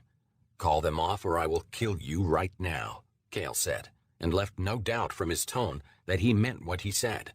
Darkness swirled around them both. "No one can stop me, and I will be gone from here before you finish bleeding." Grathan awkwardly signaled his guards to hold their ground. They did, eyeing Cale coldly. "I will ask only one more time. Where is my friend?" The fear in Grathan's wide eyes turned to puzzlement. He looked into Cale's eyes as if looking for a lie. Apparently, seeing none, his body went slack. "Friend? You say you are his friend?"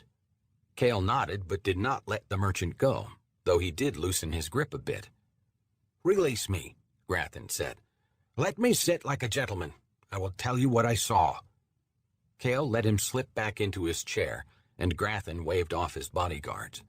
The rest of the patrons went back to their own business. "My apologies for the rough treatment," Cale said insincerely. He subdued his shadows once more. Grathan adjusted his jacket, examined it for tears. "Accepted. A man looking after his friend. I can understand that." "Where is he?" Cale asked. "I do not know. Something happened on the road." Cale waited for the merchant to continue. "We made our camp one night, as we always did. I'd gone to my wagon for sleep. I left your friend at the fire. I was awakened later by a noise." "Describe it." "Like a wind or some such, but there was no wind. I sensed something amiss and sneaked from my bed. That's when I saw it." Cale's fists clenched. "Saw what?" "Something that happened to the rest of the men. Not one of them stirred. They slept right through the noise. A spell or some such, I presume. But this, he touched a silver clasp on his cloak, protects me from things of that sort. Else I probably would have slept through it too. Cale gestured impatiently for him to continue. Magadan was not affected either.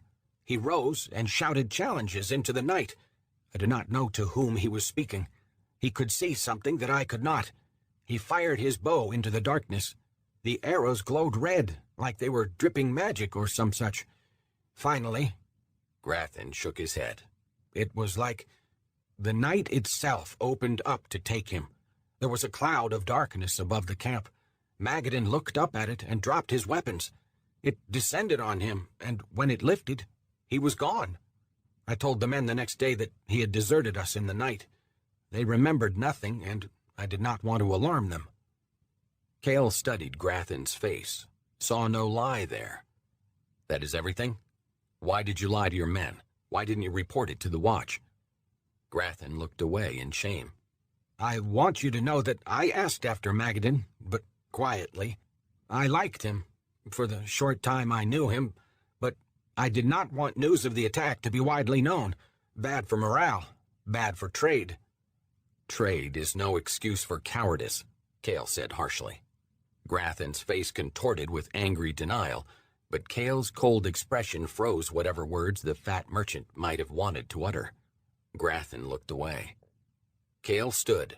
He did not bother to control the darkness leaking from his skin or the contempt leaking from his tone. My gratitude for your time, merchant. He tossed 2 platinum suns on the table. Grathan ignored the coins, looked up at him, and said, I was afraid. So was Magadan. Any man would have been. But I hope you find him, and that he is all right. Cale heard sincerity in Grathan's voice. He nodded, turned, breezed past one of Grathan's bodyguards, and left the inn. When he found an isolated alley, he drew the shadows about him and rode them back to Vara and their cottage in Sembia, more worried than ever for his friend. I stand in the doorway, and a gentle wind carries the smell of pine to my nostrils. A stream babbles somewhere nearby. I step out of the cell and look about. I am standing on a hillside, overlooking an unsullied landscape. Conifers blanket the terrain. Ideas, dripping with promise, hang from the branches. A clear stream cascades down the hill into the wooded dale below. Thoughts swim in its current, silver and quick. I notice the sky and gasp. A translucent red dome roofs the world and defines its borders.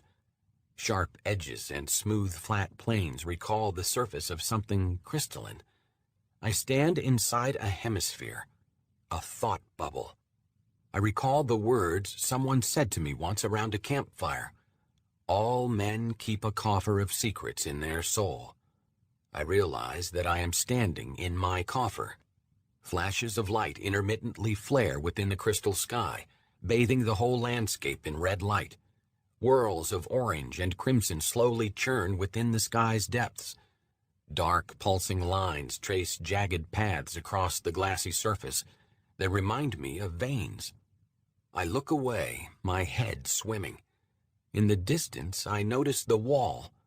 On the far side of the hemisphere is a wall of black stone. It rises from the earth to the sky and curves from one side of the hemisphere to the other.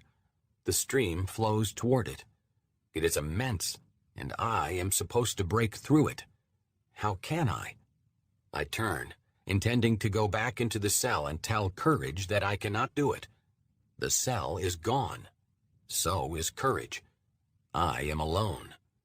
Except for some thoughts, except for some ideas. A breeze stirs the pines and carries malevolent laughter from somewhere in the distance. I reach for my blade and remember that I have no weapons. I scan the forest, see nothing. "Who are you?" I call. "Show yourself." No response, but laughter. I have a long road to take to reach the wall. I know I need a weapon, something more useful than a club torn from a tree. I turn inward, searching my mind for any scrap of psychic power that I can use. I find none. I am only a piece of the whole, and the core has given me only what I need to exist separately. The laughter mocks me. I try to ignore it. Then I remember the words of courage. You are a weapon. I consider the words, and I think I understand. Reaching deep into my consciousness, I draw on my sense of purpose, the strongest part of me, ordinarily not a reserve of psychic power. But it is now, in this moment, in this place. Power sparks in my mind, sharp and bright. Not much, but enough. I pull it forth, hold out my hand, and focus my concentration. A globe of pale yellow light forms in my palm. I force my mind into the light, bend it to my will, form it to my purpose. I am a weapon. I am a weapon. A single ray of light shoots upward from the ball. I give it an edge with my mind, hone it on my will, and shape it into a blade. At the same time, I close my fist over the globe and squeeze until it is a hilt perfectly fitted to my grasp. Pleased, I smile and feel no fangs on my lips. I test the middle blade with a few practice cuts. It hums when I swing it, and it has little weight. The lack of heft will require compensation. I am accustomed to the weight of steel in my hand. I step to a nearby pine tree and swing the blade downward at a wrist-thick branch, severing it cleanly. I am ready. The laughter dies, and I take that as a good sign. I start down the hillside, following the stream. Before I have gone 20 paces, a crack sounds from above, so loud I instinctively duck and brandish my blade. I look up for the source of the sound. There is no missing it. A jagged crack mars the crystal sky. As I watch, it expands halfway across the world's ceiling. A mass of wriggling black shapes throngs the other side of the crack, trying in vain to ooze through. I do not know what they are, and I do not want to find out. I hurry down the hillside at a run, certain with every step that one of the black things would drop from the sky and fall upon me. I have a long way to go to reach the wall. As if sensing my burgeoning despair, the laughter returns, and a voice speaks. Hurry now, we are waiting for you. I stop because I recognize the voice. It is my own. Chapter 7. 28 Marpanoth, the Year of Lightning Storms. Kendrick Selkirk was in the family tomb. Mirabetta was giddy with power, and Elyril stood alone on the third-story balcony that overlooked one of the stone gardens dotting the grounds of Ravenholm, her aunt's estate. Magical lighting of various hues illuminated unnatural arrangements of rocks and boulders, some of them imported from as far west as Baldur's Gate, as far east as Thay. A man-made rill cascaded through the rocks and collected in a small pool at the garden's far end. Selyun was new, banished from the night sky, a holy time for Shar's servants. Elyril often spent moonless evenings on the balcony staring up at the night, contemplating the majesty of the Lady of Loss, imagining the day when night would shroud Faerun forever. She reached into an inner pocket and retrieved the invisible disk that served as her holy symbol. Holding the symbol to her breast, she replayed the Lord Seagraph's words in her head. Follow the Night Seer until the sign is given and the book is made whole. As she had done so often since receiving the vision, she wondered, what sign? What book? She chided herself for such questions. Shar and the Lord Seagraph would reveal to her what she needed to know and keep the rest to themselves. Elyril took comfort in the belief that she would know the sign when she saw it, see the book when the time had come. Still, she wondered when the Lord Seagraph would contact her again and reveal more of Shar's plan. She resisted the temptation to commit the offense of hope, but recalled fondly Volumvax's touch, the smooth feel of his divine fingers. She felt herself flush. I will be the one to free you, she whispered into the sky. She also would be the one to sit at his hand. Together, They would rule in Shar's name. Elyril did not know how the Lord Seagraph had been bound to his realm, the Adumbral Calyx at the heart of the Plane of Shadow. Elyril did not pry into his secrets. She knew only that he could not leave it, not unless Elyril freed him. Until then, she would serve the Nightseer, as Volumvax had instructed her. She activated her sending ring. When she felt contact with Rivelin, she relayed her news. Nightseer, Mirabetta is installed as temporary overmistress. Endrin Corinthal is arrested and under guard. Well done, Dark Sister, Rivelin answered. Encourage your aunt to aspire to more. Elyril considered. Any grab at power by Mirabetta would trigger an uproar in Sembia's nobility. She said as much to Rivelin. Precisely, Rivelin answered. Elyril suddenly understood the Nightseer's purpose. Civil war, Nightseer? If the lady wills it, Rivelin answered. Find comfort in the night, Dark Sister. The night shroud you, Prince Rivelin. The sending ended. Elyril's heart raced. Civil war? Could that be the sign? If so, what of the book? She resolved to see it done. Her aunt's ambition could be steered, but Mirabetta was no fool. Elyril would need to be subtle. Elyril spent the hour before dinner in her chamber, inhaling mind dust and praying to Shar and Volumvax. Keffel warmed himself before the fire and watched her. The Nightseer wishes civil war in Sembia, she said to the dog. To what end? Keffel asked. His tail thumped the floor. Elyril shook her head. The Nightseer keeps his own counsel, but he serves Shar as I do. You serve the Divine One. Elyril cocked her head. The will of Shar and Volumvax is as one. Keffel yawned and rolled over on his side. Perhaps the Nightseer would not agree. Elyril glared at the old mastiff. The Nightseer will not have a chance to disagree because he will never know. Keffel closed his eyes. Of course, mistress. Are you threatening to reveal my secret to him, Keffel? Keffel did not look at her. He dared not. I serve only you, mistress. Elyril nodded. And I serve the Nightseer only until I receive the sign and the book is made whole. Shar has called me through the Divine One to a higher purpose. When Volumvax is freed, even the Nightseer will bend his knee to him. And to you, Keffel said. He licked his hindquarters. Unless you are mad, that is, and none of this is real. Elyril considered the dog's words for a moment, dismissed them as nonsense, and returned to her prayers. Later, when it was time to dine, she held her invisible holy symbol in her hand and whispered a spell that would make her words more persuasive. When the spell was complete, she went to the dining hall. There, she and her aunt enjoyed a meal of stuffed quail and roasted vegetables. Much of Sembia might suffer deprivation, but Mirabetta's fortune allowed for her and Elyril to dine well. The huntmaster took the quail yesterday, Mirabetta said, and the wine is Selgite, from the Eskevrin vineyards. Elyril nodded. Both bird and wine were quite good. This was fortunate, as the lingering effects of the mind dust made her taste buds more sensitive than usual. When she thought of Selgaunt, she thought of Zarin Turb, his fat body smoking on the floor of the council chamber. She giggled. Her aunt looked on, bemused. The two mute serving girls, both the products of Mirabetta's breeding program, lingered at the walls to refill wine chalices and clear away dishes.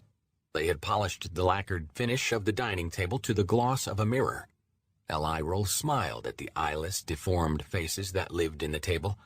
They looked at her from under its surface. She alone could see them, another boon from Shar. The nobility should be receiving notice of the moot, Elyril said. Mirabetta nodded. Magical missives and official couriers traveling under seal would have dispatched the news to all of the major cities of the realm by the next morning. News of Endrin's arrest had no doubt also circulated quickly. Tension lay thick in the capital and would be spreading to the rest of the realm.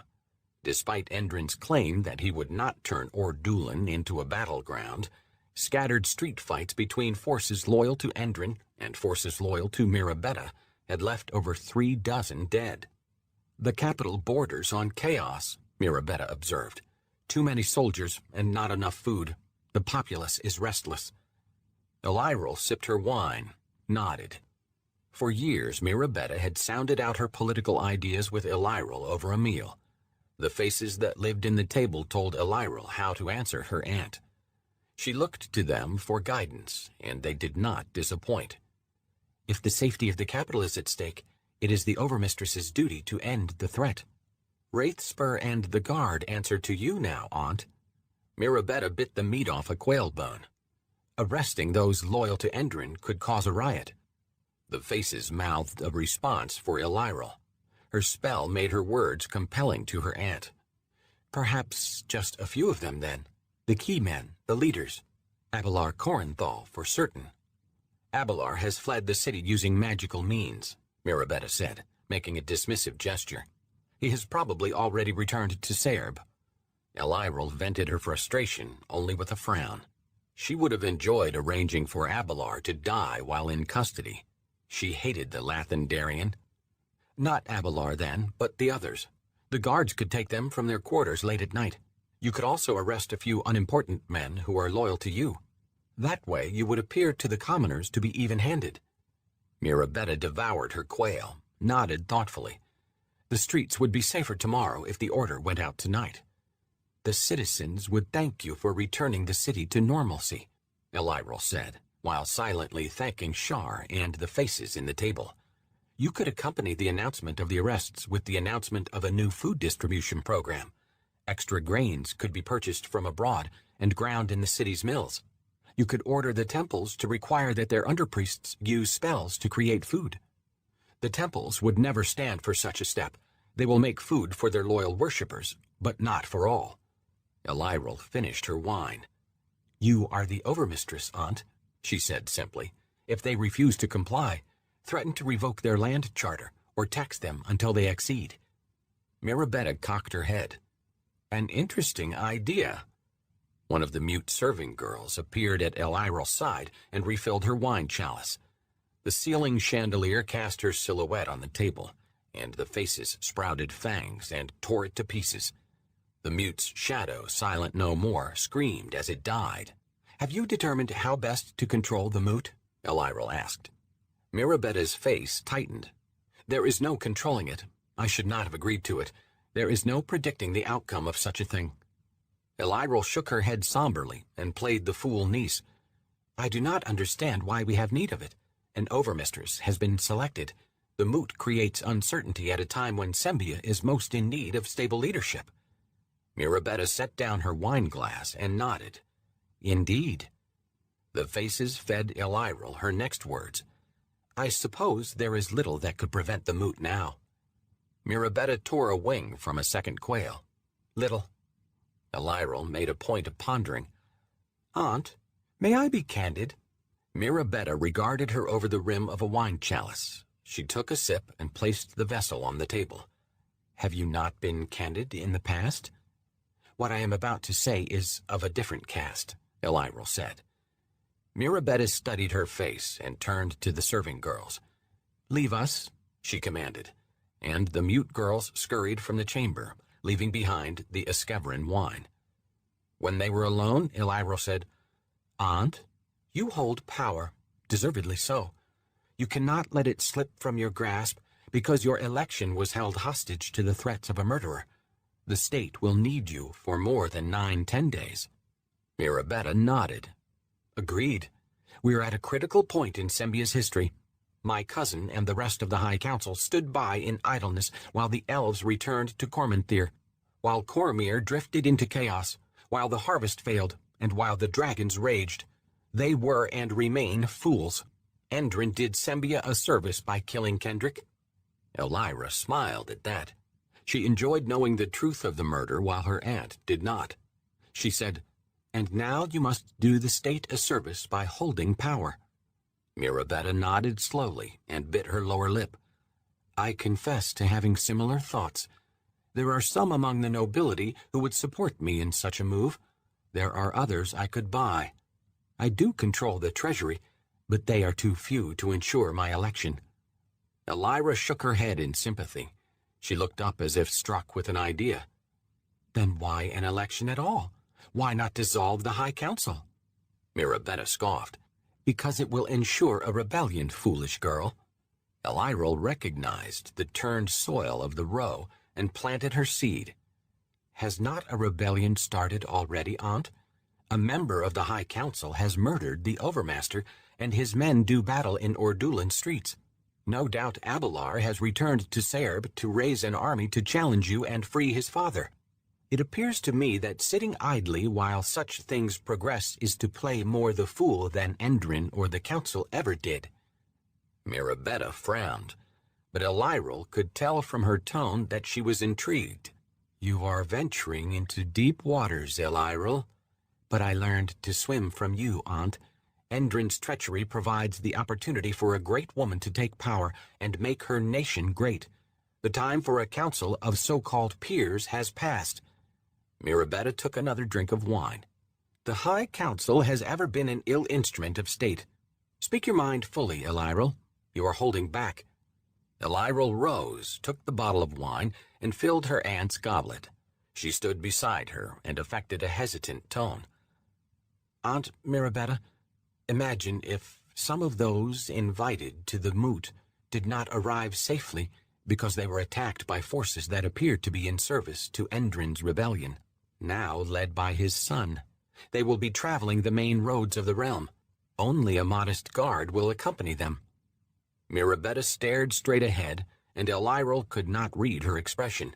The faces swarmed around her aunt's distorted reflection in the table. Elira tried to make the course more palatable. "I know that such a thing is hard to contemplate, but so too is Sembia with yet another weak leader. An attack by traitorous revolutionaries on the nobles traveling to the moot would precipitate an acute crisis. A strong leader could step to the fore, and Sembia would thank her." Mirabetta tapped her fingers on the table. The faces gnashed at her fingertips. Elira took her seat and studied her aunt. She knew that what she proposed was feasible. Despite its size and wealth, Sembia maintained little in the way of a standing army. Small forces of Sembian soldiers, known as helms, quartered in the realm's major cities. Their duties consisted largely of patrolling the roads around the cities and supplementing city guards as necessary. The garrisons were decentralized. Their commanders answered to the local nobility. "To what end would forces loyal to Endrin attack?" Mirabetta asked. Elira waved her hand as if the answer mattered little. "Perhaps they fear the outcome of the moot.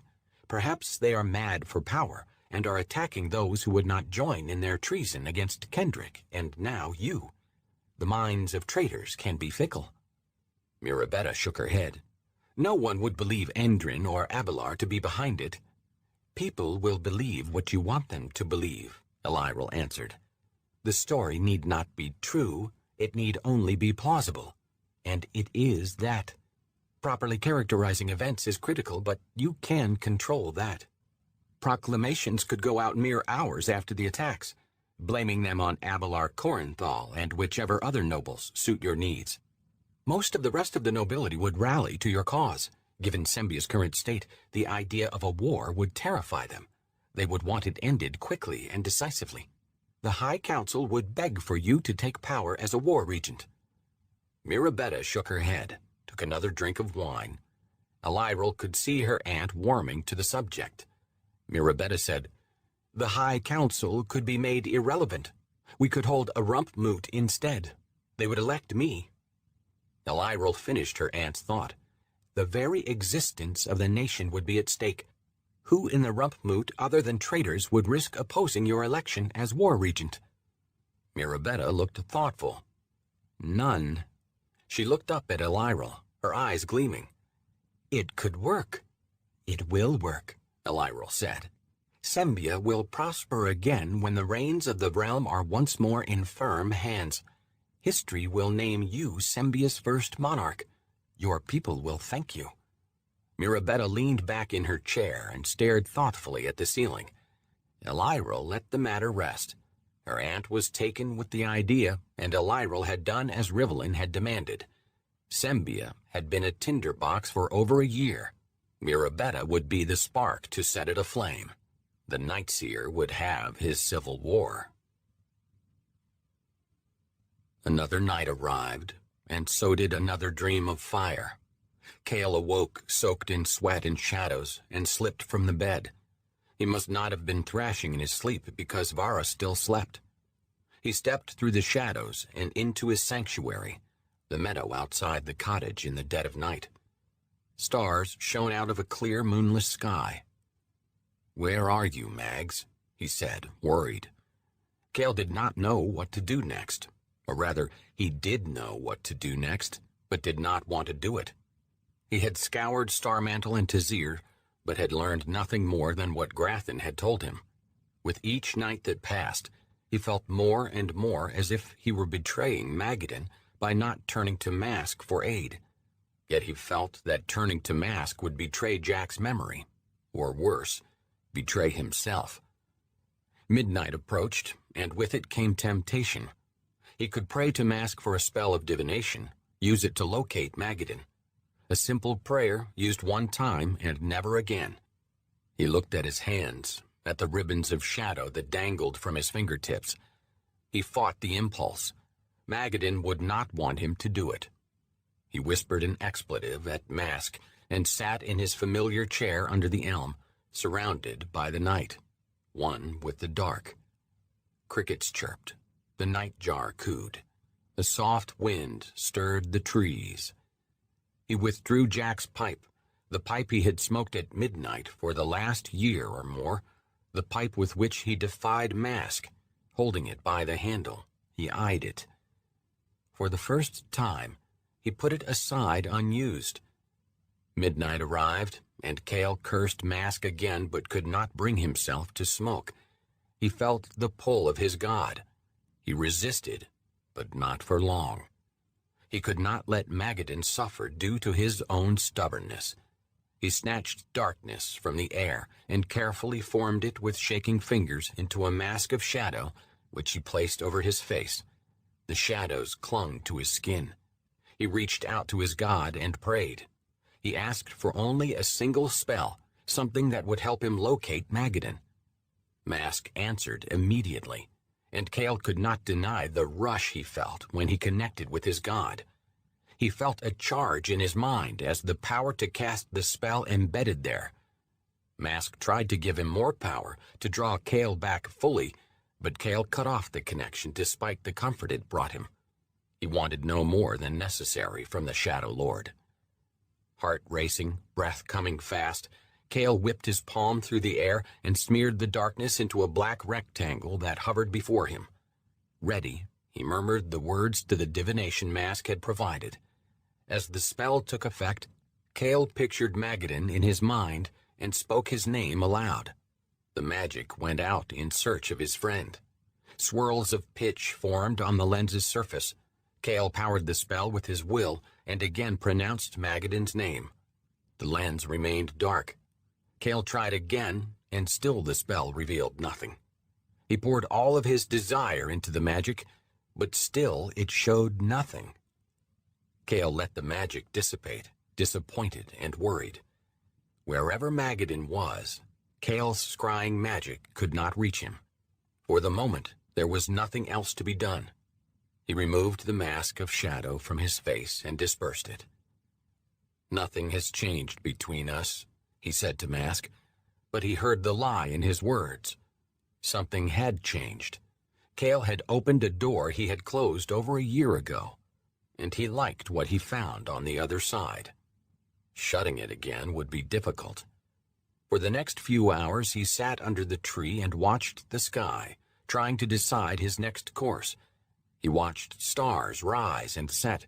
Hours passed, and still he came to no decision. Dawn was only a few hours away when a tickle started in his ears, then increased to a buzzing. Hope rose in him, and Cale rode it out of his chair and onto his feet. "Magadan? Mags?" The buzzing in his ears intensified, and Cale did not feel the telltale sensation of mental contact. Instead, he realized the tingle was the touch of an ordinary spell. His hope turned to alarm and the names of several enemies he had left alive throughout the years ran through his brain. Darkness leaked defensively from his pores. He reached to his belt for weave shear, but realized he had left the weapon in its scabbard back in the cottage. He cursed. The buzzing grew louder, but it slowed. He recognized it as a voice speaking rapidly, ascending. The buzz continually slowed until it matched the speed of a normal voice. When Cale heard it, he had trouble breathing. He had not heard it in a long while. "Mundane means of contacting you failed," said Tamlin Eskevrin, the son of his former lord. "I need help. If you still love my mother, sister, the memory of my father, return to Stormweather immediately." Cale's surprise at hearing from Tamlin caused his thoughts to bounce around like crazed bees. 1,000 questions coursed through his mind, 1,000 memories of Tazi, of Shamur, of Thamelin, and of Stormweather Towers. A surge of emotion ripped through him, a feeling like he'd known while searching the Dragon Coast for Magadan. He recognized it for what it was, the feeling that things were right. He started to reply to the spell, to ask for some time to consider, but realized that it was nothing more than a one-way sending that did not allow for a reply. For all he knew, Tamlin could have cast it a 10-day earlier. The magic could have been seeking Cale for days. Whatever crisis had caused Tamlin to seek him out may already have become more acute, or passed entirely. He had met his god and his past in the same night.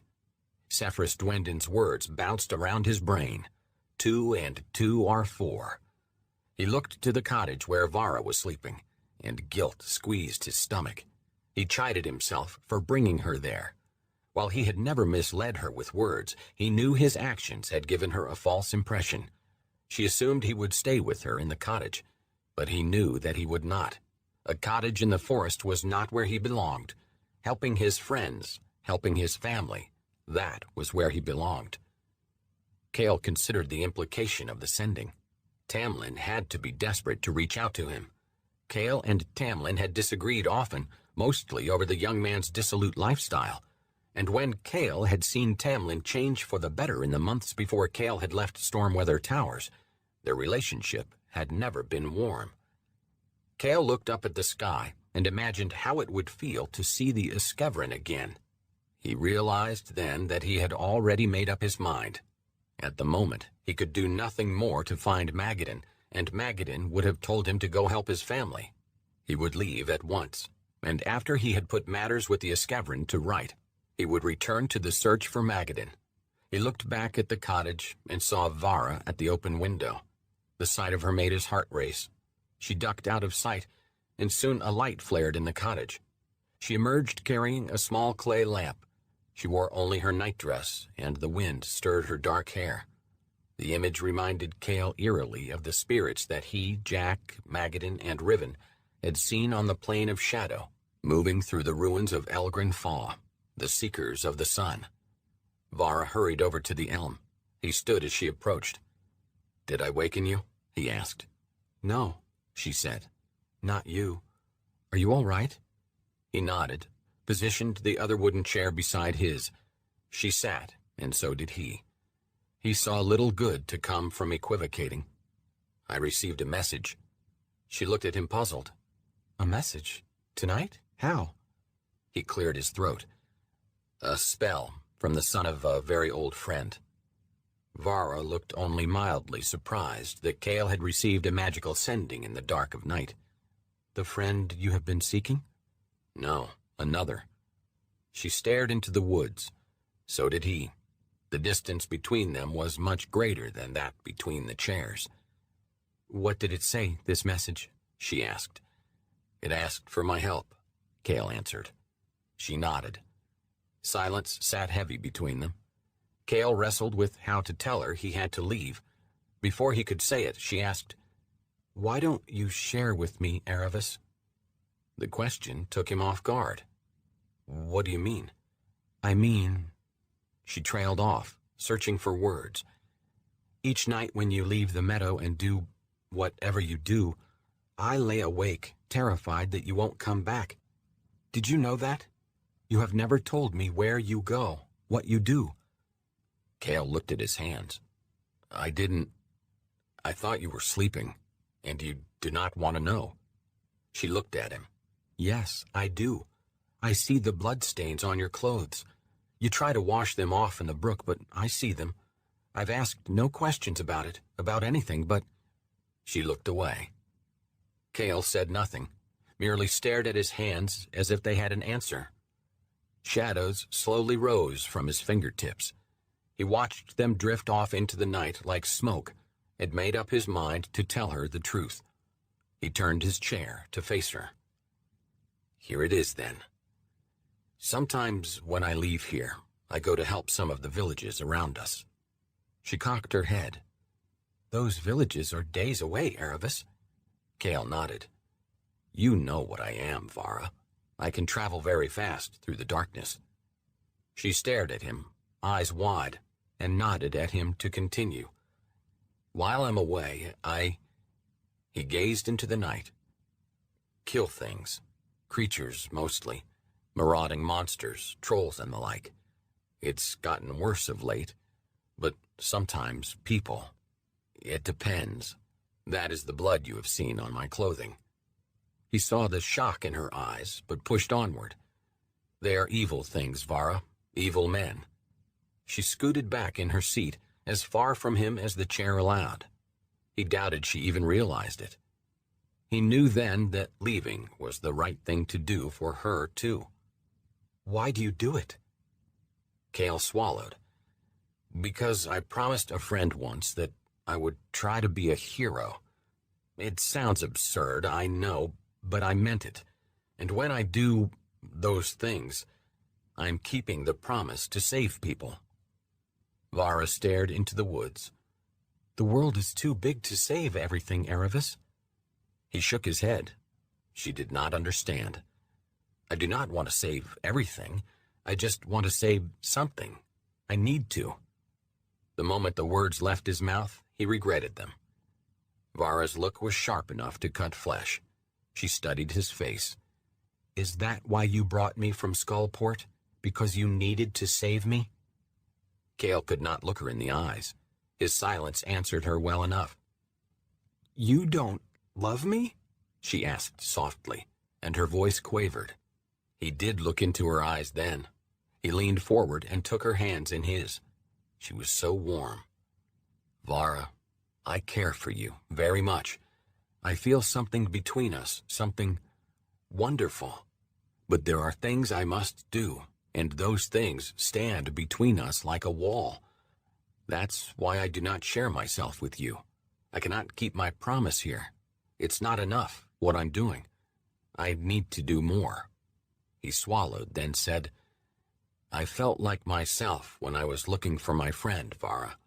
I was talking with people and standing in places that belonged on a street in Skullport, and I felt like myself. He felt embarrassed saying it, but there it was. She spoke in a small but resolute voice. You cannot be yourself here, with me? Cale spoke quietly. I am not a man made to be a husband, to live in a house, tend a garden. Vara, listen to me. I have fought demons, killed creatures from other planes with my hands, these hands.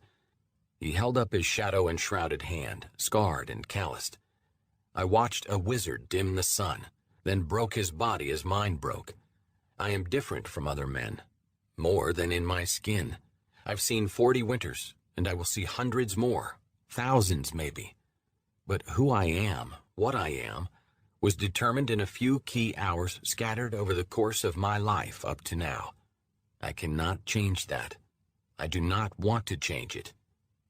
Vara shook her head. No, Erebus. Everything you do is who you are, not a few moments.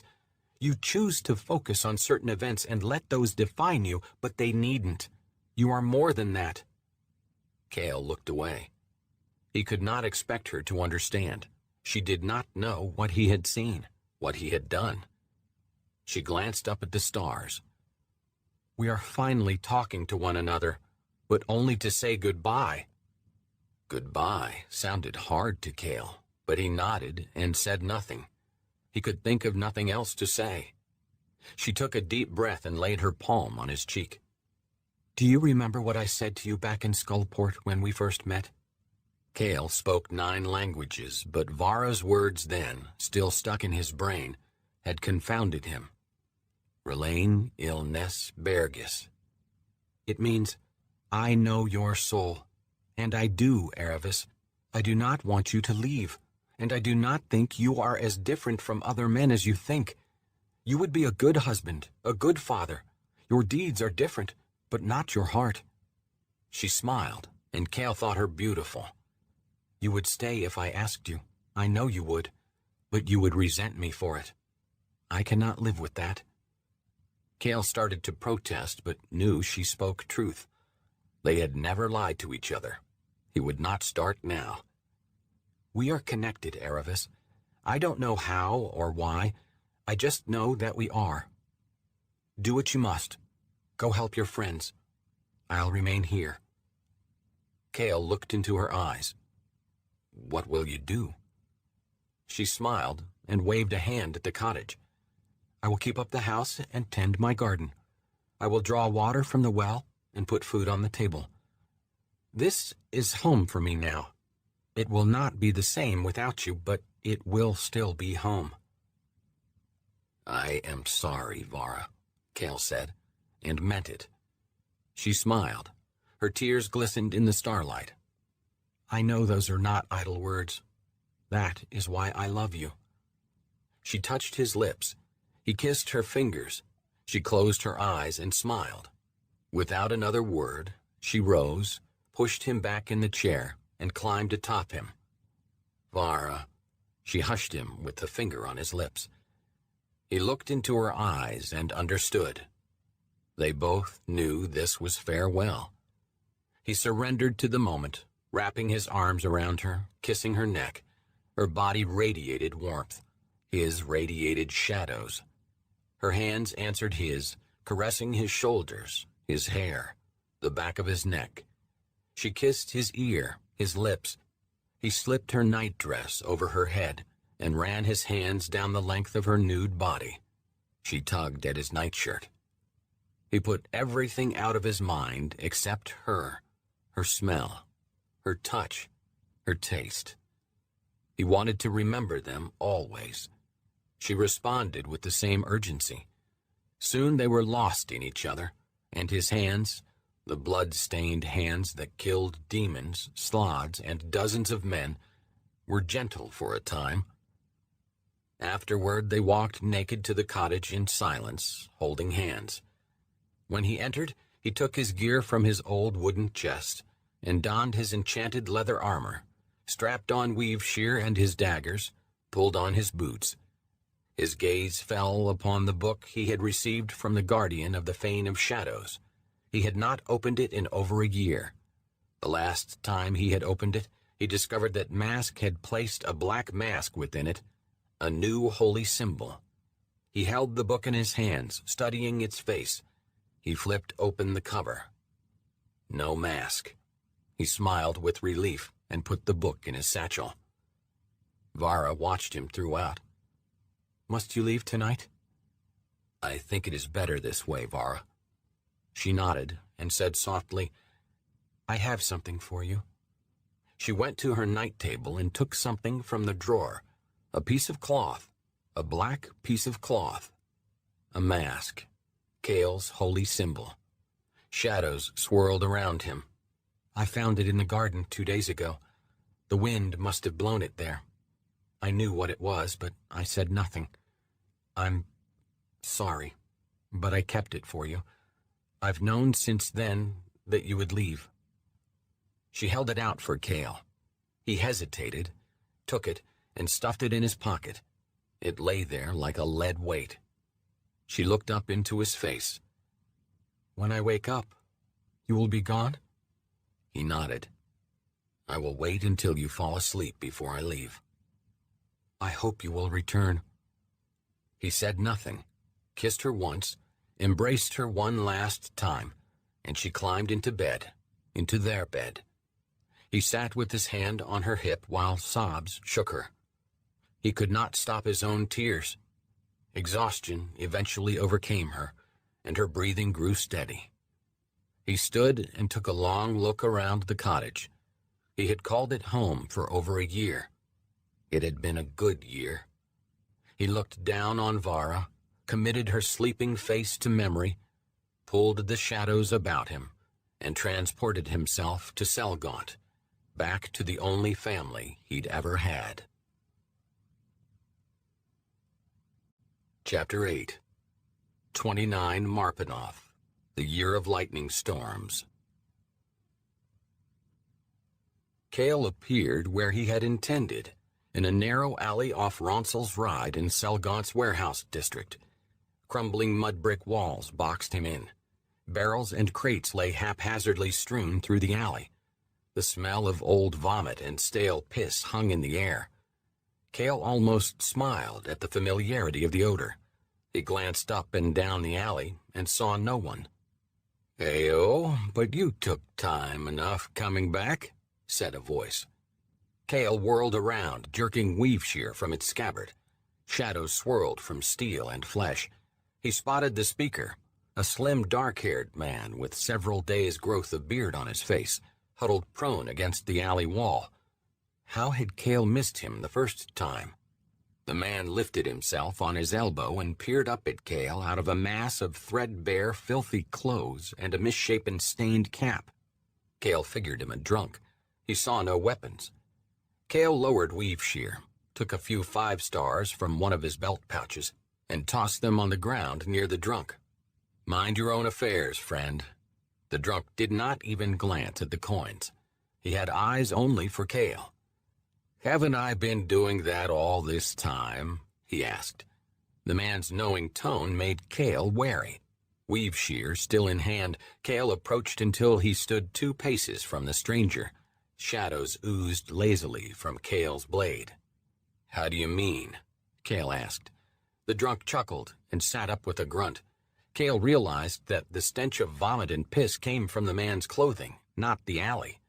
Close proximity made the smell worse. Cale wrinkled his nose. "Foul, eh?" the man said, and looked down at his clothing. "Keeps the stray dogs from bothering me." The man seemed to notice the coins for the first time. "Ah," he said, and all 3 vanished under a single deft pass of his hand. Cale could tell the man was not what he appeared. He was too clear-eyed, too precise in his movements, though Cale did not yet know whether he was dangerous. He had encountered shapeshifters before and decided to take no chances. He pointed weave shear's tip at the man's face. "Who are you?"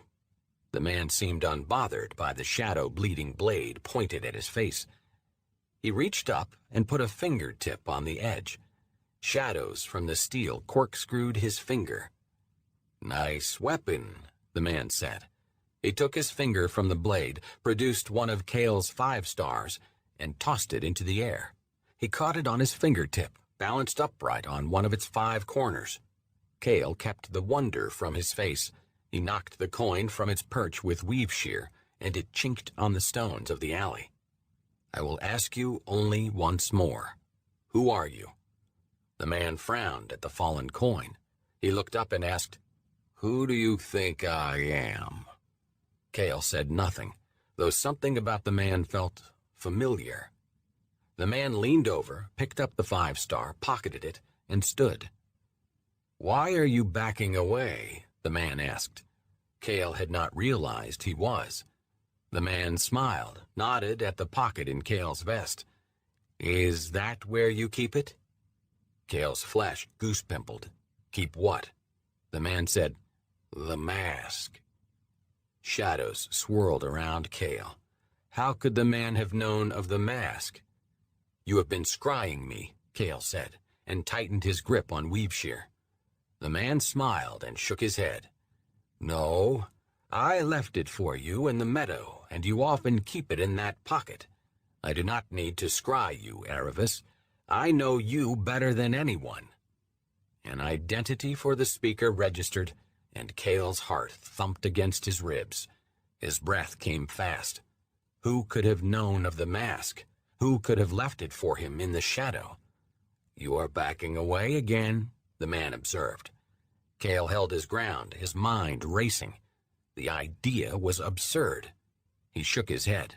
He refused to believe it. The man examined his fingernails and said casually, "We have not spoken much of late. Remind me again of the reason for that." Cale grasped at an explanation.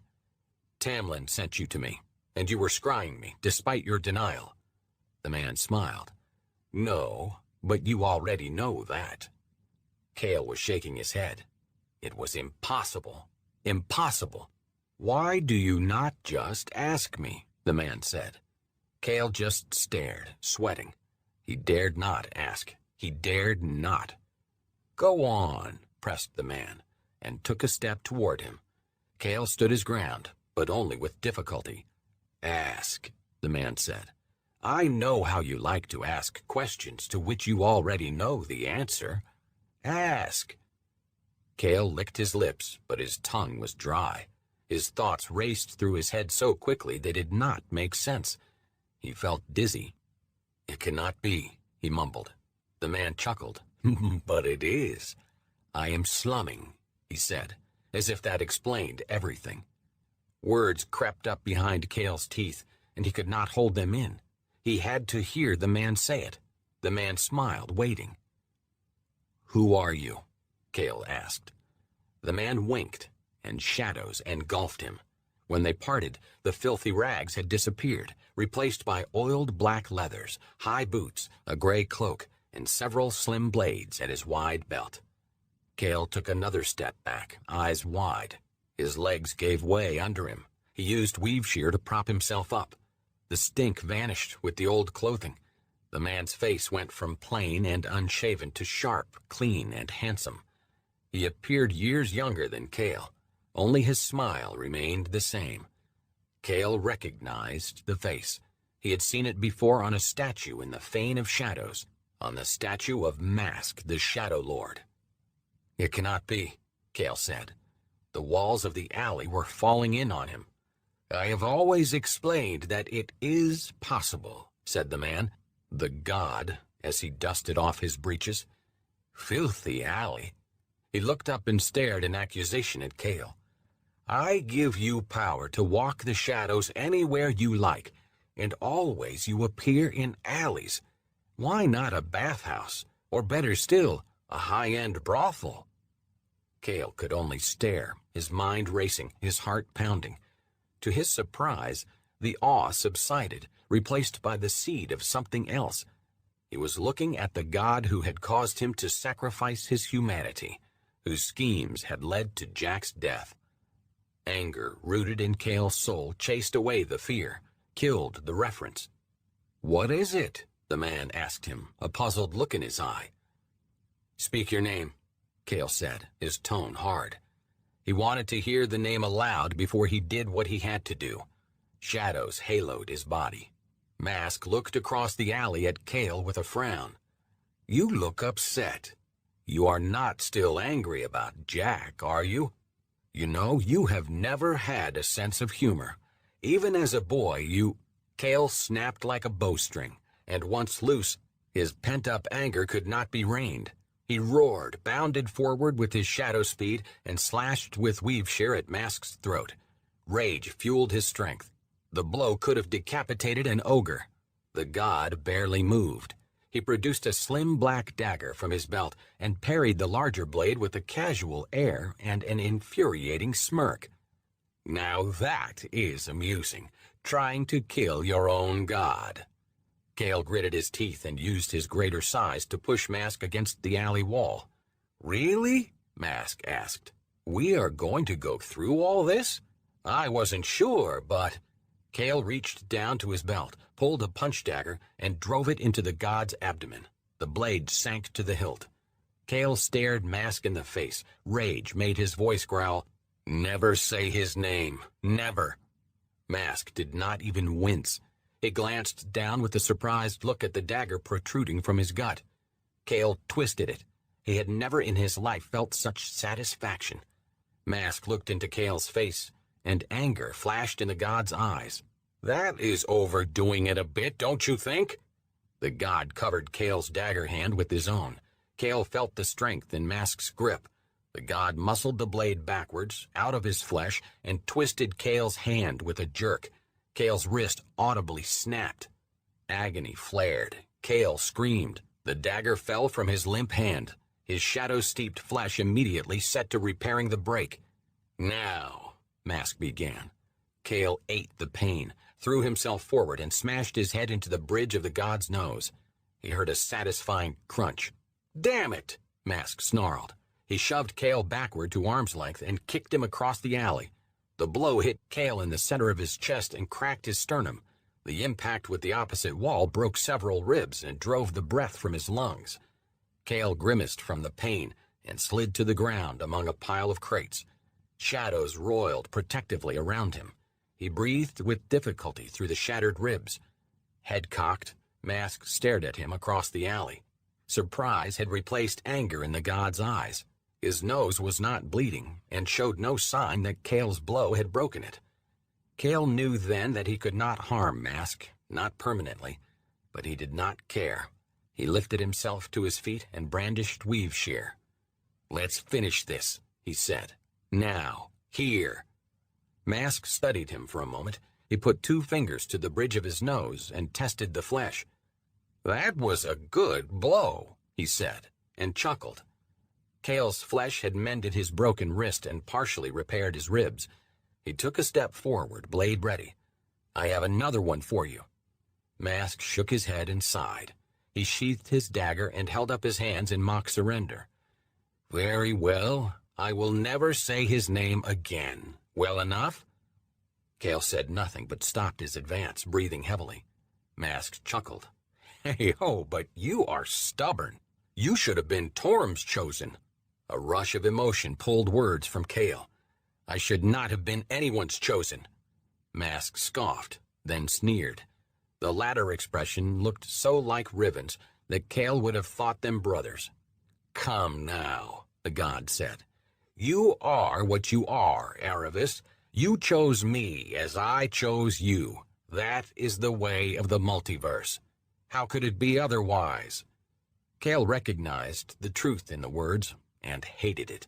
He had chosen Mask. Again and again he'd had the opportunity to walk away. He never did. He never would. He'd left the Esquevrin to serve Mask. He'd left Vara to serve Mask. The anger went out of him. He had no one to blame but himself. Mask continued. "Chin up now, priest. You have done very well for yourself and for me. And what were you before we met? An assassin dressed up as a butler, preoccupied with the petty goings-on of Sembian nobility. Now the fates of thousands turn on your actions, tens of thousands. Admit it. You would not have it otherwise." Kale did not bother to respond. Mask knew the truth of the words, the same as Kale. He could not imagine going back to his old life. He did not want to go back to it. "Why are you here?" he asked. "You mean, why am I sullying my divine form on this drab plain in this revolting alley? In short, I was waiting for you to make up your mind. You can badger a decision as well as Tyr himself."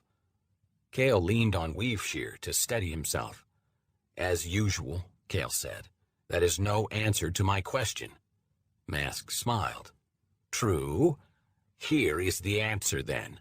I came here because I wanted to give you something and to ask you for something. You can keep whatever you'd give me. I've had enough of what you offer." Mask said, But you have already accepted my offer. I gave you a place to put your anger." He looked down and poked a finger through the hole Kale had put in his leathers. "I think that should do it.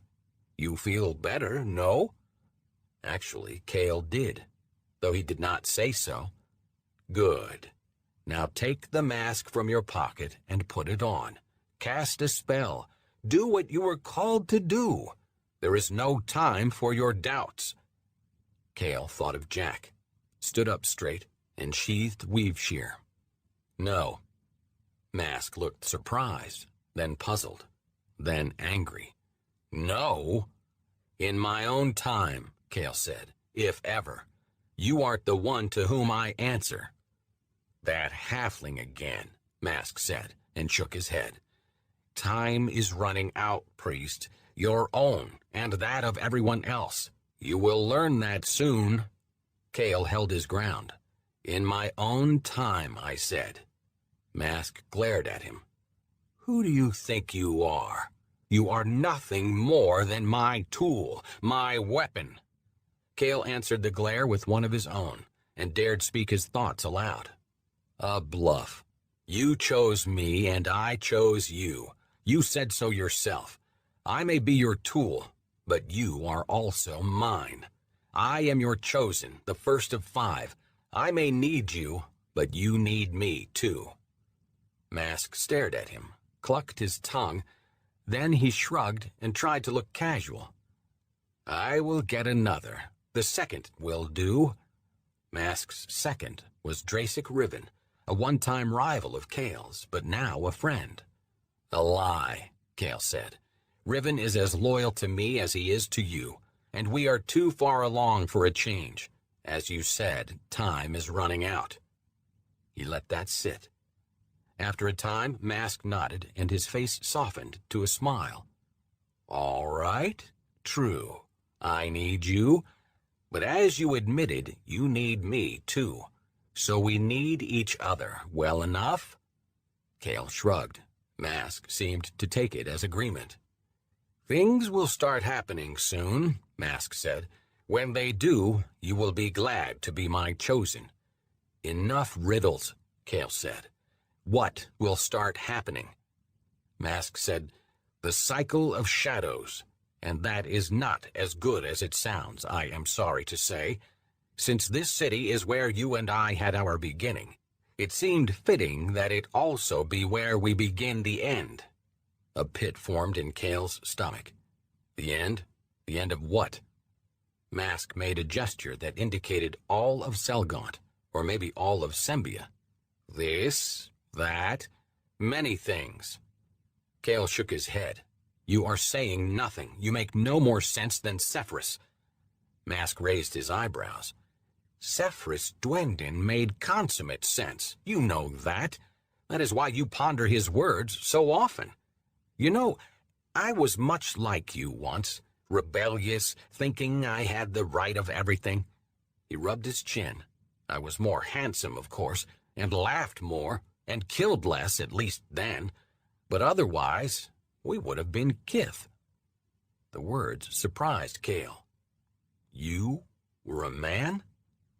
Mask made an uncertain gesture with his hands. Maybe. More like a god who mistook himself for a man. Took me a while to see the truth. He looked at Kale and winked. That happens sometimes. Kale's breath caught. He did not know how to respond. Frightening, eh? Mask asked. Mask's meanings were impossible to follow.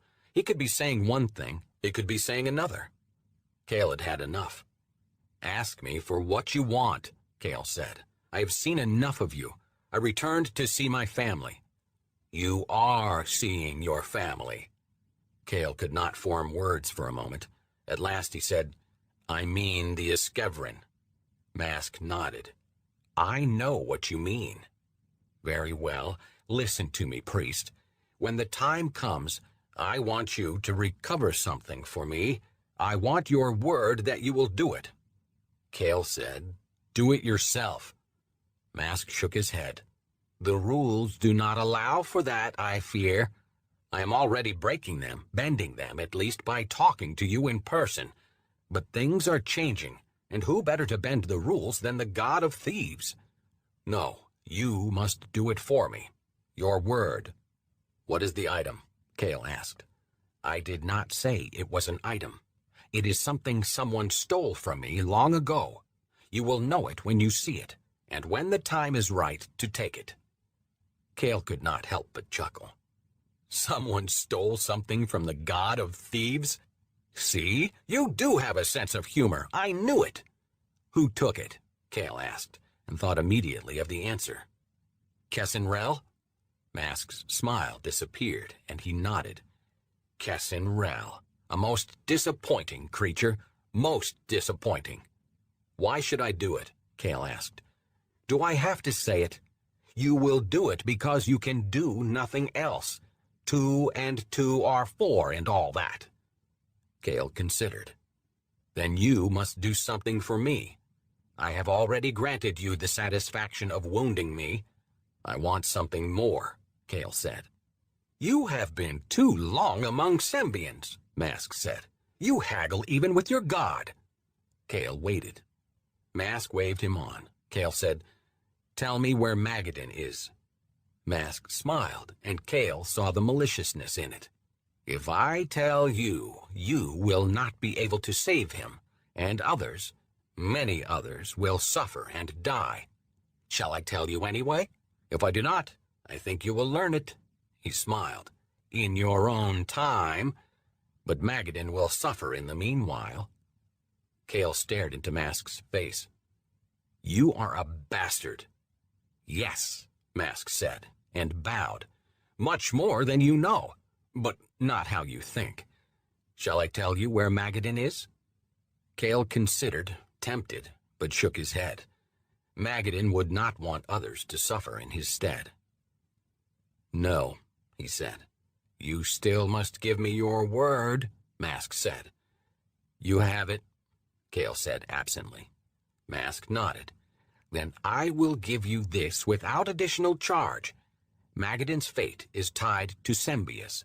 Go back to Stormweather and help the Uskevrin as you planned. It will all lead back to Magadan eventually, though you may not like where it ends up. Kale said nothing. Done then, Mask said, his tone satisfied. Kale was struck by the fact that he had just bargained with a god as if he were a street vendor. Mask was not at all what he had expected. He seemed more man than god. He almost said as much, but thought better of it. Mask grinned and tapped his temple. I know what you are thinking, Erebus, but this is just flesh, just one of the masks I wear when I move among mortals. Here, have a look behind. Mask held his arms out wide, stripped away the flesh, and unveiled his divinity. Kale stared into eternity. He saw, but did not comprehend a consciousness that extended back to the beginning of all. He lost himself in it. He could not breathe. His legs weakened. He was falling, falling. Mask redonned his flesh. Now you know. Kale struggled to draw breath. He forced himself to keep his feet, though the alley was spinning. The awe had returned, but Kale refused to abandon himself before his god.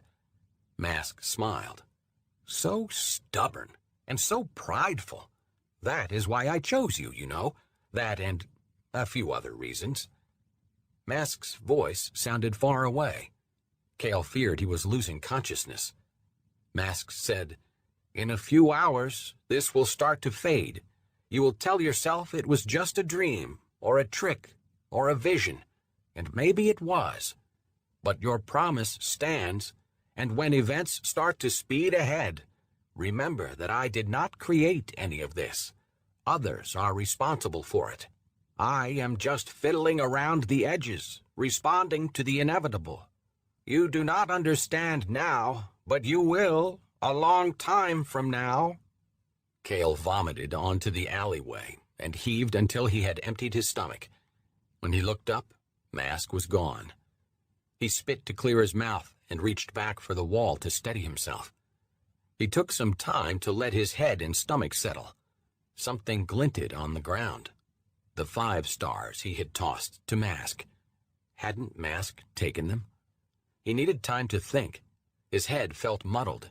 He had just spoken with a god, looked into the unveiled face of the divine. Hadn't he?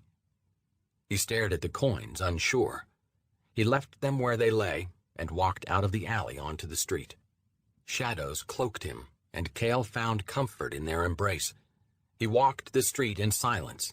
The Shadow Lord's words remained in his memory, as light as the fragments of a dream, as heavy as an anchor. Kale sensed the same fatalism in Mask's words that he had heard in Sephrus's prophecies, but refused to surrender to it. He might not be able to change what was coming, but he would fight his damnedest anyway. That was who he was. The resolution centered him. Charcoal street lamps dotted the wide, paved avenue, their fuel burning low. The flames danced in the salt-tanged late autumn breeze that blew off the bay. Brick warehouses and wood-framed stone rooms lined the street, one on top of the other, doors closed, windows dark. Livestock lowed or snorted softly in the stockyards. A few abandoned pull carts and wagons dotted the pavement. The dung sweepers were running late. Usually they had already cleaned the city streets, but Cale smelled the day's waste lingering in the open gutters. He spotted transients sleeping in some of the alleys, more than he had remembered. He knew that his return to Stormweather Towers would have to wait until dawn. He could not knock on the doors of a noble household 3 hours before daybreak. He decided to spend the time reacquainting himself with the city he once called home. Stepping through the shadows, covering blocks at a stride, he headed south and east toward the center of the city. He crossed the old crumbling stone wall that symbolically separated transients from residents and entered the foreign district. Inns, eateries, taverns, and equipment shops predominated, so many they made a rickety mob. Despite the late hour, a few merchants, teamsters, and caravaneers sat at tables inside the taverns.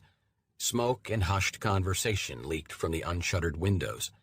Here and there Cale noted the usual thugs, whores, and thieves, but the late hour made even those ragged folk look tired. He kept to the dark places, and they did not notice him. As had been true in the warehouse district, a surprisingly large number of people slept in doorways or under the trees that dotted Selgott's roads. Some were the usual drunks, but many were not. Cale had never seen the city so crowded. Everywhere he went, he saw huddled forms in the streets, heard throaty coughs, smelled the stink of filthy streets.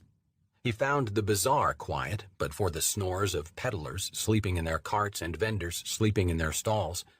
His keen ears picked up a few murmured conversations that carried through the night, but he ignored them. He left the foreign district and moved south to the area near Temple Avenue that housed Selgott's artists, scholars, and wealthy merchants. The roads narrowed and the inns grew fewer, replaced by well-tended two-story residences and shops. Fewer people slept on the streets, but some were evident. A pair of city guardsmen, Selgott's scepters, dressed in dark green weather cloaks and wrapped in mail, walked the streets with a lantern. They shone its light into alleys as they passed, shooed along any loiterers they found. Cale sank into the shadows as the scepters drew near. Even in the light of the lantern, the two men passed him by without noticing, though he could have reached out and touched them. "In Ordulin," the shorter one said. The other shrugged. "Andrin Corinthal? Well, who can say? Damned nobles." Their conversation drifted away as they continued their patrol. Cale walked through a plaza and got a clear view to the southeast, where the gray stone walls of the old Hulorn's hunting garden dominated the skyline. Glow balls and magical violet fires limned the walls. Peculiar statuary dotted the crenellations. The old Hulorn's artistic tastes, he favored depictions of strange hybrid creatures such as manticores, chimera, and others, had long been a subject of conversation in the city. Mad Andith Ilchamar, he'd been called, and Cale thought the title fitting. Cale realized that he did not know who currently occupied office of Hulorn. The last he knew, the members of the old chancel had been squabbling over the prize. The Hulorn's garden looked down on the spires of Temple Avenue. Cale saw the top of the bell tower of the House of Song and the narrow pennon-festooned spire of the Palace of Holy Festivals. Cale had no desire to see Temple Avenue. He'd had enough of gods for the night. Besides, Temple Avenue reminded him of Sephirus. He imagined the mad prophet lying awake in his bed in the House of Higher Achievement, counting the number of cracks in the ceiling, the number of breaths he took in an hour, applying one of his obscure calculations, and deriving the fate of Faerun. A few blocks over, the top of a tower rose above the rooftops. Cale recognized it. Decades before, it had been the tower home of a minor wizard, Delacour San. Subsequently, an eccentric artist, Cale had forgotten his name, had bought it and converted it into an art gallery and curio shop that catered to the city's wealthy. Cale gauged its height at a full 6 stories, a suitable perch for a view of most of Selgaunt. Eyeing the top of the tower, he pulled the shadows about him and stepped through them. He appeared on the tower's top. The wind hit him immediately. His cloak billowed out behind him. He crouched low and steadied himself on the tiles of the pitched roof. He looked out on the city. Street lamps lit the main thoroughfares: Ronsel's Ride, Sarn Street, Laroccan Lane, the Wide Way. The broad avenues wound their way through the city like glowing snakes. The Elzimmer River ran along part of its northern wall before emptying into Selgaunt Bay. Cale could see over the wall to the lamp-lit flotilla of fishing boats, cargo barges, and ferry boats that dotted the far side of the river. The waterway flowed in clean from the northwest, collected much of the city's filth as it passed by the northern wall, and dumped the dredge into the bay. Cale knew many men who had done exactly the same thing, entered Selgaunt clean, gotten dirty while inside, and ended up in the bay. He looked to the west, to the noble district and the grand mansions of Selgaunt's ruling noble families, the old chancel. Even from a distance he could make out the squat turrets of storm-weather towers, its gated gardens and meticulously maintained grounds. He had spent many good days within its walls, with Thamelin, with Tazi, with Shamur. He had fought a shadow demon in Stormweather's great hall, then turned to mask soon afterward. He felt a pang of nervousness about seeing them again. They had not seen him since he had been transformed. With effort, he could disguise his appearance as a shade, but even under the best circumstances, he knew he looked different. He worried over how they would respond. Feeling uncertain, he reached into his pocket and took out the mask. He unfolded it, held it before his face, and looked through the eye holes. Shadows emerged from his fingers and twined themselves around and through the mask. The wind pulled at his cloak, at his hair, at his soul. He realized for the first time that unless he died in violence, the shadow stuff that made up his body would allow him to outlive everyone and everything he cared about. He would outlive elves. He could find common ground only with gods. He put his fingers through the eye holes, tempted, before shoving it back into his pocket. "In my own time," he said. He turned around and looked out on Selgaunt Bay, glittering in the starlight. Countless piers, like the fingers of giants, jutted into the bay. A forest of masts rose into the night sky. Cale had last been at sea with Magadan and Jack aboard Demon Binder. They had discovered the source and its guardian, the Kraken. The beast was still out there, Cale knew. And so, too, was the Wayrock, the island home of the temple Mask had stolen from Cyric. Drasic Riven, Mask's second, was out there. Cale wondered if Mask had appeared to Riven, too. The majestic gongs of the House of Song sounded the 5th bell. Dawn was only another bell or so away. Cale decided to watch the sunrise over Selgaunt Bay. Rather than shadow step back to the street, Cale dangled himself over the edge of the tower's roof, sought a hold for his toe, and started down. He used the shadows to make himself invisible. He did not want a passerby or scepter mistaking him for a burglar, but he did all the climbing himself, the old way. The exertion did him good, reminded him of days when he had still been human. By the time he reached the street, he was soaked in sweat. Human sweat. He unwrapped himself from the night and set out for the bay. He kept to the shadows as he moved, out of professional habit, but he did not shadow step or use the darkness to conceal him magically. He moved like an ordinary man, a human man, a skilled thief and assassin. By the time he reached the docks, he was smiling. Glowballs and burning braziers lit the wharfs. Caravels and carracks dominated the piers, but Cale spotted several freight barges, a longship, and even a bireme, probably from one of the southern realms. Sailors, dockmen, and teamsters were already at work loading and unloading crates, barrels, and sacks. The docks never slept in Selgaunt. though the activity was less than Cale expected. The workers shouted, grunted, cursed, laughed, and sang as they labored. From time to time, groups of 2, 3, or 4 wobbly-kneed crewmen wandered back to their ships from a night in the dockside taverns. A virtual armada of small fishing boats floated along the length of the bay. Like the sailors on the larger ships, Selgaunt's fishermen were already at work preparing their ship to set out. They would spend the morning at sea and return at midday to sell their catch in the dock market. Cale had shopped that market many afternoons with Fat Brilla, the Eskeveran kitchen mistress, at his side. Cale moved away from the larger ships and walked down a small pier. A single-masted fishing boat was tied to its end.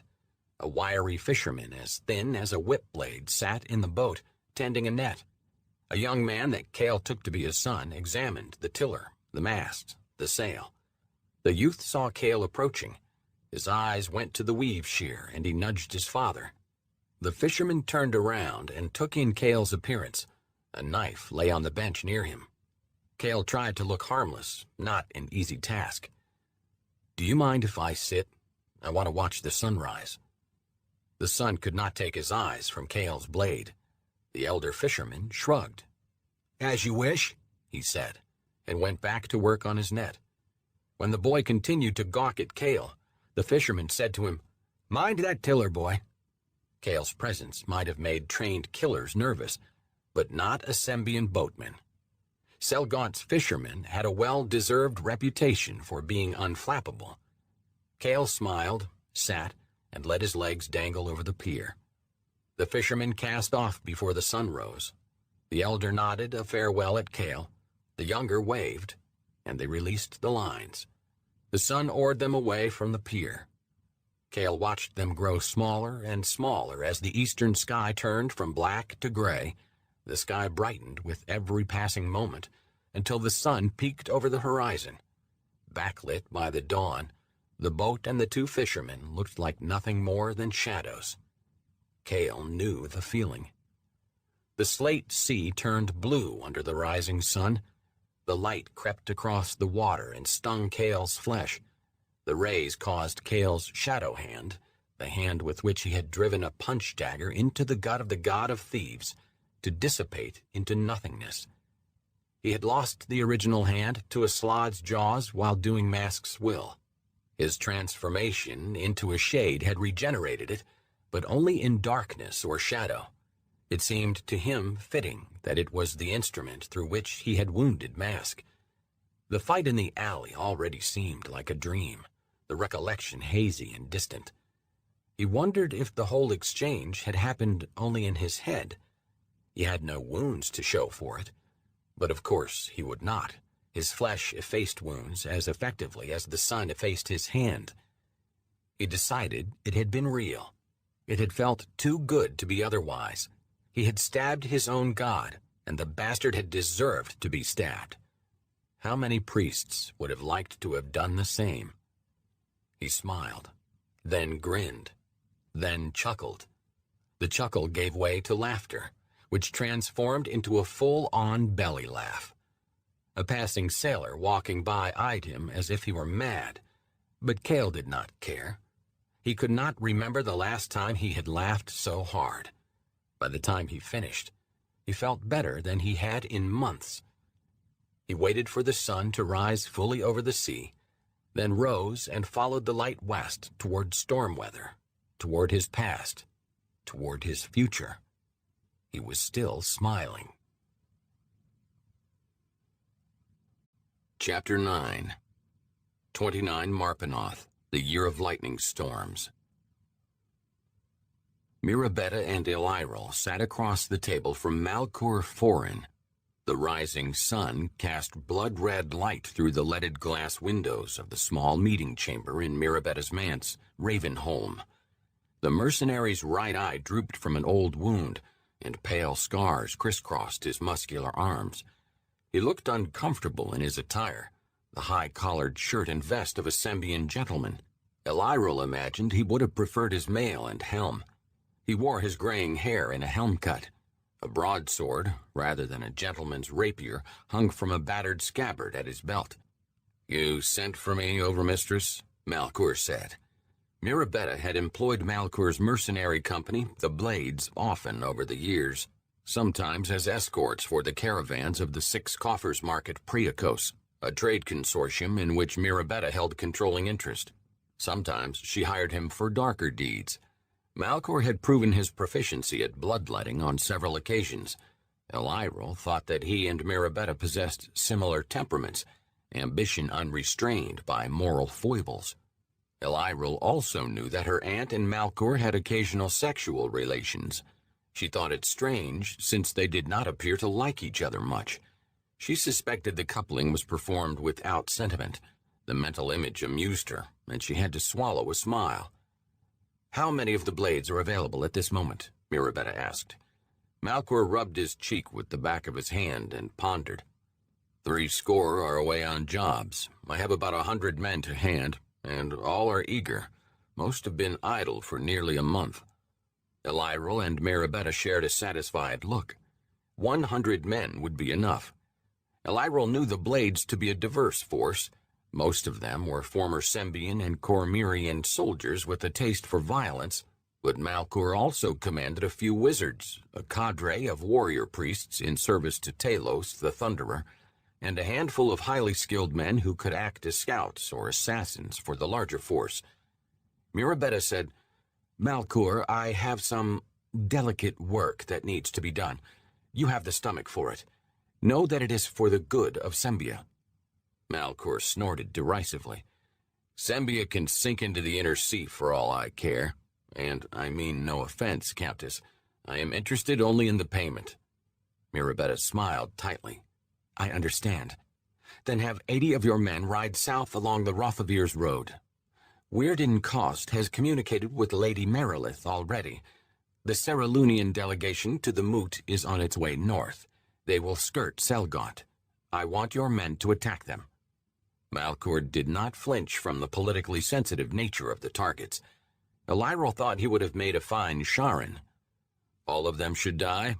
Mirabetta shook her head. "No, attack them from the south, in the guise of Seerbians and Selgauntans as they move toward Ordulan. Through my house wizards, I will provide you with magical sendings telling you the exact day. Kill some and let the rest escape northward to me. I want them to bring me news of the attack." Malcour stroked his whiskers, thoughtful. "You have the uniforms of Seerb and Selgaunt?" Elyril shook her head. "Uniforms are too obvious." Mirabetta nodded. "Your men should attack in some way to convince the Seerlunians that their attackers are in service to Seerb and Selgaunt.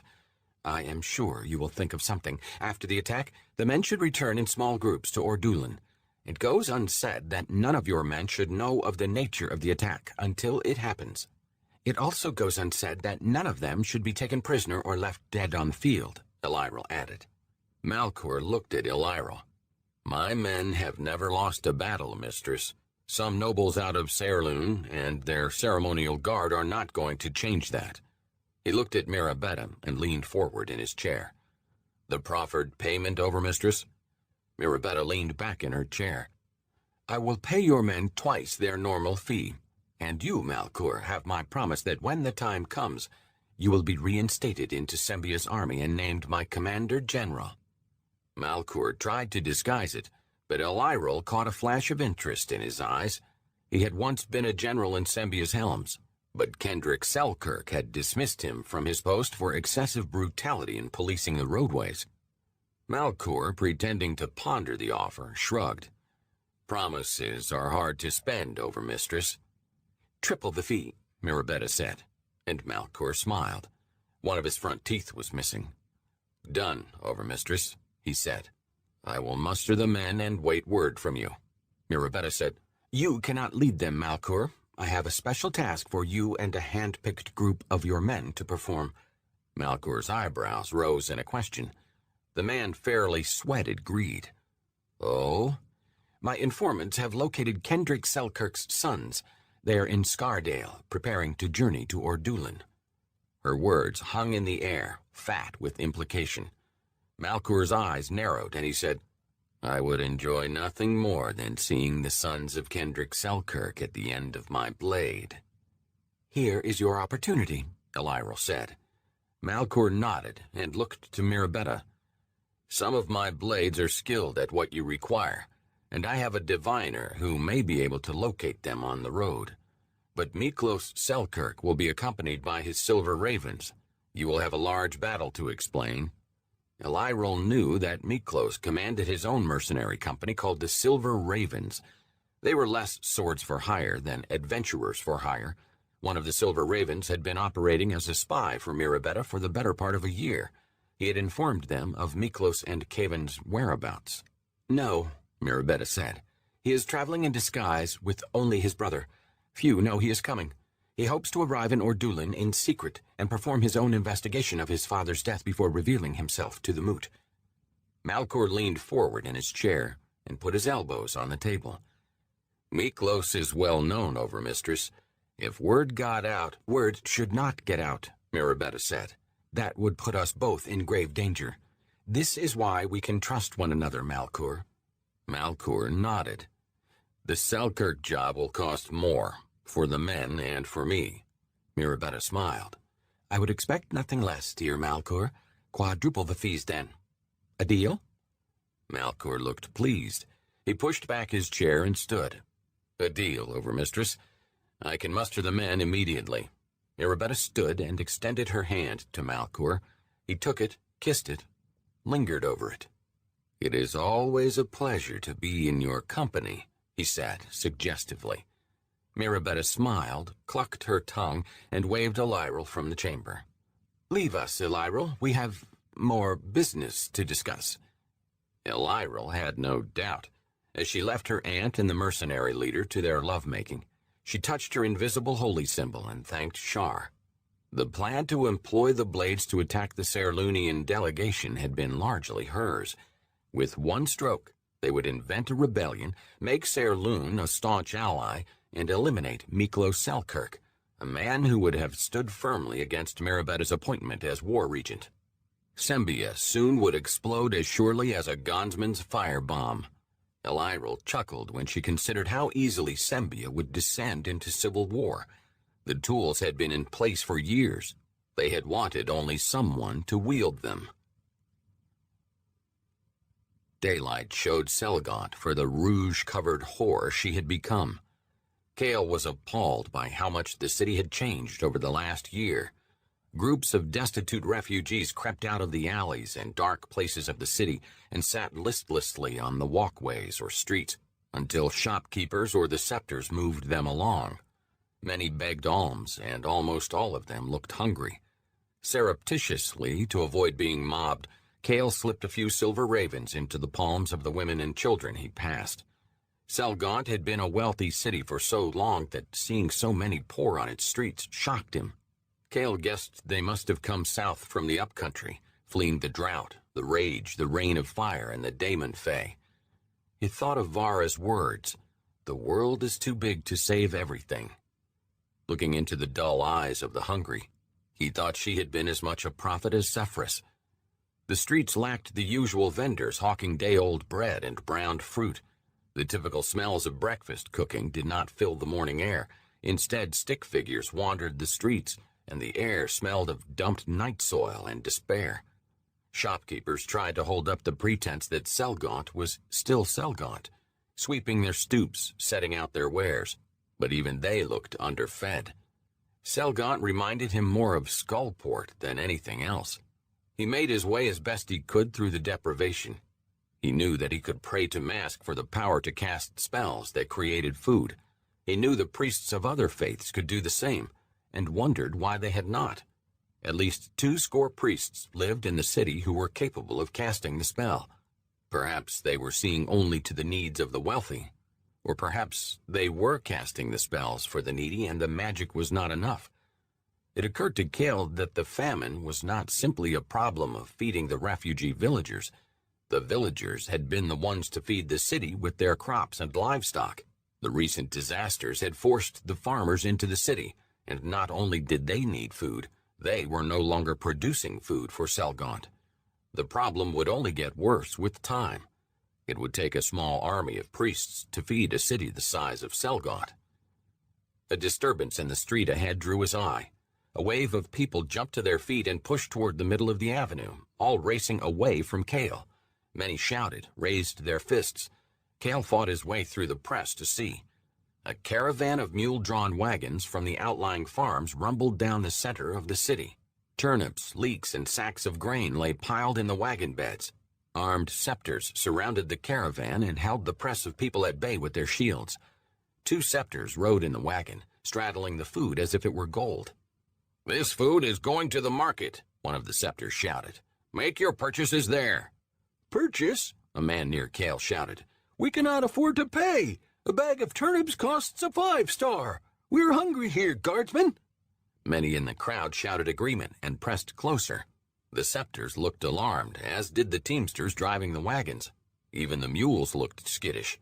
The scepters pushed the press of bodies backward with their shields and brandished their blades. The people fell back and the carts moved onward toward the market, leaving crying children and despondent parents in their wake. The crowd started to disperse, grumbling in their despair. Cale put a hand on the shoulder of the thin man who had shouted about the price of turnips. "Did you say a 5-star for turnips?" The man turned and regarded Cale with hollow eyes. "Aye, the price of food has left all but the rich scraping for dog scraps, unless you are willing to wait all day in a priest's food line and swear to the worship of his god. Where have you been living?" Cale held his tongue and let the man go. A year ago, a sack of turnips would have cost a copper, maybe 2, but a 5-star. Half of Selgot would be unable to eat at those prices. There would be riots. Cale immediately decided that the new Huelorn was incompetent. He picked up his pace. Perhaps Tamlin could get the old chancel to act. Halfway to the noble district, on the sharply angled shop-lined Adzer's Way, Cale caught sight of a mounted trio of helms patrolling the streets. They sat atop war horses, and each wore the customary round steel cap and blue tabard emblazed with Sembia's coat of arms, the raven and silver. Cale stared at them for a moment in disbelief. He had never before seen soldiers of the Sembian army patrolling city streets. Sembia's merchants had always shown a strong distaste for soldiers. The nation's army was small and decentralized, and kept deliberately so. Sembia was positioned to conquer through the force of its trade, not through force of arms. The helm's duties had always consisted of patrolling the trade roads and villages outside of Sembia's major cities. Cale decided that the new Huelorn was not merely incompetent, he was an idiot. He had put soldiers on the street, not city guardsmen accustomed to peacefully resolving disputes among the citizens, but soldiers accustomed to answering problems with steel. Shaking his head, Cale steered wide of the helms and hurried on. He had been isolated in his cottage for too long. He had not known things had deteriorated so far so fast. He needed to see Tamlin. He needed to understand what had happened.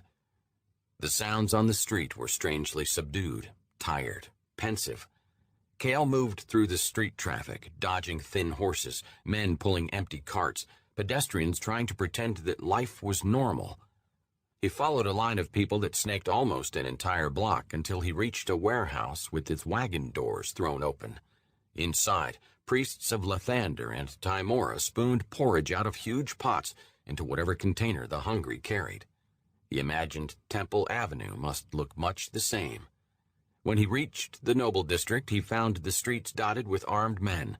Patrols of helms and scepters walked the streets. The gatehouses of the old chancel manses were manned, not by 2 or 3 armed house guards, but by 5 or 6. Cale endured the suspicious gazes of the soldiers and headed south, past the towering walls of the old chancel manses, toward Stormweather Towers. A group of mail-armored helms stood in the street before his old home, blocking the walkway that led to the gatehouse. Shields hung from their backs, crossbows dangled from shoulder slings. All bore broadswords at their belts. Cale gauged their number at about a score. The pedestrian traffic, there was little, steered clear of the soldiers. But not Cale. He walked toward them, keeping his hand clear of Weaveshear as he approached. With conscious effort, he kept shadows from sneaking free of his flesh. The helms saw him coming, and 3 of them detached from the rest and stepped forward to halt his advance. "The Huelorn holds audiences only on the 10th of each month," said the oldest of the 3, a thick-set warrior with a square jaw and hard eyes. "Leave your name with the clerk in the palace, and you will be seen in due time." At first, Cale could not make sense of the words. The Huelorn? Why is the Huelorn in storm weather? The man's eyes never left Cale's face. The eyes of his two comrades never left Cale's blade hand. "Lord Eskeverin resides—" Cale took a step back, incredulous. Tamlin Eskeverin is the Huelorn? The Helms looked agitated at his tone. "Calm down, good sir. Of course Tamlin Eskeverin is the Huelorn. Has been these 4 months past. You are new to the city?" Cale could not believe that Tamlin had been stupid enough to fill the streets with soldiers. He shook his head.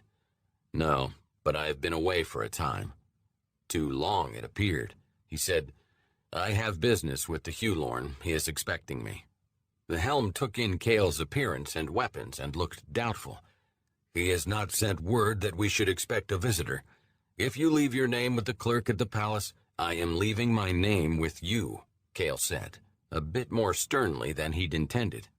"Please inform the Huelorn that Erebus Cale is—" Cale trailed off. Behind the Helms, he saw a familiar face emerge from Stormweather's gatehouse. "That tone will get you a day in the jail," the helm said. Cale ignored the helm and shouted past him, "Ren! Ren! It's Mr. Cale!" Cale raised a hand in greeting. "Here!" Cale had saved Ren's life a year ago, when Slods had used the young man as a hostage and taken 3 of his fingers. Ren, in the attire of an Eskeverin houseguard, heard Cale shout and looked at him. He saw Cale waving and furrowed his brow. "Ren! It's me, Erebus Cale!" "Move along," said the helm, and he put his hand on Cale's chest. "Mr. Cale?" Ren called. Shadows emerged from Cale's flesh and wrapped the helm's hand. The man exclaimed, recoiled in alarm, and drew his blade. The other helms did the same. Cale's hand went instinctively to weave shear, but he stopped himself before drawing. "What in the 9 hells are you?" the helm said, pointing his blade at Cale. Cale ignored him and spoke to Ren. "Yes, Ren, it's me." Ren wore the blue and gold Eskeverin livery over his armor and shield. He hurried down the pathway and scowled at the helms. "Scabbard that steel," he said to the helms. "Now!" To Cale's surprise, the helms obeyed, reluctantly, and eyeing Cale all the while.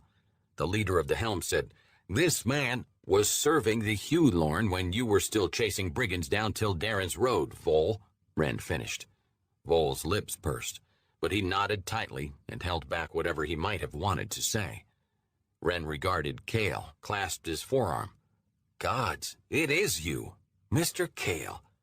I did not recognize you with the hair." He cocked his head. "And there is something else different, too." "Dark sorcery," muttered Vol, eyeing his hand where Cale's shadows had touched him. Cale ignored the helm. Ren did not.